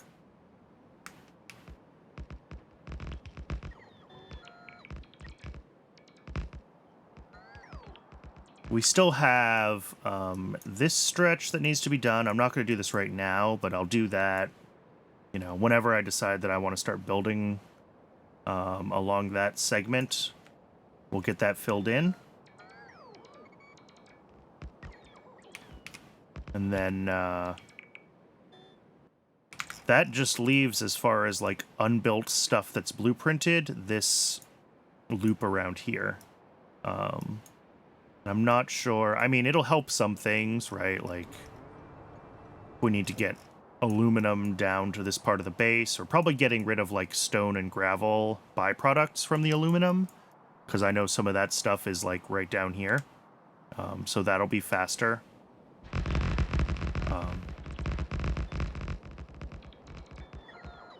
But none of it is like super critical, right? We're not dealing with huge quantities, I think, of anything over there right now.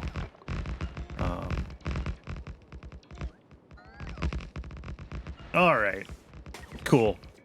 The bots have caught up.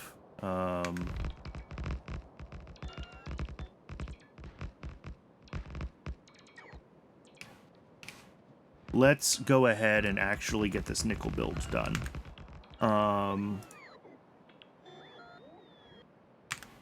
So, first things first, let's grab a solid drop-off.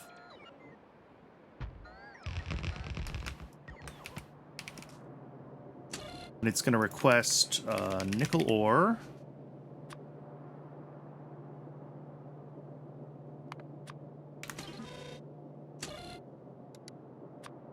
Why can't I? Oh, because that's not... This is nickel ore. That was a recipe or something. We're going to also need borax, fiber, and sand castings. This sounds familiar.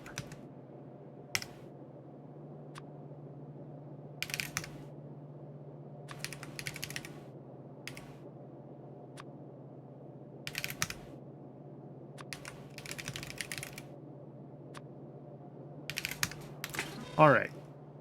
And then we can hook that up. We need to get out the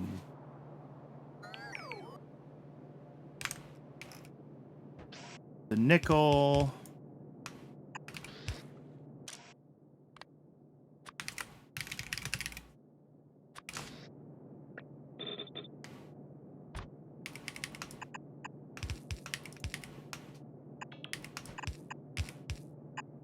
All right. And then that goes to 9 jaw crushers.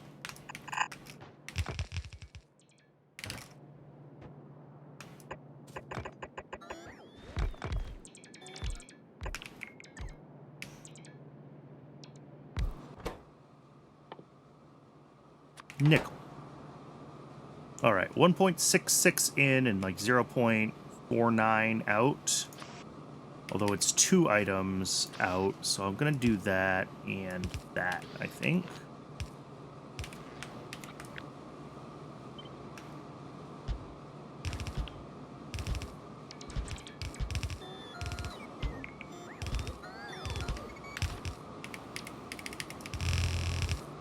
All right. That'll be the nickel. And then that makes 3 nickel grade 1 and a bunch of stone. So we'll bring that down here. Down here. We'll grab a solid pickup station.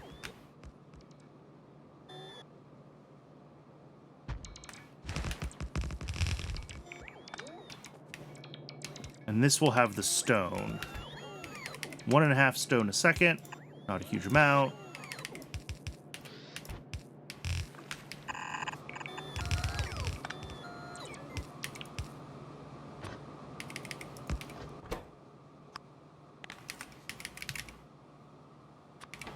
All right, that'll be the stone out.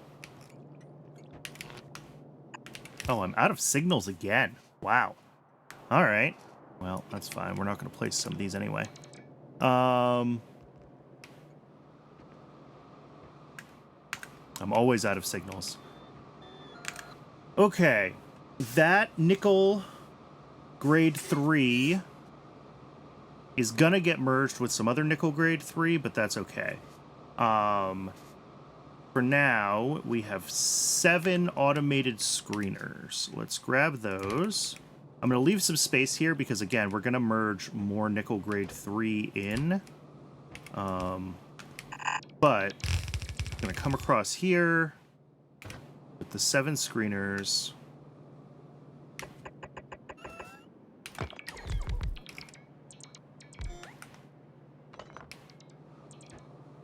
And these are going to do nickel, whatever.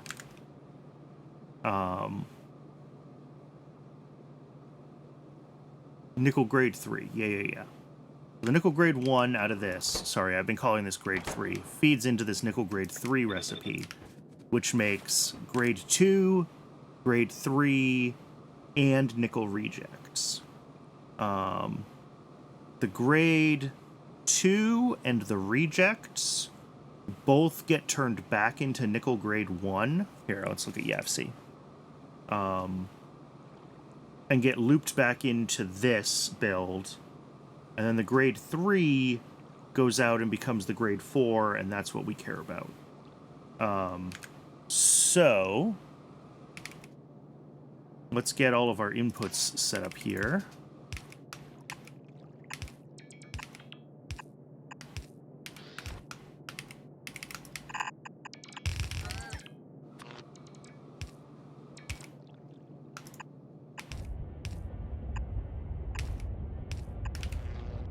And these output a total of, what?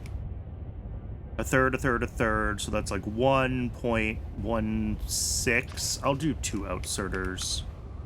It's probably overkill, but you know what? Inserters are relatively cheap, especially compared to your peace of mind.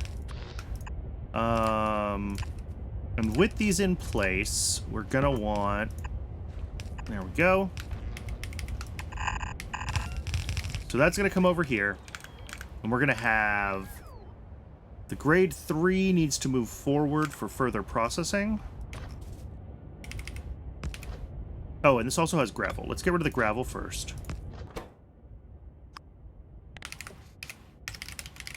Gravel. And the gravel goes to, of course, another solid pickup station.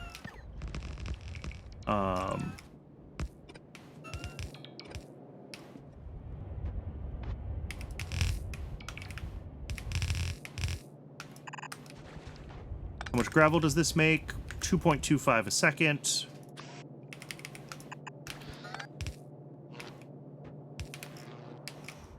Alright.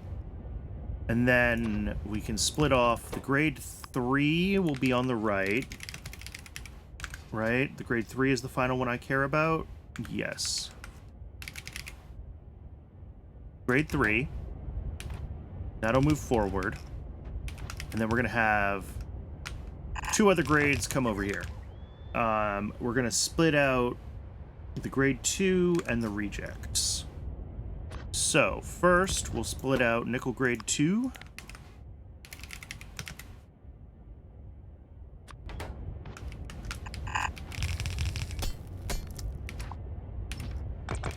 The nickel grade 2 goes through 5 impact crushers.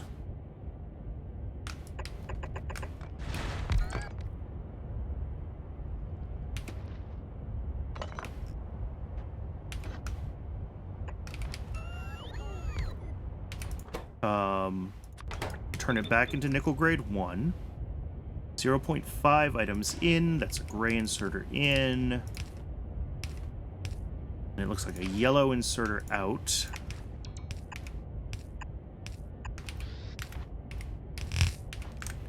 And then over on this side, we're going to have just a single secondary crusher.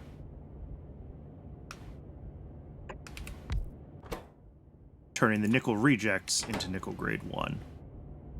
And that's 3 rejects a second. Wow. Well, it's running at 0.75 speed, so it's only 2 rejects a second. To make 0.5, there we go. And then this will come right through here. Down here. We're going to do a splitter. On the left is going to be sand, because that is the byproduct of the nickel grade 2 processing. So that'll come through. And I will, of course, build it exactly 1 space. Oh no, that's actually fine, because I outputted sand. My mistakes are compounding to become correct. Love it when that happens. Here, I want this stuff on this side. And then this just comes right through here. That'll be the nickel grade 1, which feeds back into this system. Let's...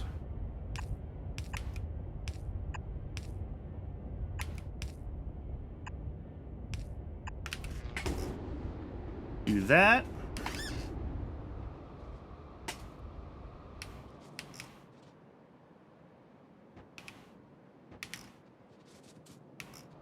Oh, the trains can't path to their destination because this loop isn't done yet.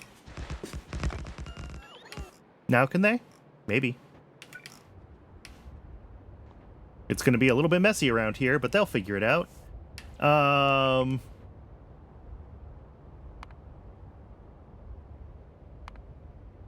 right. And then...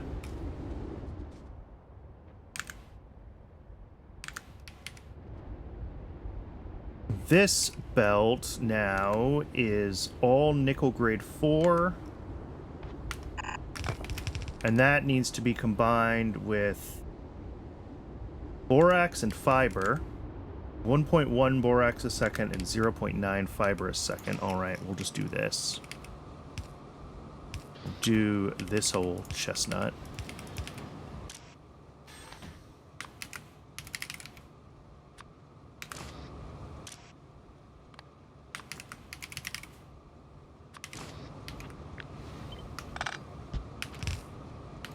And how do I best want to get this over there?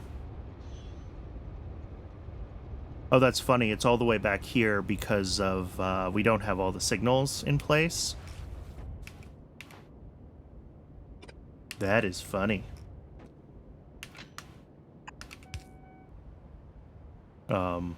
So you can see the rail segments aren't properly segmented through this section yet. Anyway, borax and fiber needs to come through here.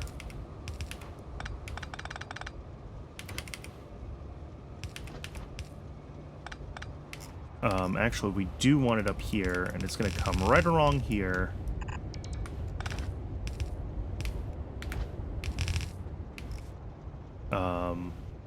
It needs to join up there.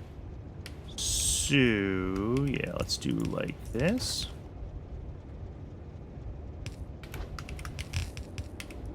There we go. And that goes into 2 oxygen furnaces, which are going to do molten nickel.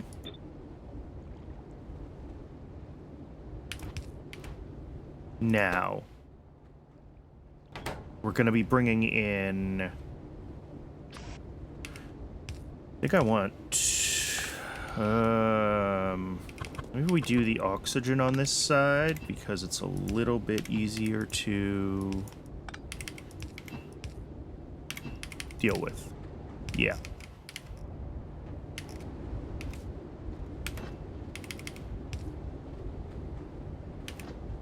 We'll deal with figuring out where that oxygen comes from in a minute.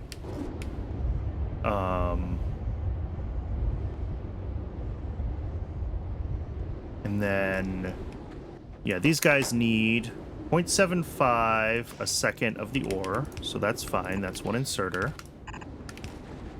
And they need 0.75 a second of the, yeah, of the borax plus fuel. So they're going to need 3 inserters, and that's fine.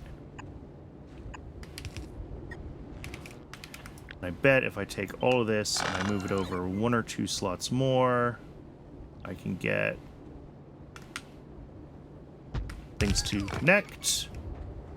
And then if we make some tweaks here, this belt will come through a little more cleanly.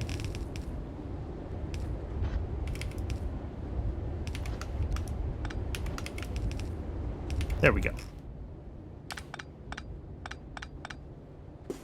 All right, so that'll be the borax and eventually fiber. I'm assuming there's a fiber train on the way. God, I hope that's a fiber train.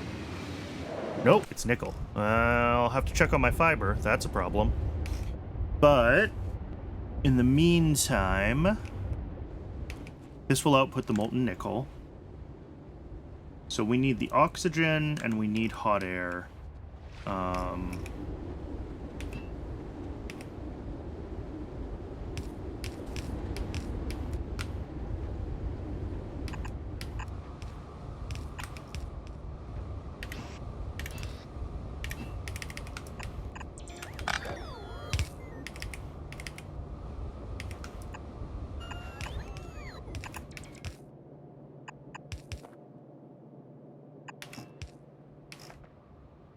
And let's do our fluid drop-off station here.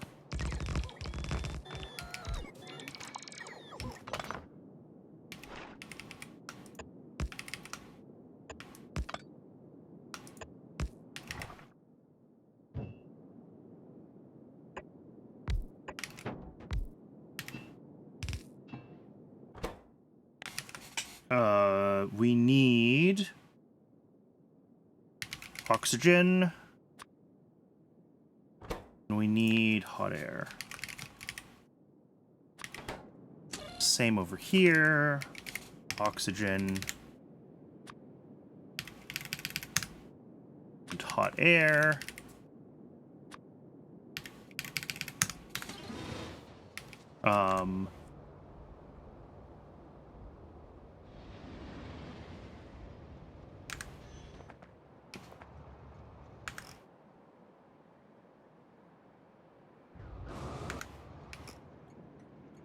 This up.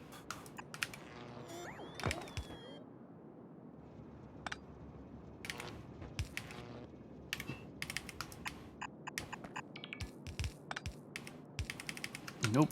That and there. All right. So that's oxygen over to the basic oxygen furnace. What's going on with fiber?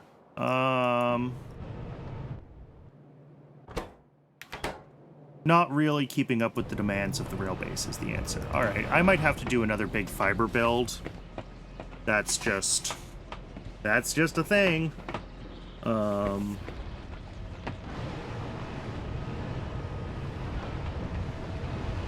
Which is fine. It's really just like a duplicate of this.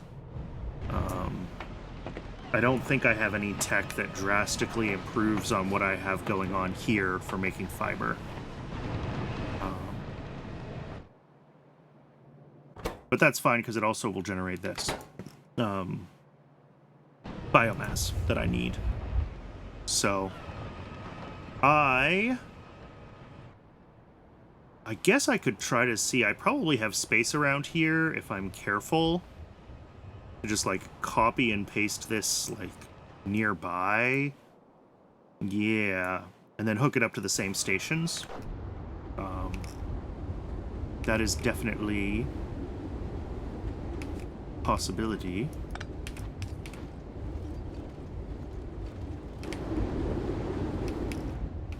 Um, 4.5, 6.7. Ooh. I just realized. Womp womp. 7.88 items a second coming through these automated screeners. So we do need to split the sides of the belt those are on. Not a lot, but just like at the very end would be enough.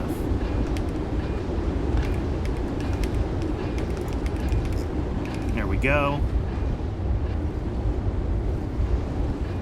And that should be just enough to keep this under its, Then again, maybe not. I mean, I may as well just split it in half, right? We got 7 of these things. So take the first, like, 3 of them.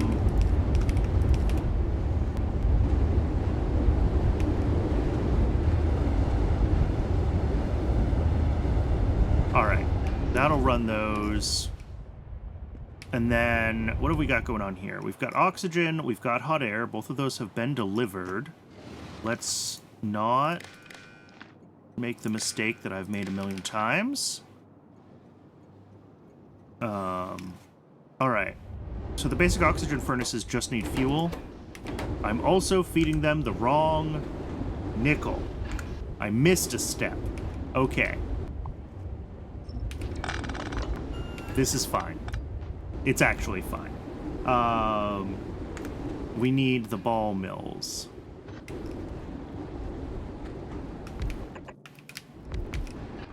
Which are going to make the nickel grade. There we go. That's 0.5 to 0.5, so those are just run with 1, 2, 3. Their outputs are 1, 2, 3.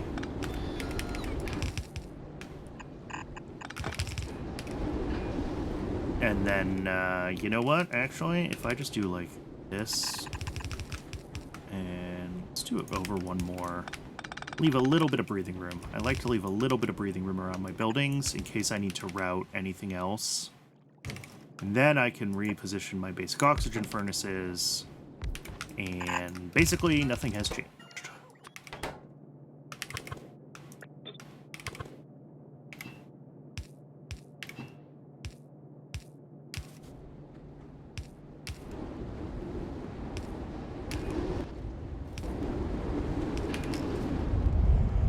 Yeah. So that's the oxygen back into them. We'll have... What was it? Yeah, 1 inserter, 1 yellow, and 2 reds. Yep. I remember now.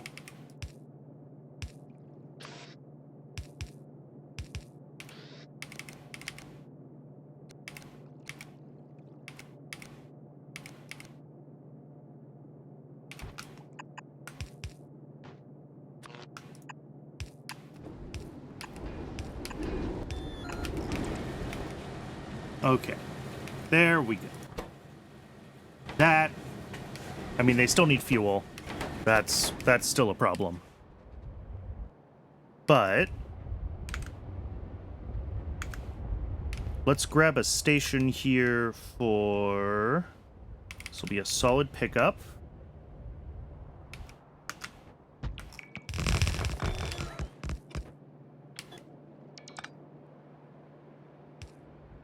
And this will be... Oh, I missed a couple of these.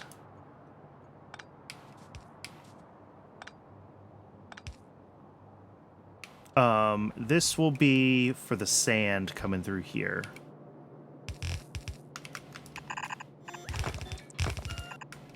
Of which we make 2.25 a second. There we go. Sand.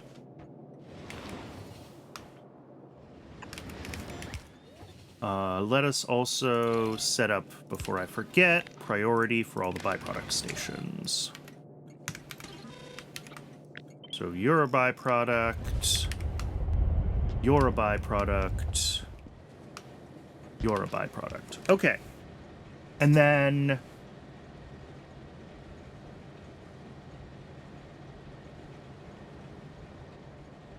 yeah, I do want to expose molten nickel, looking in YAFC here. We're going to want molten nickel to be able to cast nichrome when we get to chemical science. So I am going to expose molten, which I think means we're going to need one more segment of rail. Yes. Because this is only... we only have room for one more station, and that would be the solid pickup. And we need room for the molten pickup.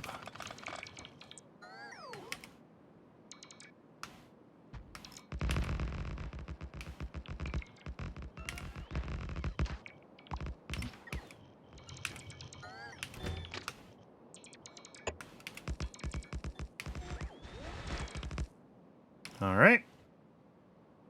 Cool. And now we should be able to drop in, let's see, we're going to have a fluid pickup for molten.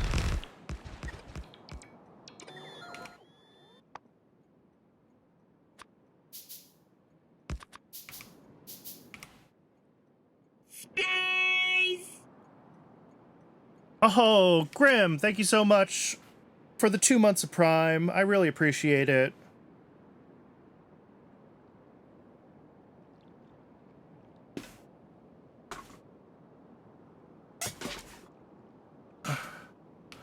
Oh, did you see what I did, Grim? I finally fixed my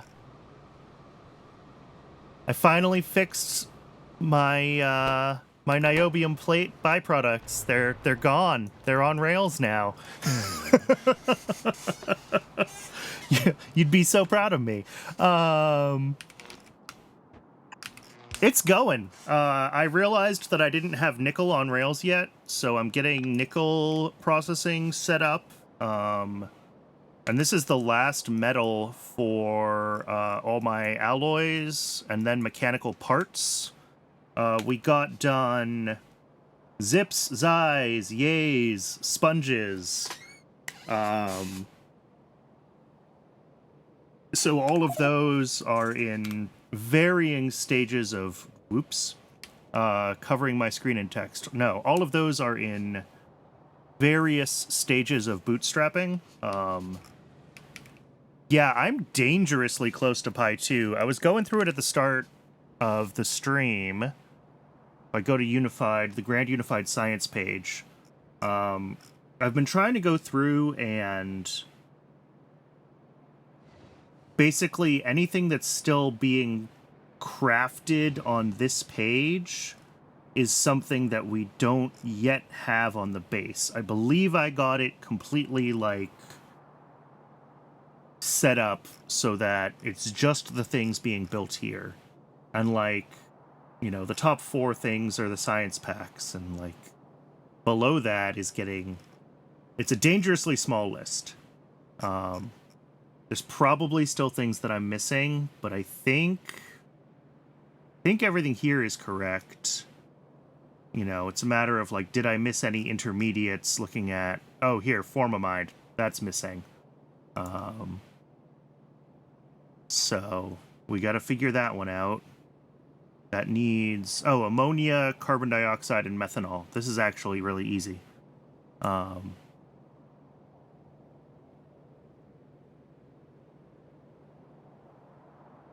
So yeah, we're getting there. We're close. We're really close.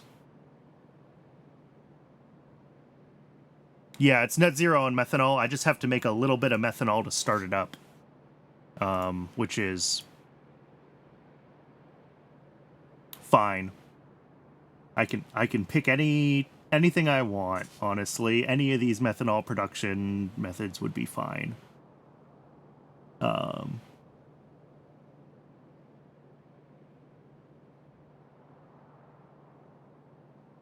And, like, some of these things I should probably go through and make sure that I'm happy with, like, my choice of, like...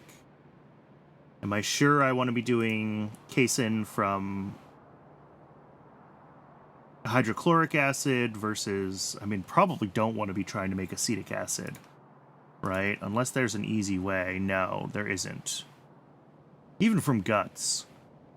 Come on, why can't I make vinegar from, like, some plant and make acetic acid from that? Pi has failed me. But, you know, these are the things that are left, right? And they're all fairly small. Oh, I gotta do a rock cocoon build for rails to expose cocoons to other things. That needs to happen. So yeah, I'm going to keep finding, you know, again, little bits here and there. Laboratory instruments are cleared because I made a tab for them.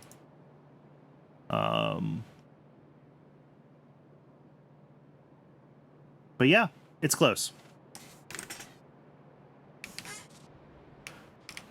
All right. Output of molten nickel.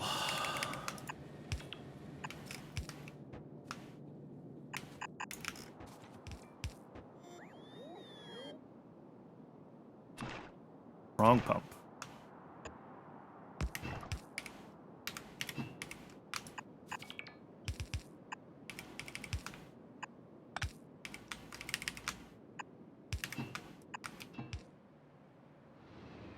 So that'll be the molten nickel eventually, whenever we get a train load of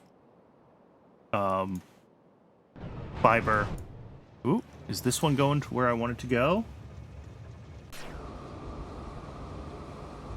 No, it's not. Great. So yeah, I think I do need to grow my fiber. I'm using it all over the place as an ashless fuel source for rails.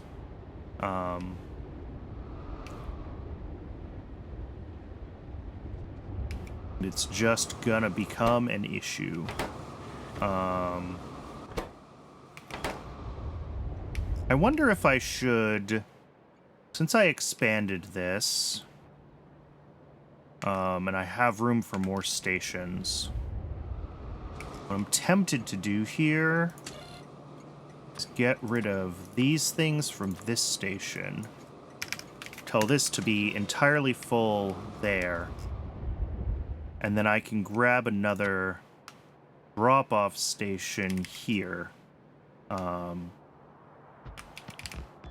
this will bring in the borax, the sand castings, and the fiber fuel.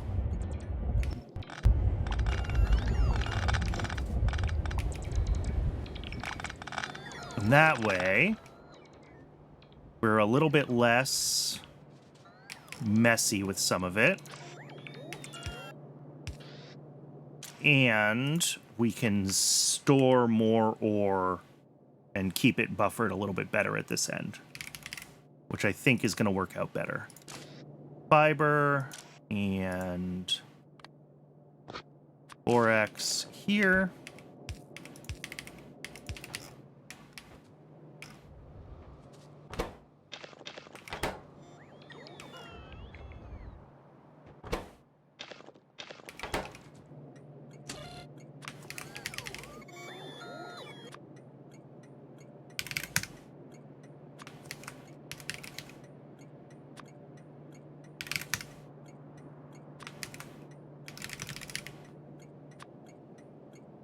All right.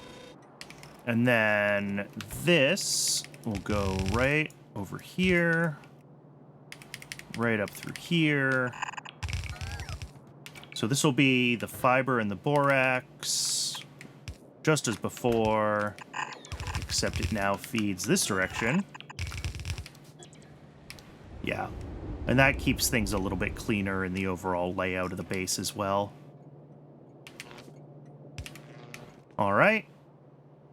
And then the sand castings will also come out, and they'll need to be fed somewhere.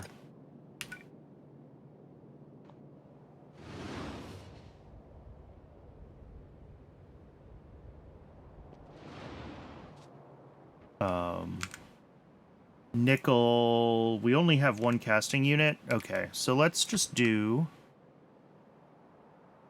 solid pickup here.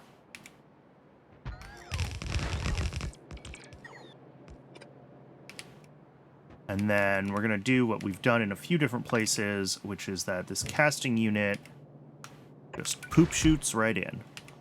All right, and Twitch is telling me that it does want to run an ad shortly. I will let it do that. And when we come back, I think I'm going to have to expand fiber. I think I need to do that sooner than later, or it's going to cause problems. So we'll take care of that when we're back from the ad break. And I'm just going to get this nickel plumbed in while that runs, because I don't think anyone's going to miss anything interesting with me just plugging in a few pipes.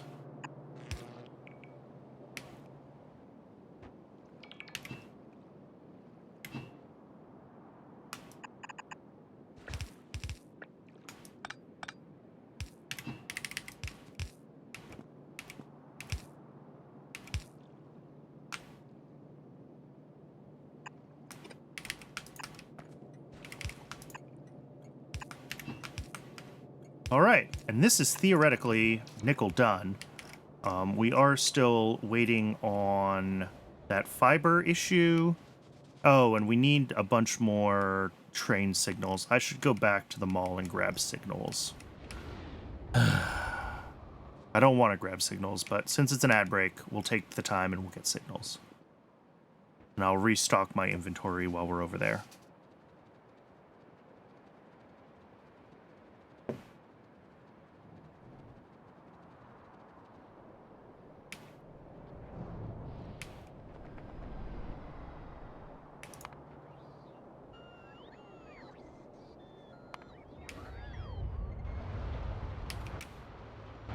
Oh, shoot.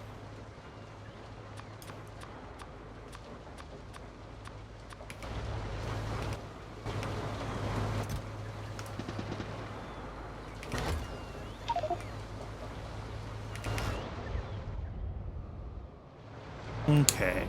So besides rail signals, I need to grab the stuff for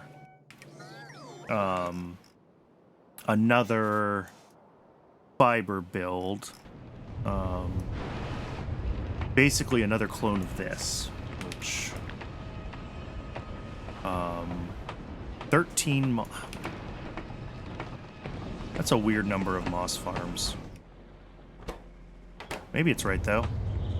I mean, I've used this build in a bunch of different places, so I mean the ratios should be right, but let's just get it into YAFC. I cleaned out a bunch of my old stuff from YAFC. Yeah, I don't have fiber.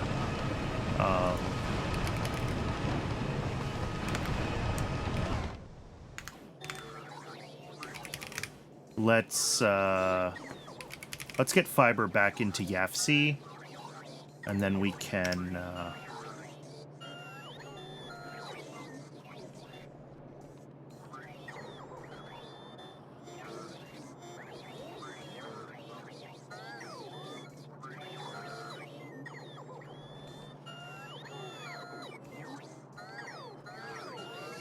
from ash and muddy sludge. Yep, the CO2 comes from that good old...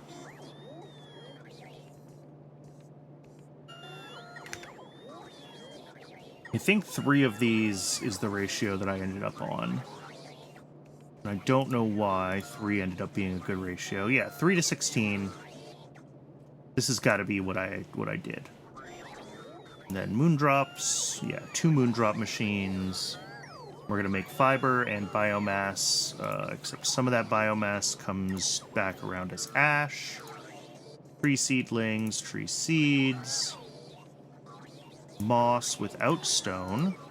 13, there it is. And muddy sludge from soil and water. All right. Here it is. So I can re-export this. Nope. As a requester chest blueprint. And then I paste that blueprint in. We drop it down. We give the section a name. We get rid of the chest. And then we assign ourselves to fiber. There we go. And the bots will now grab all this stuff for me. All right, welcome back from the ad break, folks. I was just looking at duplicating our fiber build, and I went ahead and I just plugged it back into YAFC. This isn't anything new. This is exactly what we did for fiber before. The ratios are too clean for it not to be. Oh, 2 moondrop greenhouses is technically not enough. We need 3. Interesting. Let me add 1 more moondrop greenhouse then to my request here, and I'll fix that other build. And then 48 divided by 3 is 16, so 64, yeah. Make sure we're requesting enough moondrops. Get that moss out.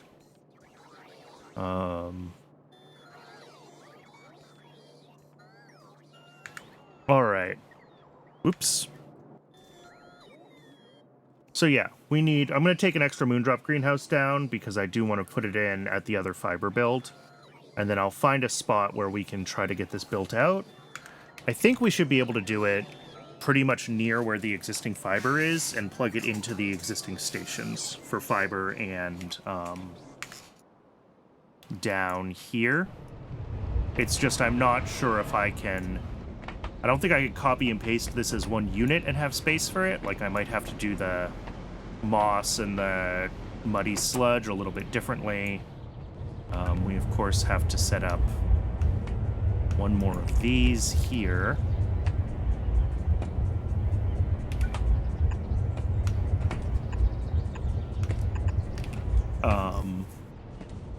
So that'll be that.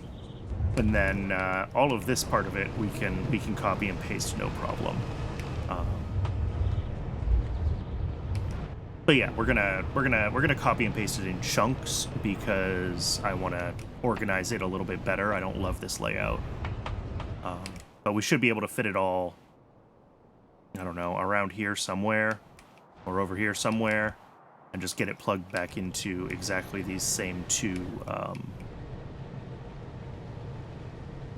These same two rail stations. So that is the plan. As soon as the bots manage to catch up with me here. What else can I do while the bots are going? Let's go back into YAFC and let's figure some things out while we're waiting. Don't think I have a yaedols tab yet. I don't. So let's go to Unified Science. Flavonoids from yaedols. All right, this says I need 7.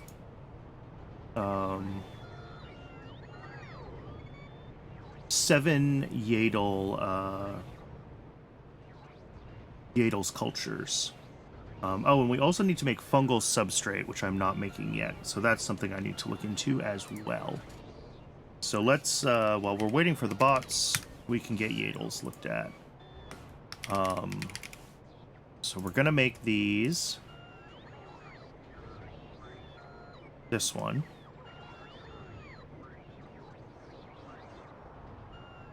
It said we need 7. I'm just going to do that. We'll bring in logs. Logs are always an input. We make water on site. We get the spores on site. Yeah, 2 to 7. Weird ratio, but it gets the job done. Fertilizer we're already making, so that'll come in on rails. And then the fungal substrate is... Oh, water logs and biomass. Okay, so I can make this on site as well. We'll just bring in biomass.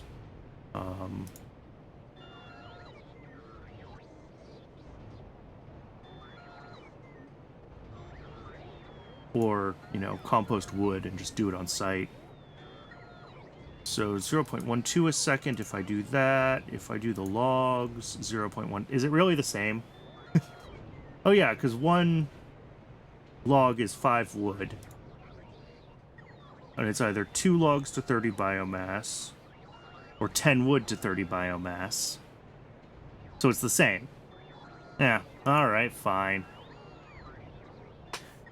But the composter's big. I'd rather just bring it in. We have biomass on rails. Okay.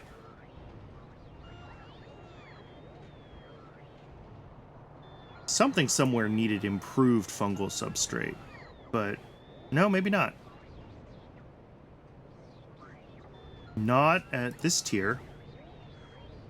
Okay. So this will be the yaedols build.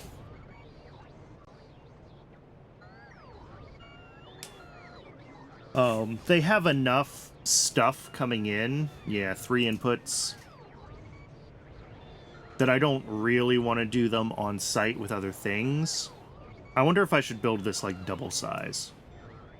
Like, just for funsies. Maybe this is the better scale to go for. It's still tiny, right? We're looking at 1/4 of a log a second, half a fertilizer a second. Like, this is nothing. But it gives us a little more elasticity for whatever else we might need to make.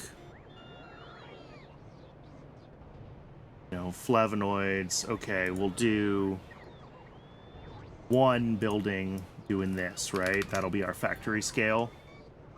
So we'll make a small amount of extra yaedols. And if I check the Unified Science view, you know, flavonoids is, yeah, this says like half a factory, so yeah. And then seaweed. That little seaweed, I think, is probably...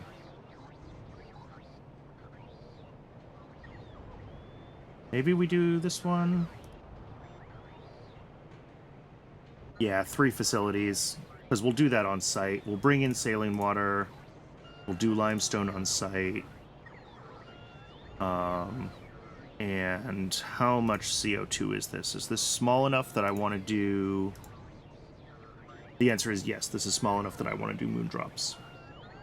Okay. I'm not going to spit this out as a request yet for the bots. I want to get one thing done at a time. But I think getting these 2 builds done, flavonoids and yaedols, won't take long, which is cool.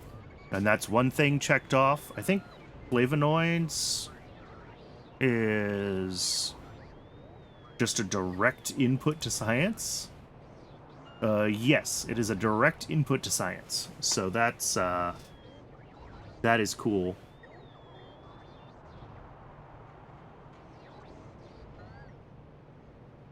Oh, my water got messed up from a YAFC update. It makes me sad. Alright. Decalin, artificial blood. We still need to do a sea sponge build. For the Paragen. And I guess we can actually make this... Oh no, this expires. Yeah. How long does this last? 30 minutes? Yeah. Same with the solidified Sarkarus. So I do want to make these ones on site. Because they do spoil relatively quickly. And then... I think everything else comes in on rails. Going to be a lot of things to bring in, but that's fine. We'll get it done. Arcod honey is done. Flavonoids, whatever. We just theory crafted. Zipper eggs, we need to build at scale. Still. Yeah, because we need like 3 repro complexes making the zipper eggs. And that goes right to urea. And we'll do phytoplankton. I've been doing phytoplankton on site. I don't know if that's really the right choice, but what I do. So yeah, we'll have to get this build done. Pressurized water as well. There we go. For zipper eggs, Xyhiphoes as well, we'll need to set up their sort of final build that has them at production scale. Because what we're doing is not production scale down below. Again, phytoplankton on... Nope, not that one. Phytoplankton on site. Water pumping. And sap on site. Yeah, that looks like the right inputs for those. That looks like yaedols is good. Cotton guts looks like I've got it figured out. Sea sponge, we need to just relink our water. Oh, and this outputs a little bit of saline water. That's okay. That's a reasonable byproduct. We can deal with that. Formamide. Yeah, this is looking better and better. I'm pretty happy with a lot of what I'm looking at here.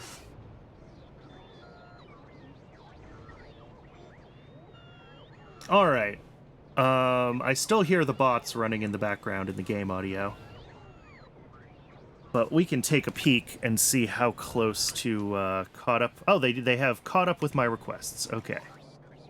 They're just doing other things. That's fine.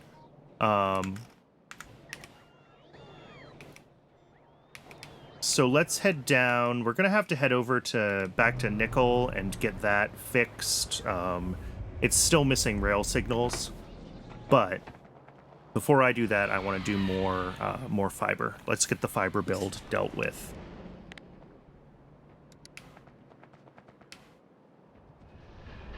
So, we're going to start with... Oh, yeah, you guys can do that, that's for sure. We're going to grab this part. This makes muddy sludge from water. And it will fit right here.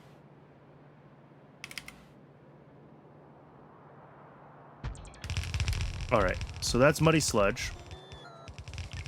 And then we also need, off of the muddy sludge, we're going to need moss, so I'll also grab moss.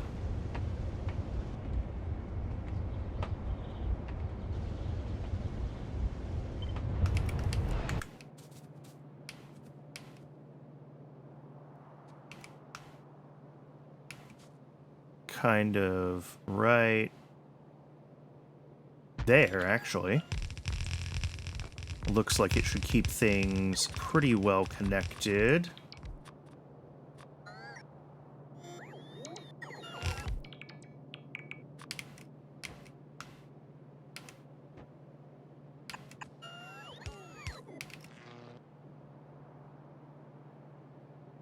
Oh, thought that connected. Oh, not quite. Oh, I hate it when that happens. All right, fine. All right. So that's going to be moss. We have to hook up the muddy sludge path out here, here, here, here, here, here. And this needs water in, which I may need to pull from... How much water does this build actually use? A little more than half a pump. Of course it does. Yeah, there's no immediate water here. There's water up here. All right. Yeah, we'll pull it from up there. That's fine. Not too worried about that. Oh, look at that. We've already got this water. I don't want to connect to that water. I don't trust that. Oh no, this is right. This is the build I'm looking for.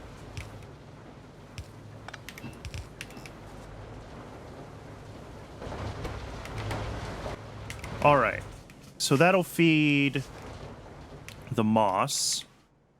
We have three of these guys now. Oops, which need to be powered. Which need to feed our CO2. Do them like there. All right. That looks fine. And then the muddy sludge and the CO2 also need to make it over to this. Now this, I basically want to copy verbatim because it's got a bunch of like signal handling and other stuff. If I screw it up, I'm gonna be sad. So, right up to like... Actually, you know what? Let's go a little bit further even. Let's take all the choppy bits too. Let's just take this whole thing right up to here. Because I don't know if I trust it.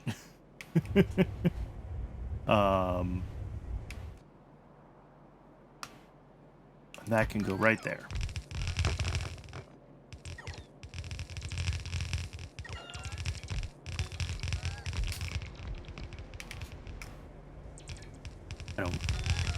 I don't necessarily trust myself to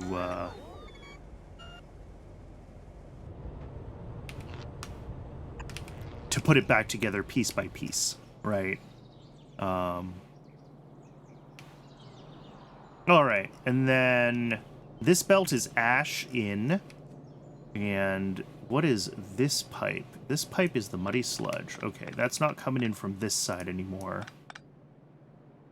This belt is... Oh, I know what that belt is. That's moss, and that's going to be weird and awkward the way I positioned this. But not too weird and awkward. Okay, it works. This is fine.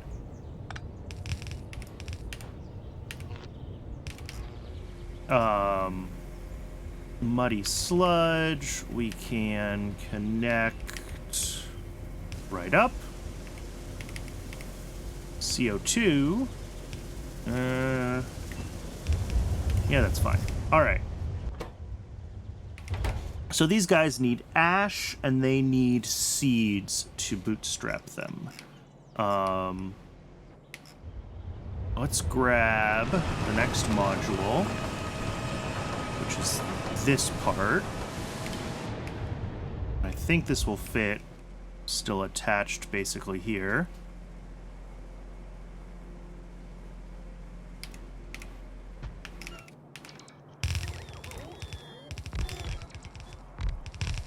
Yes, it does. We're gonna have to fold the, kind of fold it around underneath itself compared to how the other one was built. That's all right. So we're gonna have, this will be raw fiber and biomass coming off here, and this will be the fiber. And then if I take these guys,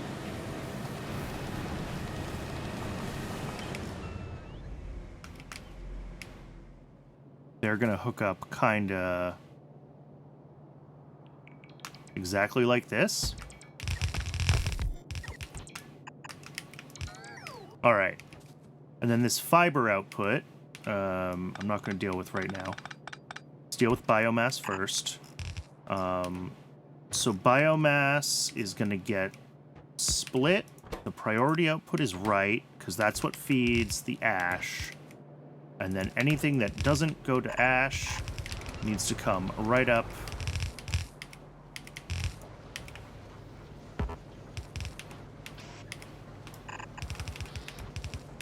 Right up here. So that'll be biomass. The rest becomes ash, and that is all of this.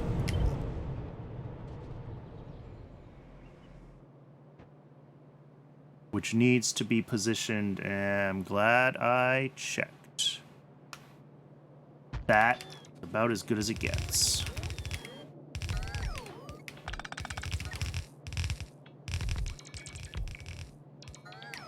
And then this ash belt feeds right up into here.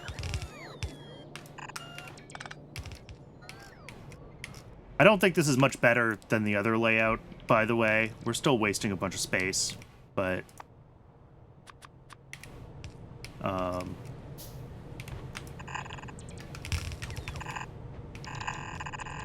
and then we come over here with our fiber.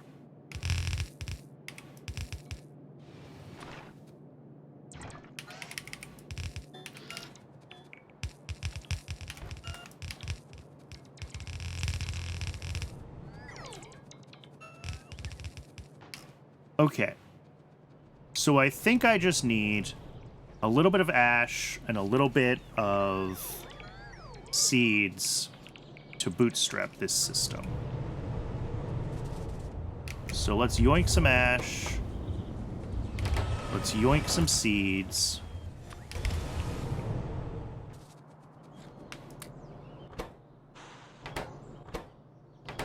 Oh, these need water still. Okay.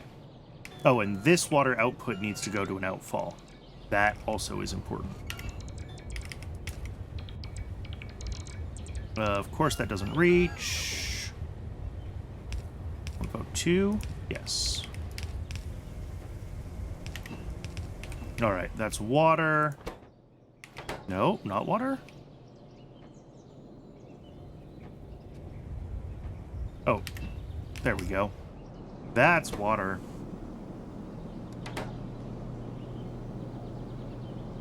And that just leaves... Okay, so that's running, and then these need to be routed to an outfall, or I'm going to have a bad time. And I'm just going to route them. I think I can route them to the same outfall. I don't think I'm anywhere near water voiding capacity.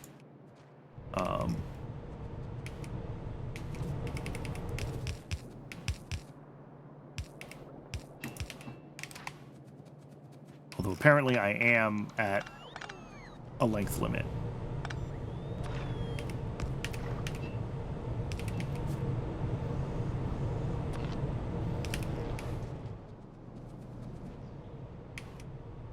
Alright. These guys need another power pole. And otherwise, this looks...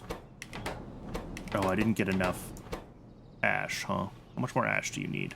30? Oh, no, we did. It's starting. We need a bunch more ash to bootstrap this, though.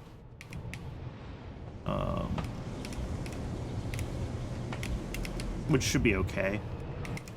Because I think the ash machines... Yeah, the ash machines are perfectly ratioed, so... you know. Pulling ash out of them bad.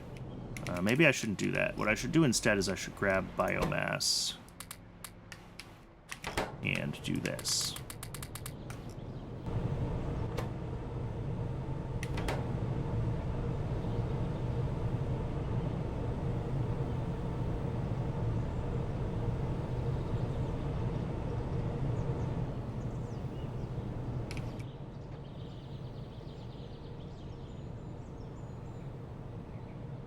Alright, and I think everything here should be fine as far as,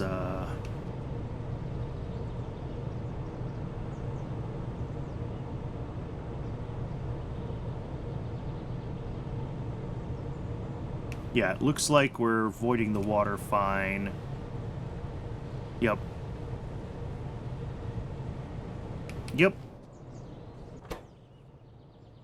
So we're just waiting for these guys.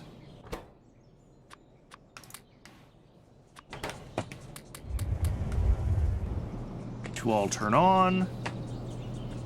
Oh, there we go, and that one's running again. Beautiful, beautiful, beautiful.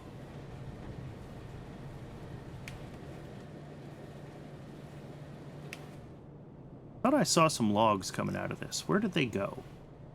So these all say 0 products finished. Am I crazy? Maybe I'm crazy. Alright, it's definitely running now.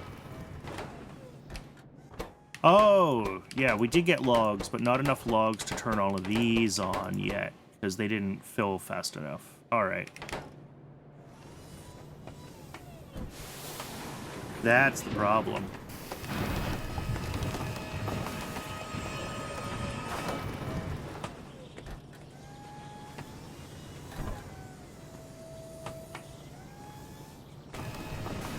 Alright, I think this is okay now. I might need to feed them,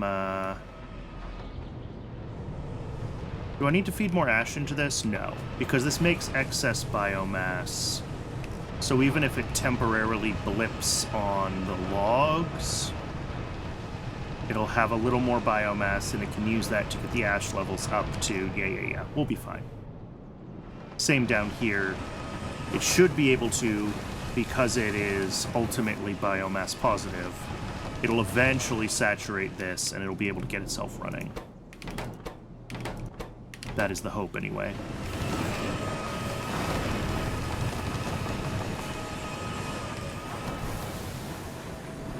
And there we go. I think this is done. Alright, let's, Hey, first molten nickel. Yay! I was gonna say, let's head back over to this corner of the world.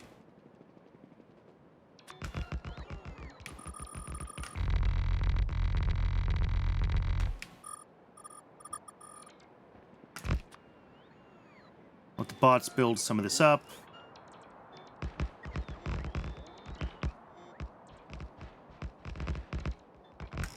And And then, yeah, molten nickel's right over here, so we'll cut across as soon as the bots are kind of done with this spot.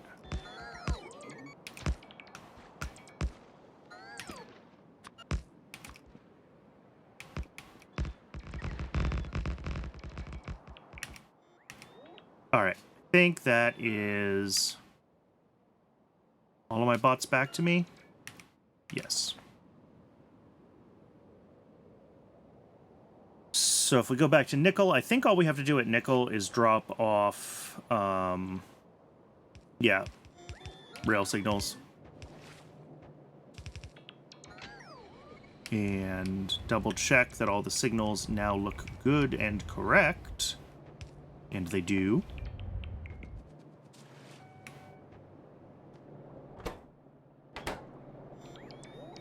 Oh, did I not bring out the one? Oh, why is this such a zinc plate? Nickel plate. There we go. I was like, did I mess something up? And I did. I didn't bring out sand castings.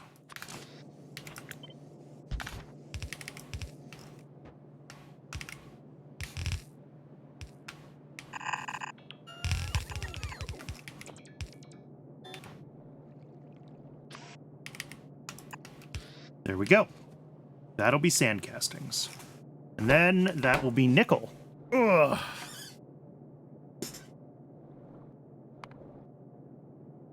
Uh-oh. That's bad. Oh. Yeah, that's bad. That's broken. Okay. We gotta fix that.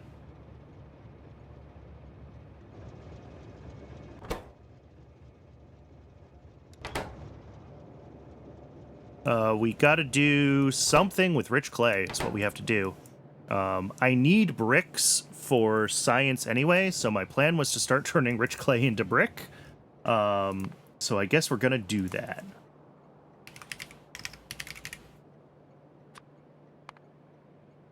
If I find... So yeah, there's this recipe, which takes rich clay and sand. And that's it. Okay, that's the recipe. Alright, let's scoot over to Yafsi real quick. We're gonna make, actually, we're gonna bring in rich clay. We'll start from the back. We'll say we want to process a belt of rich clay into brick. Oh, that's one assembler. I mean, loading 15 items with one assembler into one assembler is, you know, its own special situation, but let's assume that we can do it. And then we just need sand, which, I mean...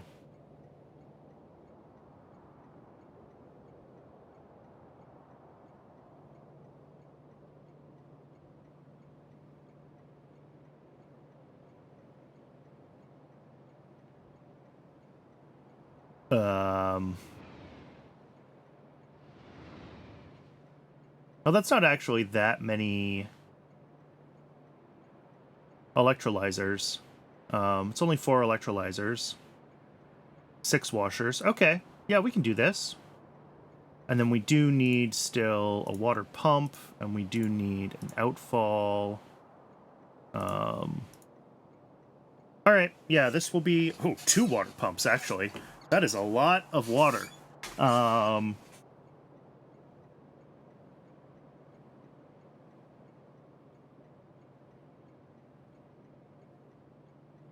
But yeah, since this is going to be coming, I'll have this assembler basically right off the...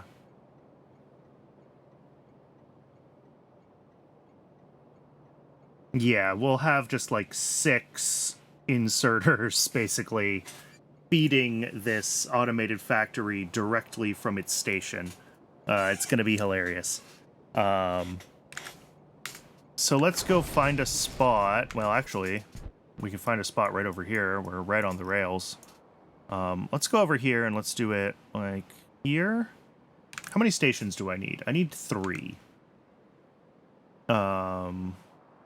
Yeah, let's do it over here.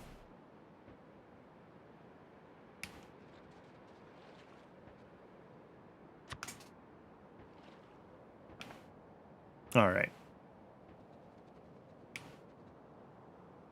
So I don't think we want to do the first place that it would match up, like here. We want to do it like here. Here? Here?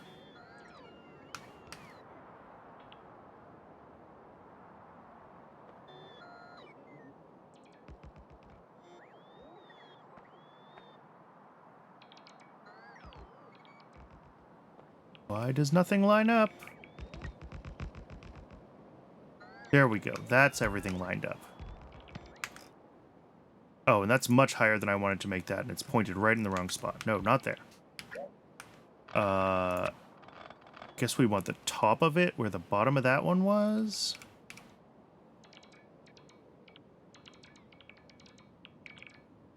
Yeah, that's where we want it. Because that'll come up kind of in between the other stuff that's already built there. Which is exactly what we want. Okay. Then 2 straight segments.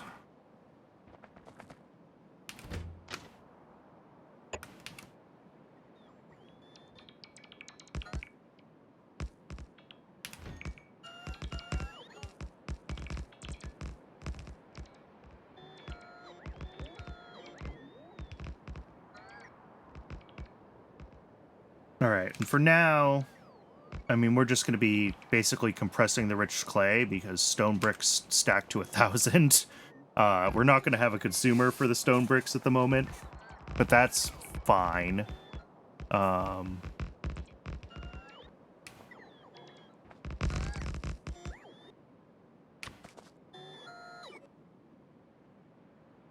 we're going to have a solid drop-off for rich clay, which I'm going to enable as a requester station, like, right away. Oh, no. Copper. Well, fortunately. What are the chances?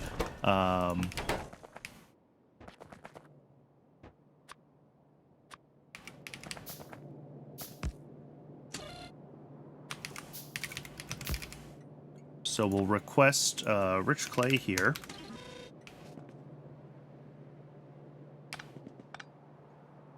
And that's going to go directly into this automated factory. Do not pass go. Do not collect $200. There we go. And that will make brick from sand and rich clay.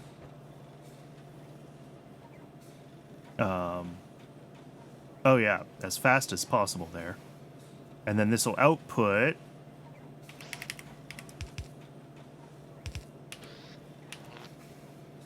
um, 10 items a second here, which will go into a solid pickup station here.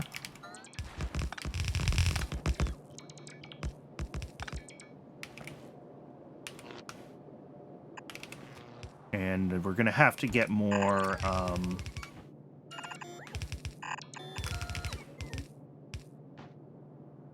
gonna have to get more blue inserters pretty soon, but that's okay. All right, so that'll be the output, and then input-wise,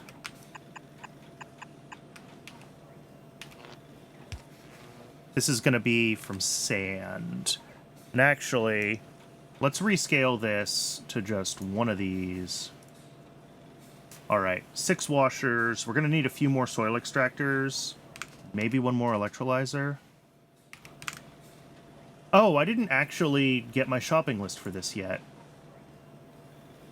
All right, so requester chest. Import.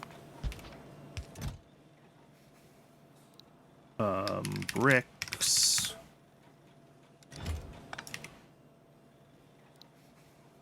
Bricks. And delete fiber while we're at it. All right, we'll need to go grab those things. And we'll also get blue inserters, power poles, gray inserters, whatever else we need while we're at it.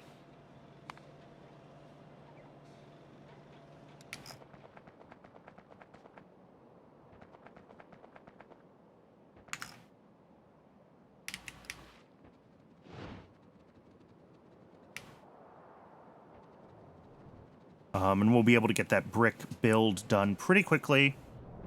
And then I want to check on zips and Xys. I think Xys are going fine. Zips, I probably just need to put a few more modules into the machine, because we didn't quite have enough to start with down there. And then...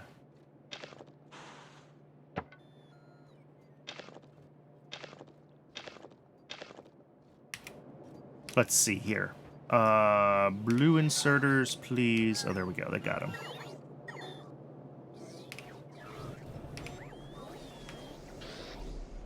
Blue inserters, gray inserters, medium power poles. Go for more underground pipes would be a good choice, if I can find where those are.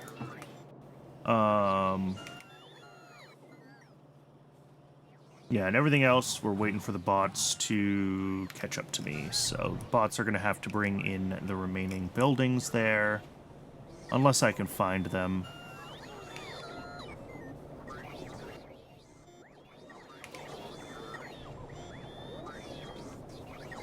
Huh. Don't know how that happened, but...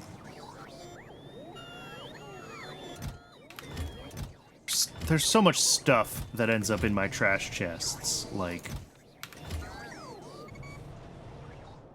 and I've got a second one of these up here, too. Oh, like, look at these. Xyhiphoe codices. Sure. Oh, right, we finished making sea sponges here. But we haven't actually set them up on the, like, main rail base yet. Let's do some to-do listing, because we're getting ahead of ourselves pretty quickly. Train can't find path. I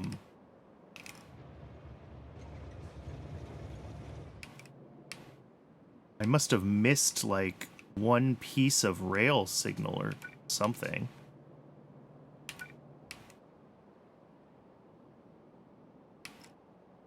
Oh, yeah. We missed a little bit of rail here, so they indeed cannot path through. Okay. To-do listing. What do we have to do? We have to build Zipir egg. I'm gonna just call it Zipir eggs. We have to do yaedols, Arcod rendering,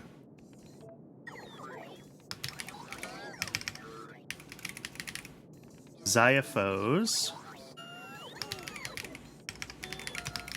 Xyhiphoe rendering. We need to do cotton guts on rails. We need to do... oh, I was thinking about maybe Nexalit on rails, question mark. We need to do... did I put yaedols in here? I did. We have to do basic substrate. We have to do... like, we really are getting to just, like, these are the doing the builds thing, right? Oh, sea sponges.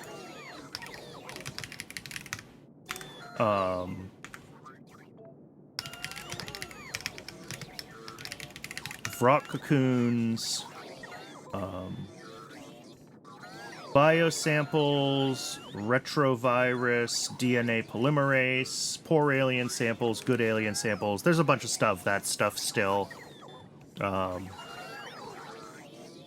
This is enough to have on the to-do list for now. The list is getting long. All of this stuff is kind of equal priority. Can we get our last 2 soil extractors pretty please? I would really like to have them.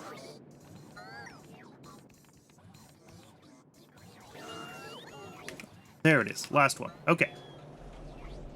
So yeah, let's go fix those missing tracks so those trains can clear themselves out. And we'll also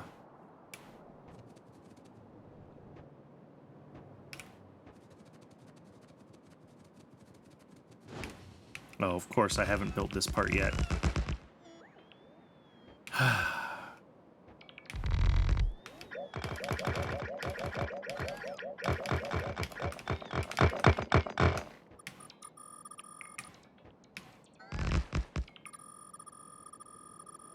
Oh, oops.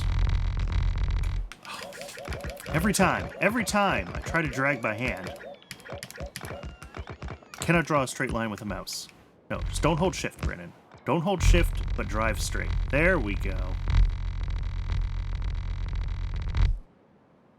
I'm out of asphalt. Wow. That never happens.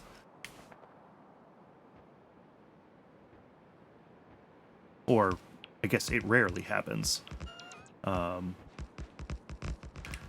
I gonna have enough rails for these guys to do all this? The answer is maybe.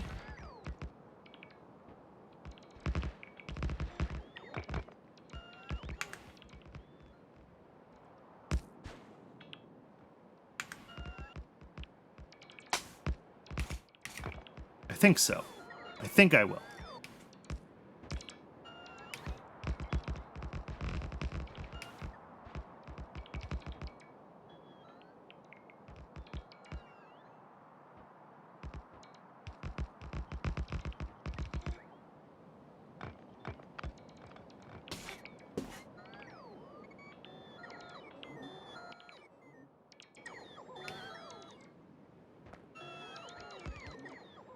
Alright, that should at least let these trains move. Yeah, all the rich clay coming in. So we need... This is actually interesting. I feel like I should have grabbed one more electrolyzer, and I actually might design this around 6. Yeah, I can make a 6th one in my inventory, so I'm going to. Because we've got basically half a belt of soil here, and then...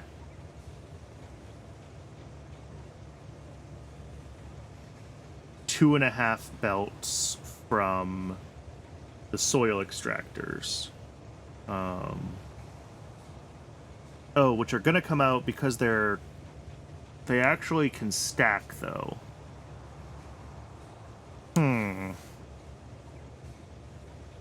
Basically, I'm trying to think if I can do all of this in groups of, like... We have 19 soil extractors. I kind of want to go up to 21. And I can. Okay. Just barely, but I can. So basically, I'm going to do this in, like, 3 groups to feed the 6 washers, right? We're going to have 3 belts of...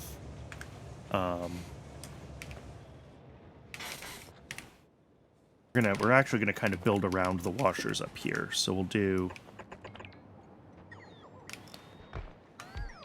6 washers.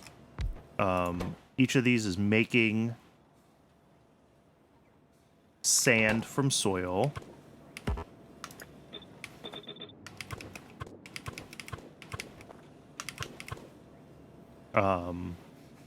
They each output 2.5 items, which is like 3 outserters.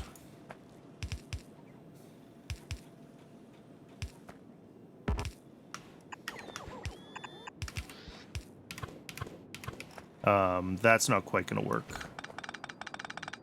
But you kind of get what I'm going for here, where I want them to end up on you know, the two sides of one belt from two clusters of three. On this side.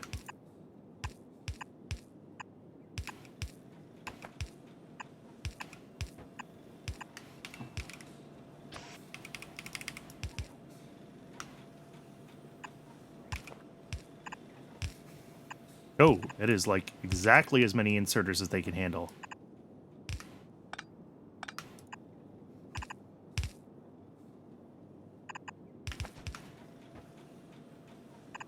All right. So then this is like a belt of sand. And that's what's going to come right into here. Yep.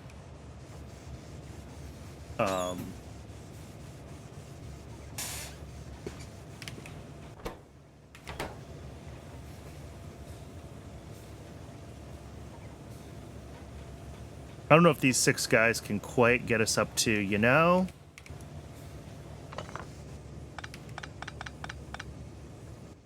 I'm going to go ahead and do...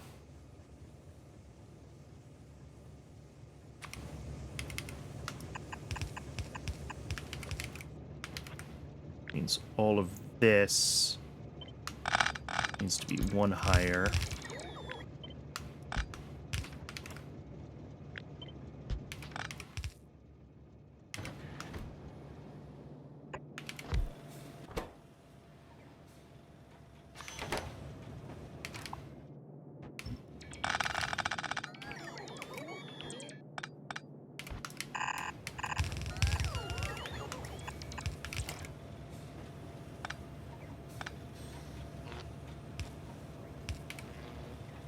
All right, there we go.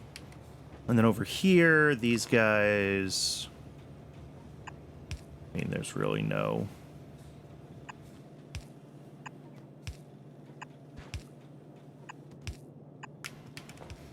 no good options. There we go.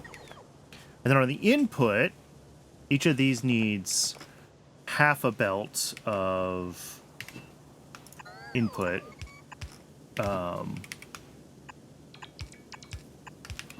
So they're going to pull in a grand total of...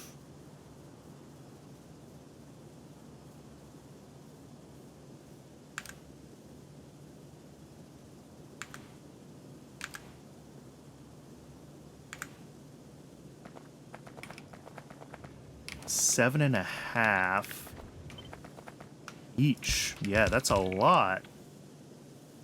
Well, I guess that's 3 blues, right? That's the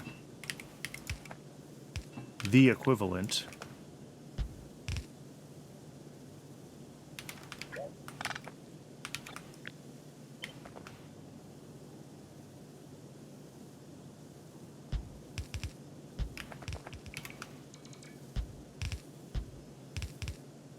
All right. So then we're going to have 3 of these of little builds that are going to consist of 2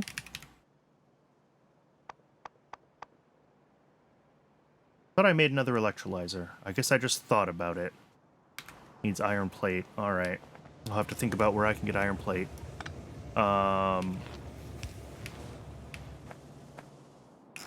Let's figure out what this build is going to look like. Because we have 7 soil extractors and 2 electrolyzers feeding each of these things.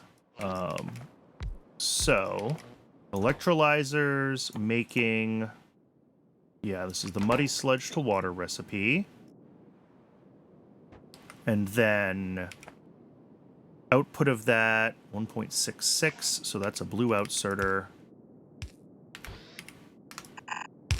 So 2 of those is feeding approximately 2.5 a second.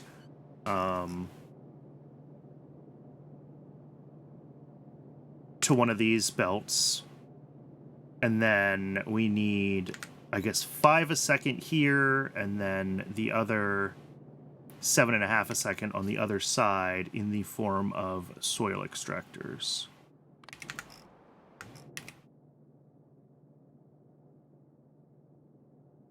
Wait, my soil extractors are gone too. Oh, they ended up in my trash slots. Ugh. Yeah, the downside of copying the numbers from YAFC that way is that it sets maximums, not just minimums. So you end up with... Anyway, each of these makes 2 a second, 4 a second, 6 a second. And then on this side, 2, 4, 6, 8.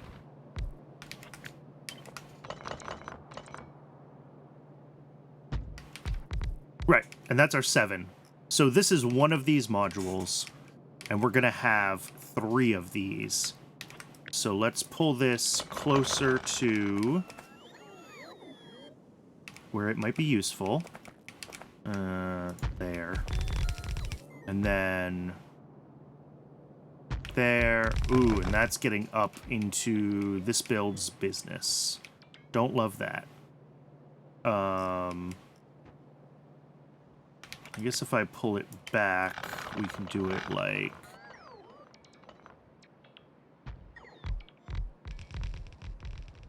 three.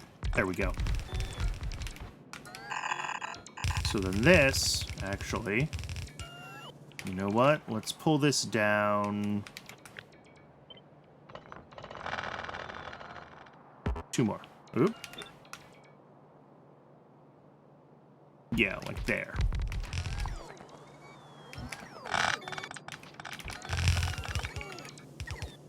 So this feeds 2 of these. And then the next one feeds... Sorry, 2 of it ends there. The next one needs to feed these 2, which is kind of funky. Up to there. And the last one...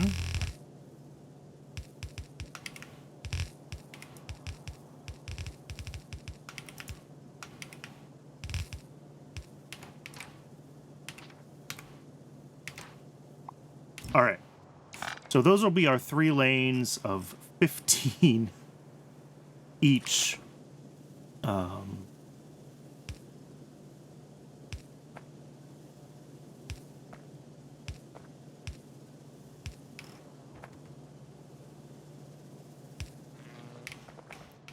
3 lanes of 15 soil each. All of this now needs to be hooked up. We got to hook up the muddy sludge output to all of these. We have to hook up the water output from all of these to an outfall, which I did forget I needed to make. Fortunately, I can craft it. Here's our outfall. And then we need 2 water pumps. And it is add break a clock. So as always, I will let Twitch run that. And I'm just going to try to get some of this plumbing done, I think, while the ad runs, because this is going to be a little bit of a finicky plumbing job. I'm probably going to have to undo and redo a couple of times, and I may as well do that when nobody can see me mess up. So I'll see everybody after the break.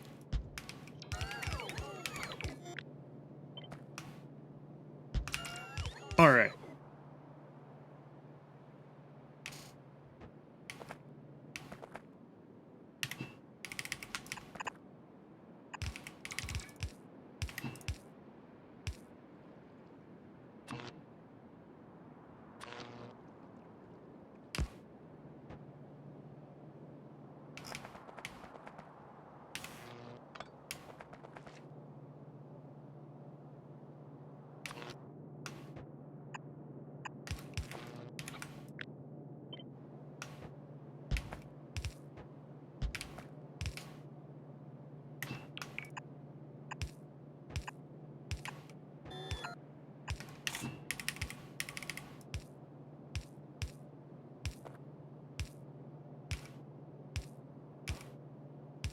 That's water in. Also gonna need... Alright, and I can feed that from over here.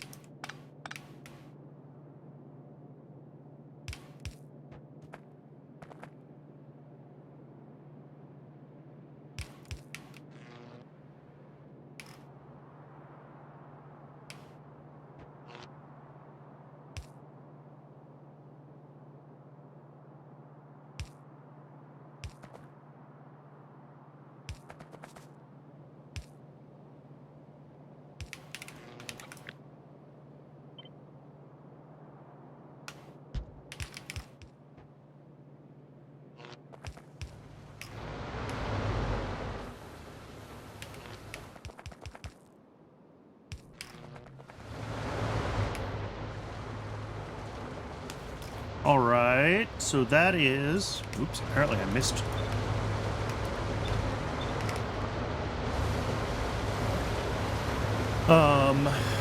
That's that part done. Hopefully I don't have to change it.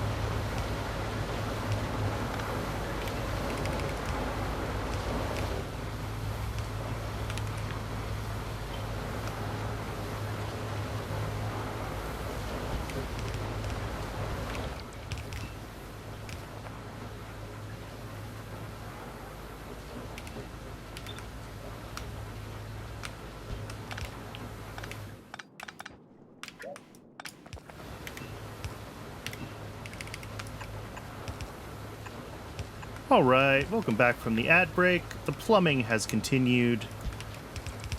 I actually didn't have to undo as much as I was worried I might have to undo. But, I just have to get the muddy sludge output wrapped around, here.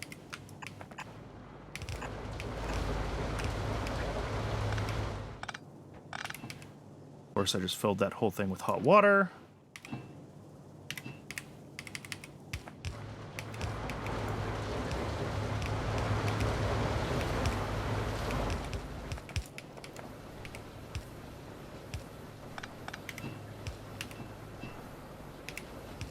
All right. What is left? Oh, these need a water input, of course. And that will come off of here.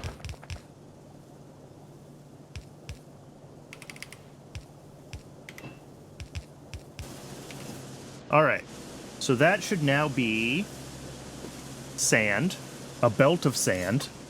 I'm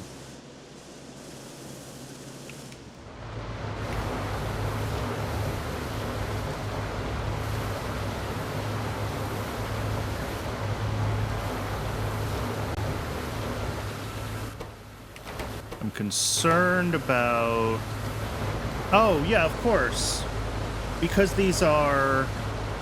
poop chutes. I'm an idiot. Ugh, how am I gonna fix this? Alright, all of these need to go. I think, fortunately. Alright, yep, that works.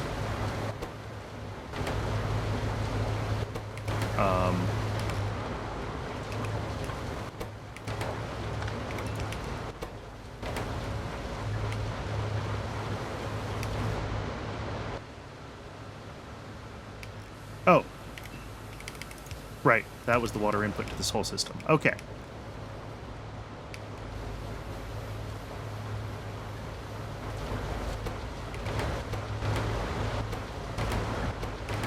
Taking a second for all of these to get their water. There we go.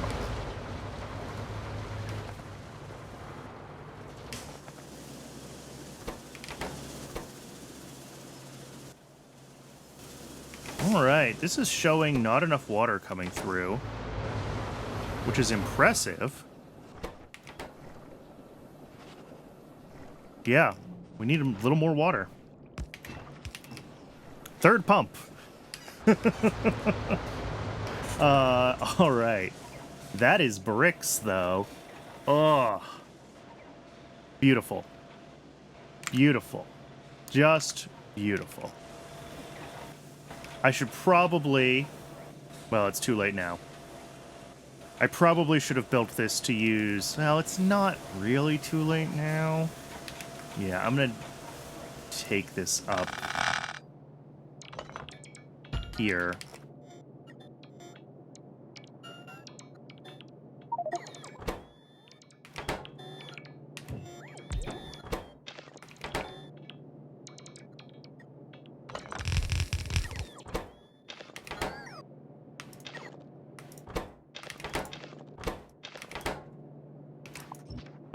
We're going to switch this over to use stack inserters. And that way it actually can keep up with that much throughput. So that's a stack inserter drop-off. I've got one of those up here. Yeah, I want, like... that part.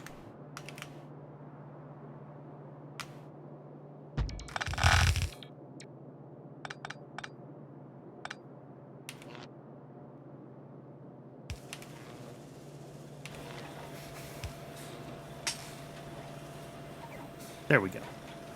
So that should... Yeah. Oh, nope, not quite. There we go. Now it's running again. And this should be able to run full speed. Yeah.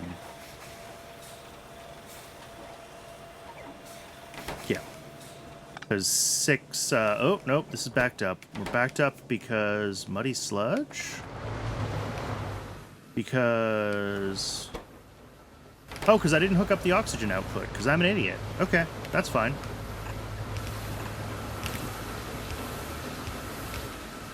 I'm okay with that. If it's an easy fix, I'll take it.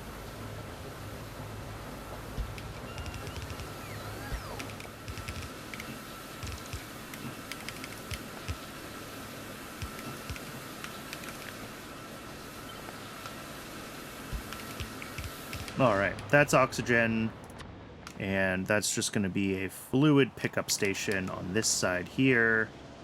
I knew there was one more station in this build, and I, for the life of me, could not remember what it was supposed to be. Yeah, it's the oxygen pickup.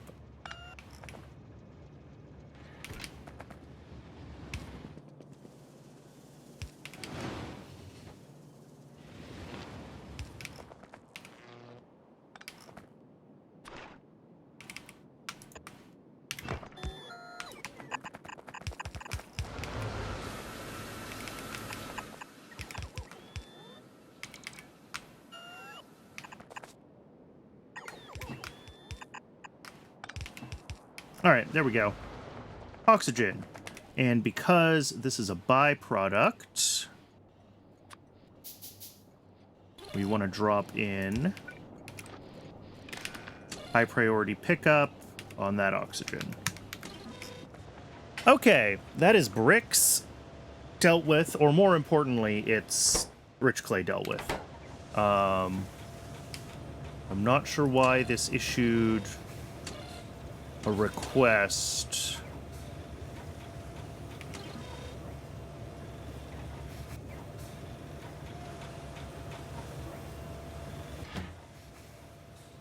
I mean, this is still going to get emptied pretty quickly, but I'm not sure why it issued a request. Oh, probably when I was messing with moving the clay around, the request got issued. Yeah. Fair enough.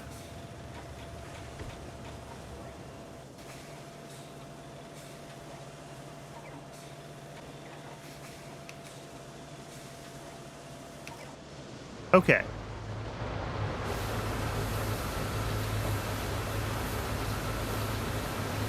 As long as these guys can keep up And this, I may have done this backwards now that I'm thinking about this. Shoot. Because these guys need to be higher priority than the soil from these. And they're not right now, because they're at the end of the belt, right? Yeah. And that's gonna be a problem.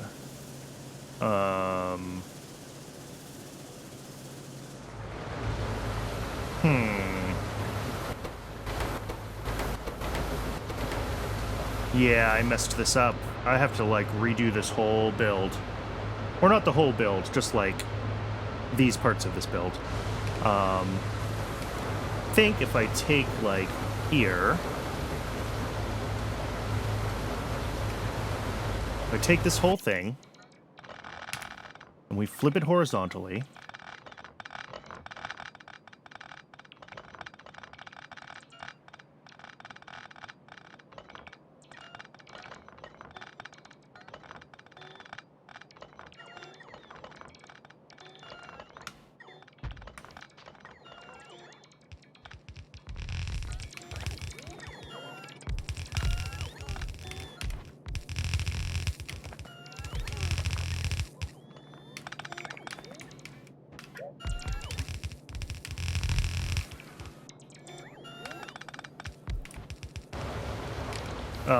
and then...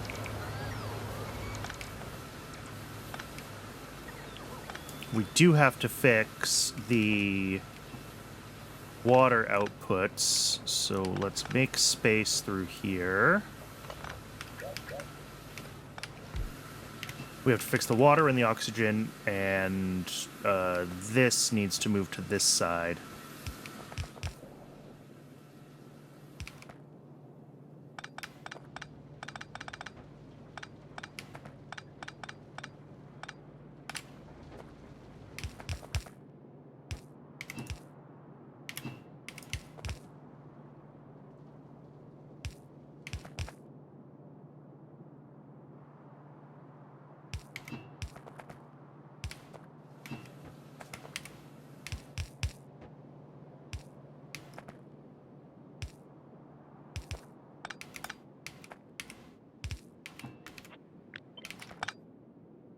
Alright, yep, that'll be the void for the water.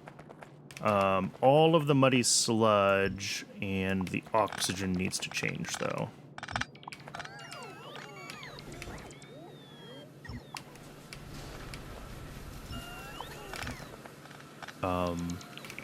Muddy sludge will bring in on this side instead.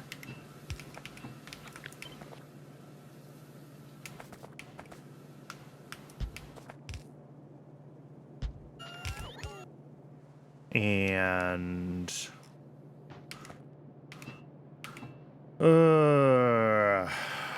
let's just do this. I've reached the point where I don't care about a little spaghetti.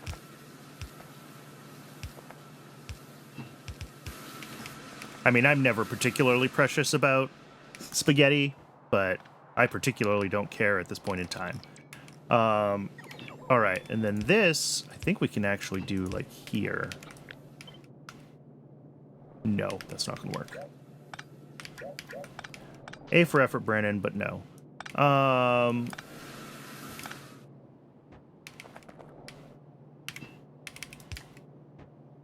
mean, I guess it's fine. It comes through,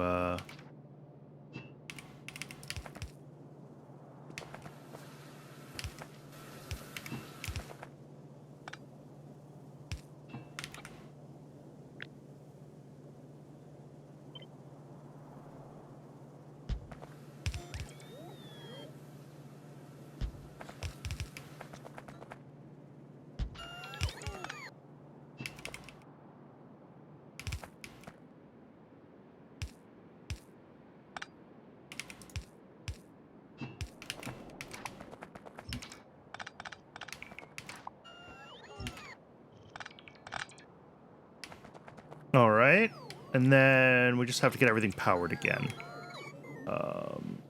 All of this stuff, yeah, we lost power through...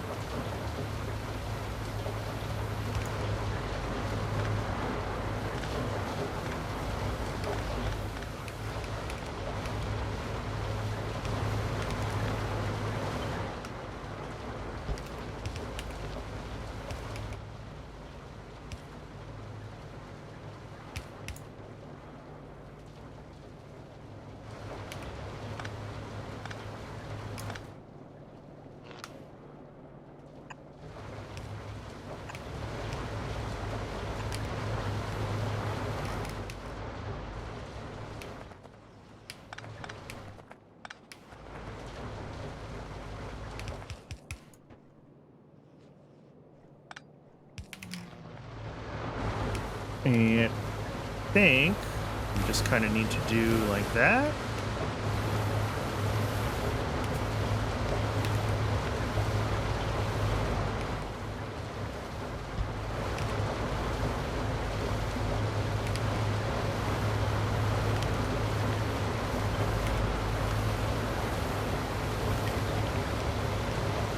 Sure.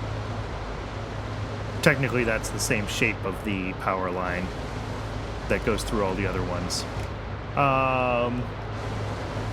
Now this should work. Now these should have priority. Right?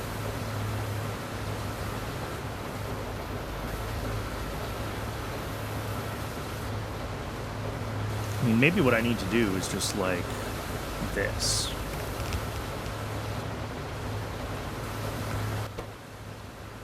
There.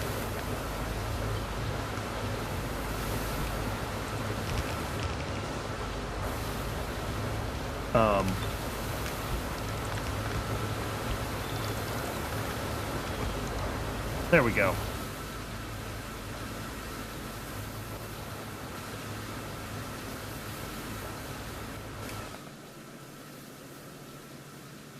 Still not 100% sure that'll work right, because I'm not 100% sure that we'll be pulling from this side of the belt, so we might have to do something there to make sure that we are... I mean, that's not...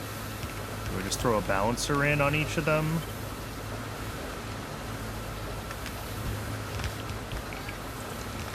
I don't know, maybe.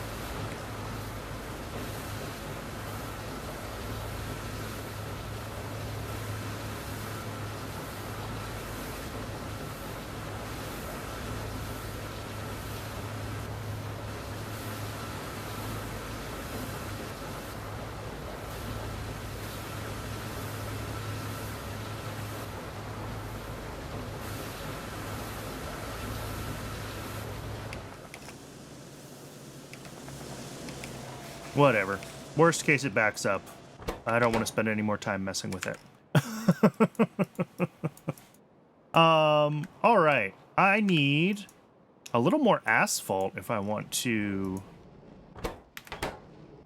God, this is still backed up. That is ridiculous.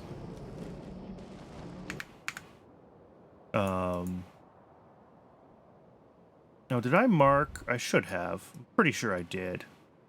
If I find my...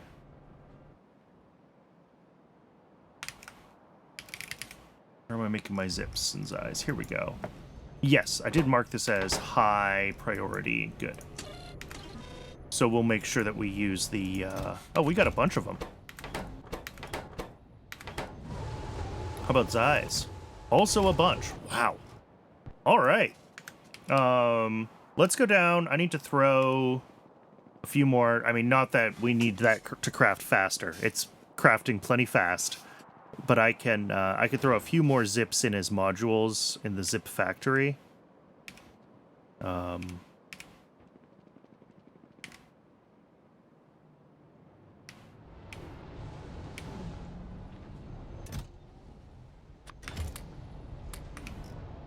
What's going on over here? No fuel. And that fuel is supposed to be fiber. Yes. How did the new fiber build work out? Did it back up? Is it broken? It looks like it's working fine. These are all green.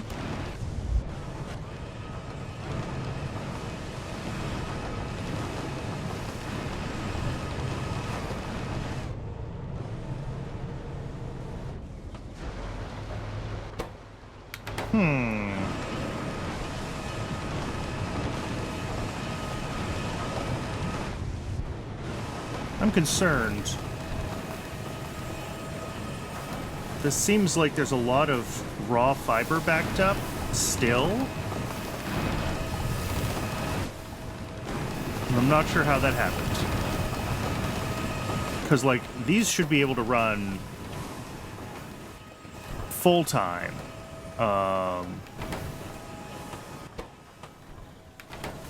And they're not. They're output full. So what's our hang up? Is it this processing? The fiber to raw fiber?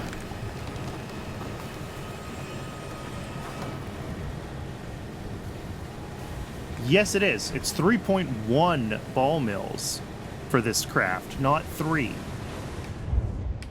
Interesting. All right. Well, I mean, that's fine. It is going to back up slowly. I guess I could redo it to 4 ball mills. Look at that. I have an extra ball mill in my inventory.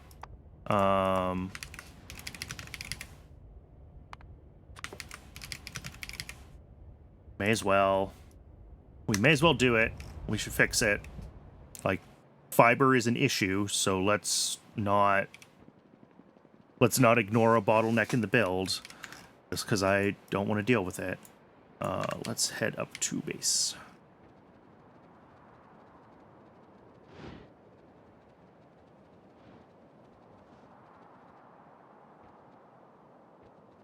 Still a little bit of work to do on this section of highway. We still haven't cleared everything. We still haven't built all the asphalt, but it is significantly better than it was.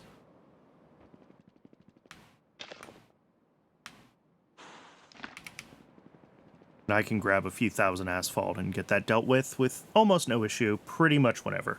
So, not my biggest concern right now.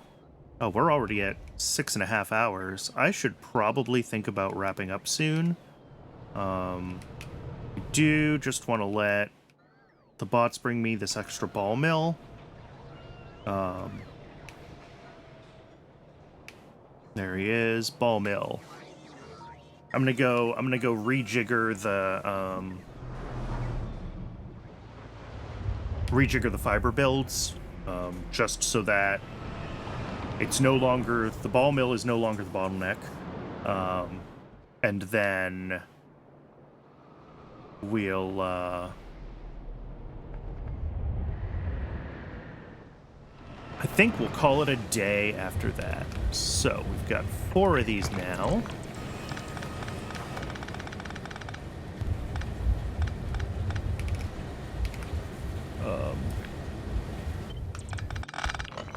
Nope.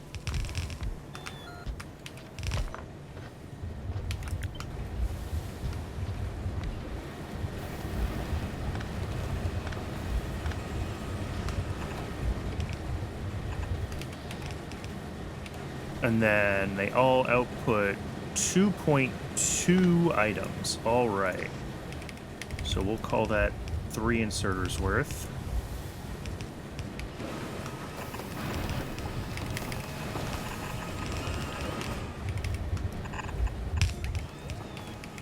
And then all of this needs to come over to like here.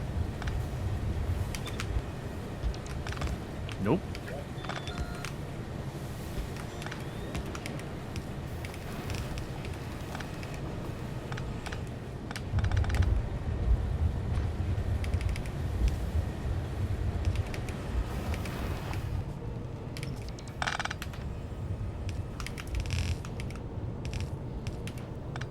There we go. And same thing down here.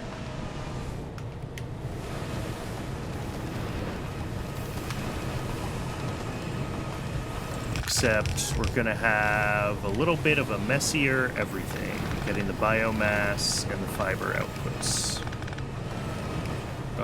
Yeah, so fiber comes through here. That's still fine. Biomass is going to do this, and... Ooh. Yeah, I guess...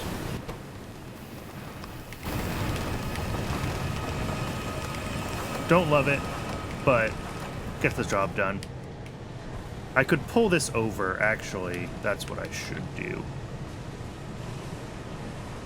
Here, let's pull this over by a couple.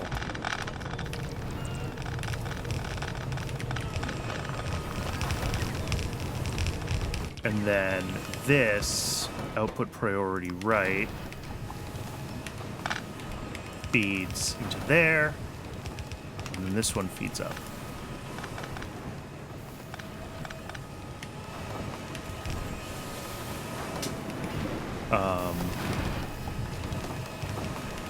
Yeah.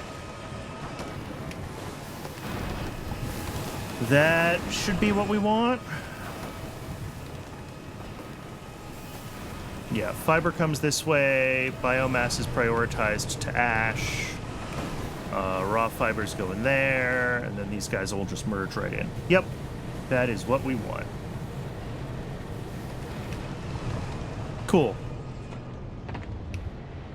So yeah, that should fix the bottleneck from being these ball mills to now being, you know, the overall capacity of the system. It's not a huge amount, like it's 31/30ths, you know, it's a very small. Yeah. Like 0.3% or something like that. No. 3%. But still, worth it.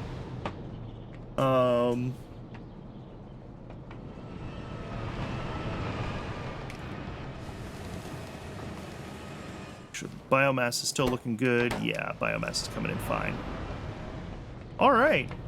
Well, I think we're going to call it here. Thanks very much, everyone, for watching. Really good progress today, right? I mean, getting all of these, all of the remaining, I keep hitting tab. Stop. I'm trying to open my map is the problem. Getting all that alien life stuff going is great. Getting, you know, the remaining metals on rails for all the alloys is also great. You know, it's going to take a little while, I think, until we get, Oh, this ran. This got a delivery of nickel. Woohoo! Look at that. Yeah, we've got Vitraloy running on rails. We should have Duralumin, too? Yeah, I know I looked at Duralumin, so I know that one ran. Yeah, lots of Duralumin. So all we're waiting on is the Nexolite for the Iron Nexolite Antimony Special Alloy, and I do think I'm going to have to grow Nexolite. In fact, I think so much that we're going to do this. And then, you know, this to-do list is long, but these are all, except for Cotton Guts. Cotton Guts is going to be a big build. But these are all pretty small builds. So I think we're so close. We're so close to Pi Science 2.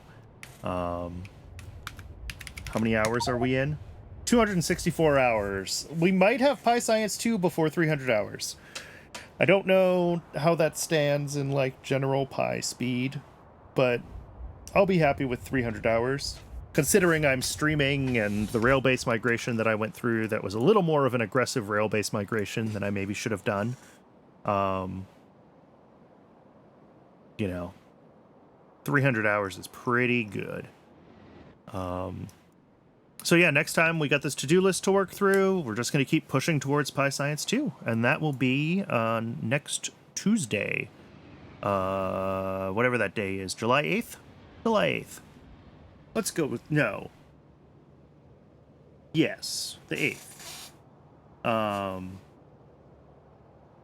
So yeah, thanks again, everyone. And thanks very much to the YouTube watchers as well. If you are watching on YouTube and want to watch live, there's a link to my Twitch down below in the doodly-doo. And if you want to do anything to feed the algorithm, I always really appreciate that. It really does help small channels like mine. But yeah, that's it for today. Tomorrow's stream is gonna be Shapes 2. I picked it up in the summer sale. So that'll be a little more light-hearted automation gaming compared to Pi. All right. Thanks again, everyone, and I'll see you next time.